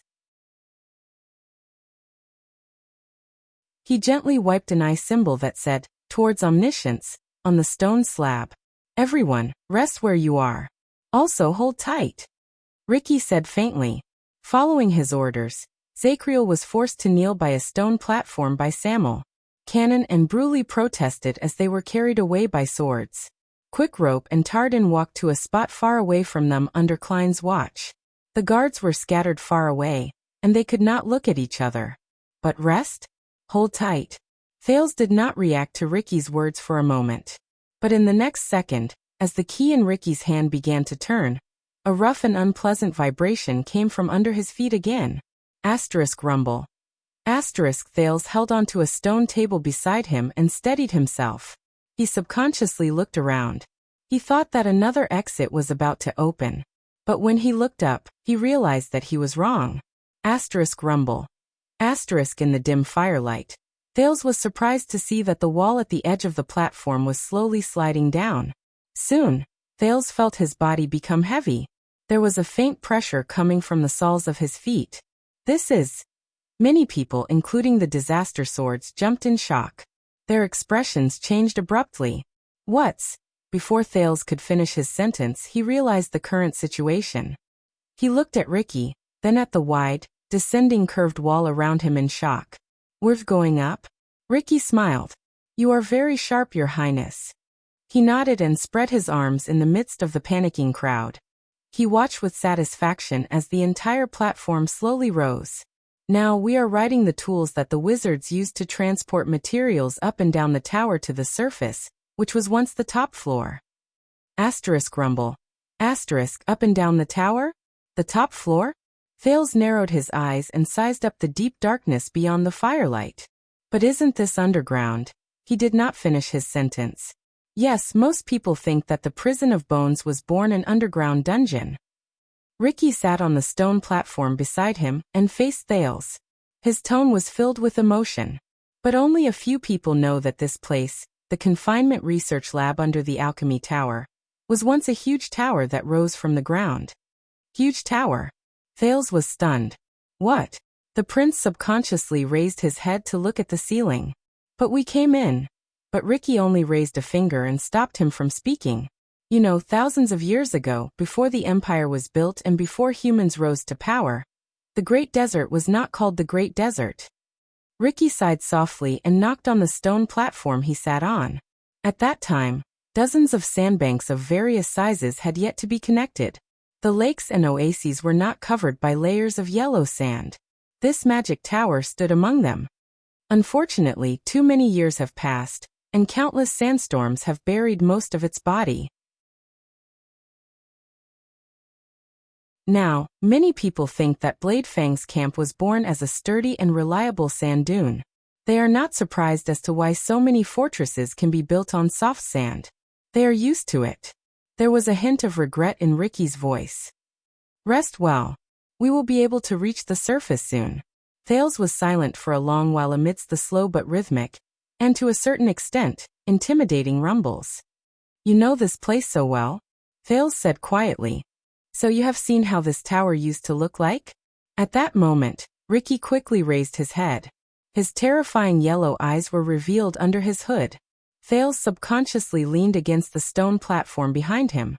"You do not have to spend so much effort to test my background, Your Highness." Unknowingly, Ricky's voice had returned to normal, just like his face. Other than that yellow eye, he was almost like a normal person.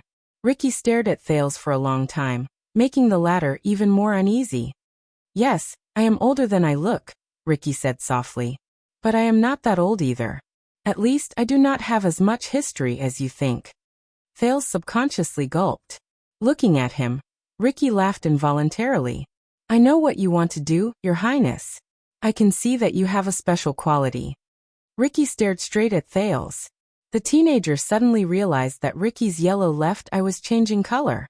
It changed back to its normal human color. Even now, even in the most disadvantageous, worst, and most hopeless situation, you still refuse to give up, right? Ricky chuckled and pointed a finger. I wonder, did you obtain the sin of Hell's River because of this? Or did the sin of Hell's River turn you into this? Thales was slightly stunned. Most disadvantageous, worst, most hopeless. Thales turned his head and glanced around. On the slowly rising platform, Zacriel narrowed his eyes and stared at them with a tired expression. He completely ignored Samuel's words beside him. Bruley and Cannon were tied together, and sat on the ground in a sorry state. Tardin leaned against a stone pillar, and looked elsewhere angrily. He seemed to have been provoked by his nephew, Quick Rope, who was crying and chattering nonstop beside him. Barney Jr. and Belden were in the distance. Thales could only see their blurry figures. But based on their history of ambushing people, he guessed that the two brothers would not be treated too well. The disaster swords stood all over the place. All of them were vigilantly watching the seemingly exhausted captives. Thales sighed. They were all in trouble, and there was nothing they could do. But, I'm used to struggling in the dark. Thales stared at the dust on the ground. He leaned against the stone platform to relieve his fatigue and said quietly, even if there's no light in front of me. His words made Ricky silent for a while. Me too. Ricky curled up the corners of his lips and smiled faintly. We all are. No, you're not. Thales sneered in his heart. You can even be reborn. Don't worry, my dear. Ricky looked at him and subconsciously changed the way he addressed him. You'll be safe. Thales exhaled and answered in resignation. Thank you. But Thales immediately remembered Ricky's identity, and he felt even stranger. Just now he was comforted by a living demon? Ricky suddenly reached to his waist and took out a cloth bag. High-quality jerky. Do you want some? Thales was startled again. What? Don't be shy. I know that the sin of Hell's River is a huge burden on the body. Ricky unceremoniously took out a piece of jerky from the bag. It would be strange if you weren't hungry. Ricky put the jerky into his mouth and tossed the cloth bag to Thales. And I need to replenish a lot of my energy. Thales caught the cloth bag in a flurry. He stared at Ricky dumbly, then at the cloth bag in his hand. In the end, Thales sighed and took out a piece of jerky. He had no choice but to imitate Ricky and start eating. As a result, an unusual scene appeared on this platform. Thales sat by the stone platform, and Ricky sat cross-legged across him. The man and the demon sat opposite each other in silence, and they both tried their best to bite the jerky in their hands. At this moment, Zacriel's voice suddenly cut in. Why? Thales and Ricky turned their heads at the same time. Zacriel leaned against the stone platform not far away with a weak expression. Demon, what is your goal? Ricky frowned slightly. When he saw the weakened Zacriel, Thales subconsciously wanted to hand him the jerky, but Ricky glared at him and stopped him. Zacriel ignored the jerky and said airily, That's right. After the Battle of Eradication, it has been a long time since a demon dared to appear on the ground and in the human world. After the Battle of Eradication, Thales seized this timing.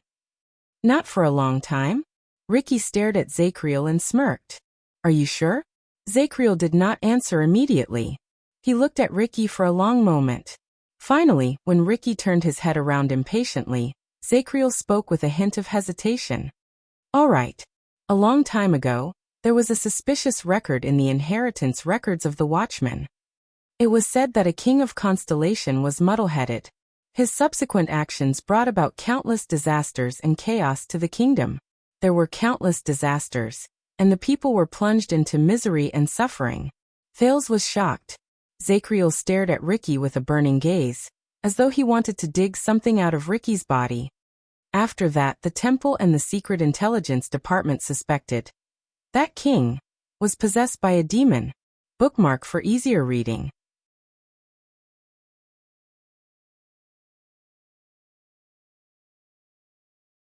Chapter 476. In the midst of the anxious atmosphere, Zacriel stared at Ricky with a burning gaze. But this has never been confirmed. Ricky was silent for a while. Oh, interesting. Ricky stared into the Night of Judgment's eyes and smiled. Which king? Under the man's profound gaze, Zacriel shook his head firmly. I cannot say. Thales exhaled. As the floor trembled, Ricky suddenly turned his head around and cast Thales a profound glance. It startled the latter. But in the end Ricky turned his gaze away and responded to the Night of Judgment's words. Watchman, how much do you know about demons? How much do you know about me? Zacriel was stunned for a moment. Come tell me and tell your prince, Ricky said with a smile. Zacriel cast Thales a strange glance. In Constellation, Sunset Temple and the Kingdom's Secret Intelligence Department have been dealing with existences like you for a long time. Thales' expression changed slightly. According to Sunset Temple, you cannot invade the world with your true bodies. You can only possess people and use your current body as a vessel. Or perhaps you have lost your mind and can only speak through the mouths of your believers. Zacriel scrutinized Ricky carefully. But no matter what, your current appearance is just an illusion. Your roots are in hell. This is why you did not die even though you were fatally injured. Possession. Confusion. Thales suppressed the shock in his heart and digested the new knowledge. Ricky stroked his chin and raised an eyebrow. Interesting. The leader of the Disaster Swords nodded and said, Anything else? Zacriel was silent for a while. According to the records of the Kingdom's Secret Intelligence Department, aside from consciousness, you can also contaminate the world. Zacriel stared at the part of Ricky's body where he was injured. He gritted his teeth and said, The flesh and blood contaminated by you have abnormal activity that cannot be explained by common sense. You live in every inch of your body and every bit of your spirit. Unless you meet your natural enemy, you will never die and will never be reborn. Contaminate. Thales remembered something, and he could not help but turn pale. Natural enemy? Ricky's interest seemed to be hooked by this new term. Zacriel continued to scrutinize Ricky's expression. The weapons blessed by the priests in the temples possess the power of the gods, and they can cause irrecoverable damage to you, Zacriel said softly. This is the so-called divine vanquishment. The temple. Thales recalled the few times he had crossed paths with Sunset Goddess and Bright Moon Goddess, but they were all unpleasant memories. But you must have a purpose, don't you? Zacriel stared at Ricky. It's written in the Sunset Scripture that when demons appear in the world, they must have a request. Then, why did you come all the way from hell to find out the truth about the Dragon Breaker? Ricky was stunned. After a second, Ricky's lips curled up. He finally could not help but laugh. Ha ha ha ha. Thales and Zacriel looked at him questioningly or coldly. Finally, Ricky was done laughing. He raised his eyes and said in a mysterious tone, So your understanding of the gods and demons, as well as heaven and hell, came from Sunset Temple, which supported the Jadestar King and became the Orthodox Church of Constellation, right? Thales tensed up. Zacriel pursed his lips tightly and did not say a word. Ricky leaned back against the stone platform. He seemed to be rather relaxed. You know, before Bright God Church split up, the most primitive and unmodified Bright God Edict would tell you that the sun and hell's river stood opposite each other in the unreachable heavens and earth. One was the source of all things and gave them life, while the other was the end of all things and buried death. The two coexisted equally. Everything was natural and had its own rules. Bright God Edict. Thales thought of something. He remembered that Saroma had once told him about the boring creation myths of these religions. But during the Age of the Empire, the Holy Sun sect, which was the most influential in the church, and the Holy Sun precept, which they regarded as their standard, began to say that the sun was beautiful, holy, and benevolent. Only those who believed in the gods, especially those who believed in the Holy Sun and were blessed by the gods, could ascend to heaven after death and enter God's kingdom without suffering. Ricky's gaze turned cold. On the contrary, Hell's river was terrifying, terrifying and cruel. Only sinful souls would pass through Hell's river and fall into hell controlled by demons, where they would suffer for eternity. From then on, the Bright God Church's self-proclaimed Orthodox Holy Son faction began to take power. In order to win the favor of their Lord God, in order to prove that the Holy Son was the true successor of the Bright God, they competed with each other to perform well. They fought for power internally, reopened the Inquisition, suppressed the outer gods, and persecuted the heretics. Ricky snorted softly. And the irony is that today, when the Holy Son declined and split up, look at the dawn scripture and sunset scripture. They began to argue about which of the two sons was more sacred.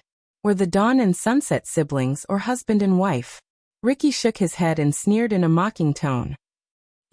Ricky straightened his body and stared at Zachriel coldly. And you took what these churches told you? These records change once every era, and every version is distorted once. As the truth? Zachriel furrowed his eyebrows tightly. So what is the truth? The Knight of Judgment subconsciously raised his voice. What exactly do you want to do? But Ricky suddenly raised his index finger and stopped Zachriel from speaking. You just mentioned a certain king in Constellation's history, right?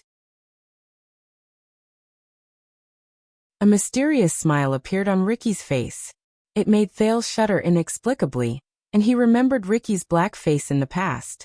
Coincidentally, I also have a story about a king. Thales and Zachriel looked at each other. They were both stunned. Legend has it that a long, long time ago, during the boundless era of kings, there was also a great king in the world. He had great achievements in war, and he was wise and farsighted. Ricky's tone was mixed with the low rumbling sounds of the platform beneath his feet.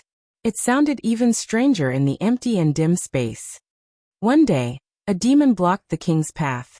It said, "Wise king, please accept my help. I will help you conquer the world and distinguish between loyalty and treachery." Ricky's smile did not fade. The king was wise. He was not moved at all. "Demon, I know what you are up to. You just want to destroy my kingdom." The demon flew into a rage out of humiliation and attacked the king. But the king's power and army were unparalleled. The king's wisdom and strategies were as deep as the sea. Soon, the demon and its minions were defeated and imprisoned. Ricky's tone became even stranger, and it made Thales' heart clench without him realizing it. The demon trembled in fear and begged in the prison. "Please, great king, I can provide you with greater power, or else you will not be able to conquer the world." Ricky curled up the corners of his lips and looked at Thales, making the latter's heart tremble. "I can conquer the world on my own. I do not need your weak help." The king wisely rejected it. "Demon, I know what you are up to. You just want to destroy my kingdom, but in the face of my power, you are nothing." The king conquered the world, but wherever he went, there were cries of war victims everywhere. Wherever his army passed, blood would be everywhere. Soon, everyone began to oppose his conquest. The king remembered the demon's words and was extremely angry, so he went to the prison and tortured the demon. Ricky took a deep breath. His words continued. The demon trembled in fear and begged in the prison. "Please don't torture me. I can provide you with wiser advice. Otherwise, you will not be able to distinguish between loyalty and treachery." Zachriel's gaze froze. "I can distinguish between loyalty and treachery. I do not need your foolish advice." The king wisely rejected it. "Demon, I know what you are up to. You just want to destroy my kingdom, but in the face of my wisdom, you are as stupid as a pig."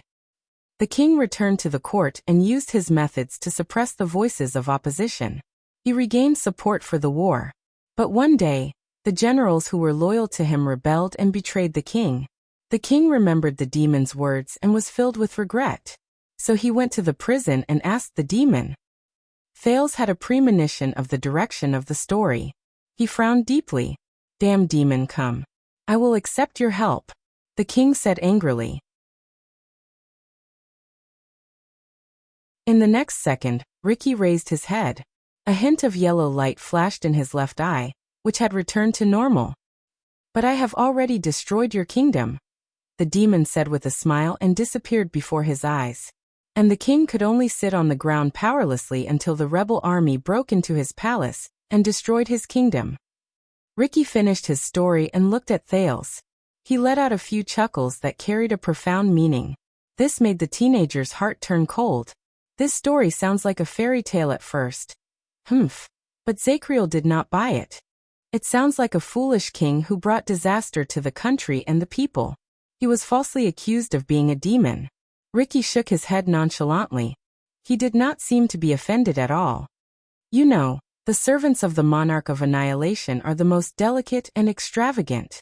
They love to bewitch kings, attach themselves to the nobles, and witness death and chaos through the whispers and murmurs behind the scenes.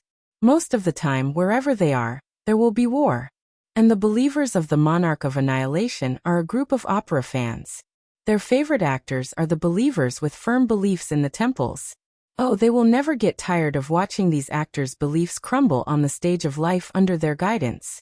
In the end, they will betray and blaspheme the gods. Ricky said a few terms that Thales had never heard of in a seemingly casual manner.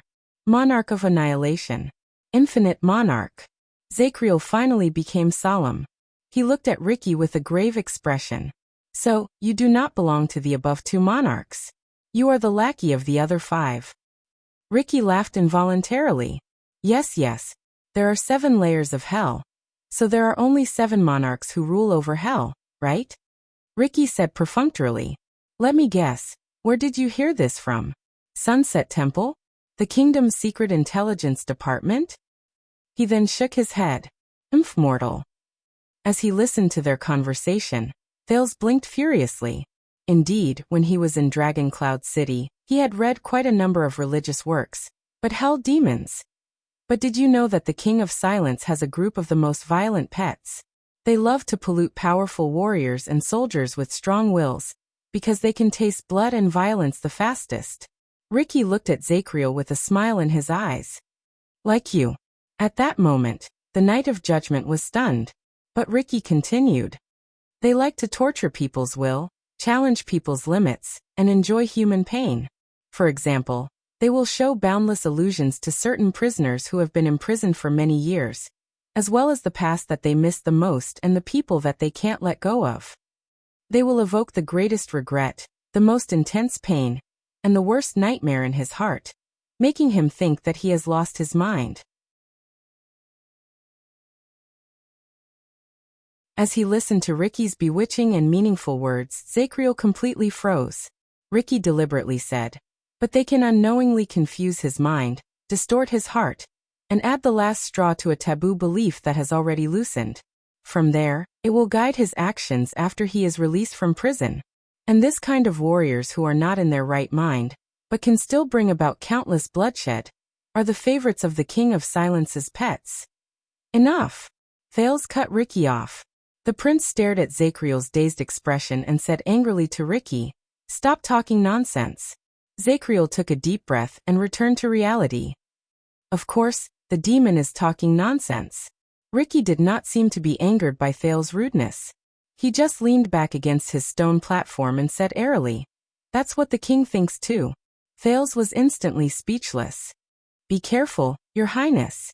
Do not make presumptuous guesses about what the demon wants to do. Do not think that you can be smarter than the demon, much less stronger than the demon. Ricky stared coldly at the wall in the distance as it gradually slid down. Because when you asked the question, Ricky turned his head and stared at Thales with a pair of cold, deep eyes. It has already succeeded. By the side, Zacriel was silent. Thales stared into his eyes. He wanted to say something, but did not. The demon is always there, Ricky said with the ghost of a smile. But the demon does not speak. The gods know. Ricky snorted softly and added coldly. But the gods do not speak. The demon is always there, but the demon does not speak. The gods know, but the god does not speak. The prince felt an inexplicable chill run down his spine, as he sensed the profound meaning in this sentence. Thales was silent for a while. He felt that he was completely suppressed by Ricky, whether it was his aura or the situation. But he remembered something. If they are really that terrifying, the teenager said again, attracting their attention. Then why did you have such a huge reaction to the name Truth Brothers? As expected, the moment he said it, Ricky's arm trembled slightly. He stared at Thales with a complicated gaze. I have heard of it. Thales braced himself and continued. The calamities, the mystics. They killed the gods, started the battle of eradication, and dragged the demons from hell into it. At that moment, even Zacriel furrowed his eyebrows. Thales sucked in a deep breath and asked the biggest question in his heart. So, you came here today to ask about the world of purification. I mean the Dragon Breaker's background, and the relationship between the legendary anti-mystic equipment and the two empresses. Is your goal a calamity like the Magic Empress? Ricky was silent for a long time. For a few seconds, Thales could only hear the rumbling sounds of the platform moving up and the mercenaries whispering to each other in the distance. Finally, Ricky spoke in his softest and most mysterious tone. The calamities killed the gods.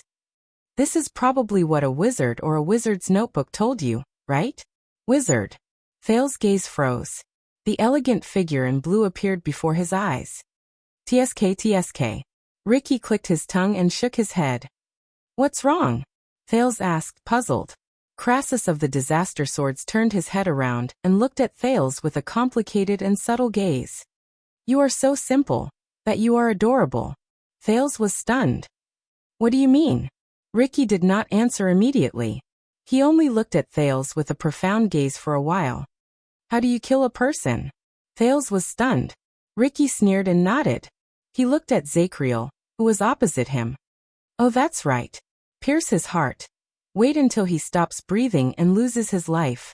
But if I come back to life and start breathing again. Oh, sorry, you didn't kill me. Ricky laughed even more merrily and pointed at his neck. Zacriel's gaze on Ricky became even more solemn.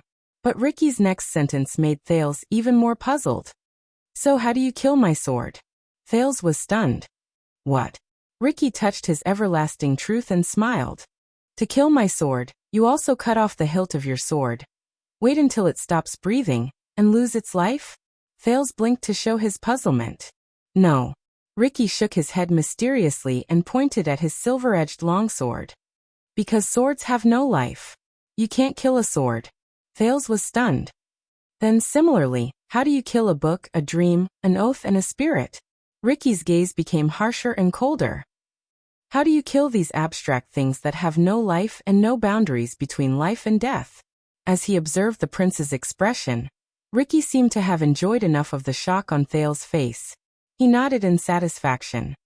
Now, my dear, answer my next question. Thales took a deep breath and suddenly understood what he meant. No matter how powerful you are. Ricky stared at the dark ceiling, as if his gaze could penetrate it and reach the endless starry sky above his head. But how do you kill a god? Thales breathed in a daze. He could not help but think of what Asda had once told him. Surpass the gods and look down on all living beings. Even though I am reluctant to part with your innocence and adorableness, my dear. At some point in time, Ricky's way of addressing him changed. It is time for you to lift your eyes from the lies, whether they are fabricated by the temple, the church, the magic tower, or the wizards. Ricky's eyes sparkled. Self-righteous lies. You're tuning in to the Echoes of the Heart YouTube channel. Don't forget to subscribe and join us on this journey to catch the most captivating stories.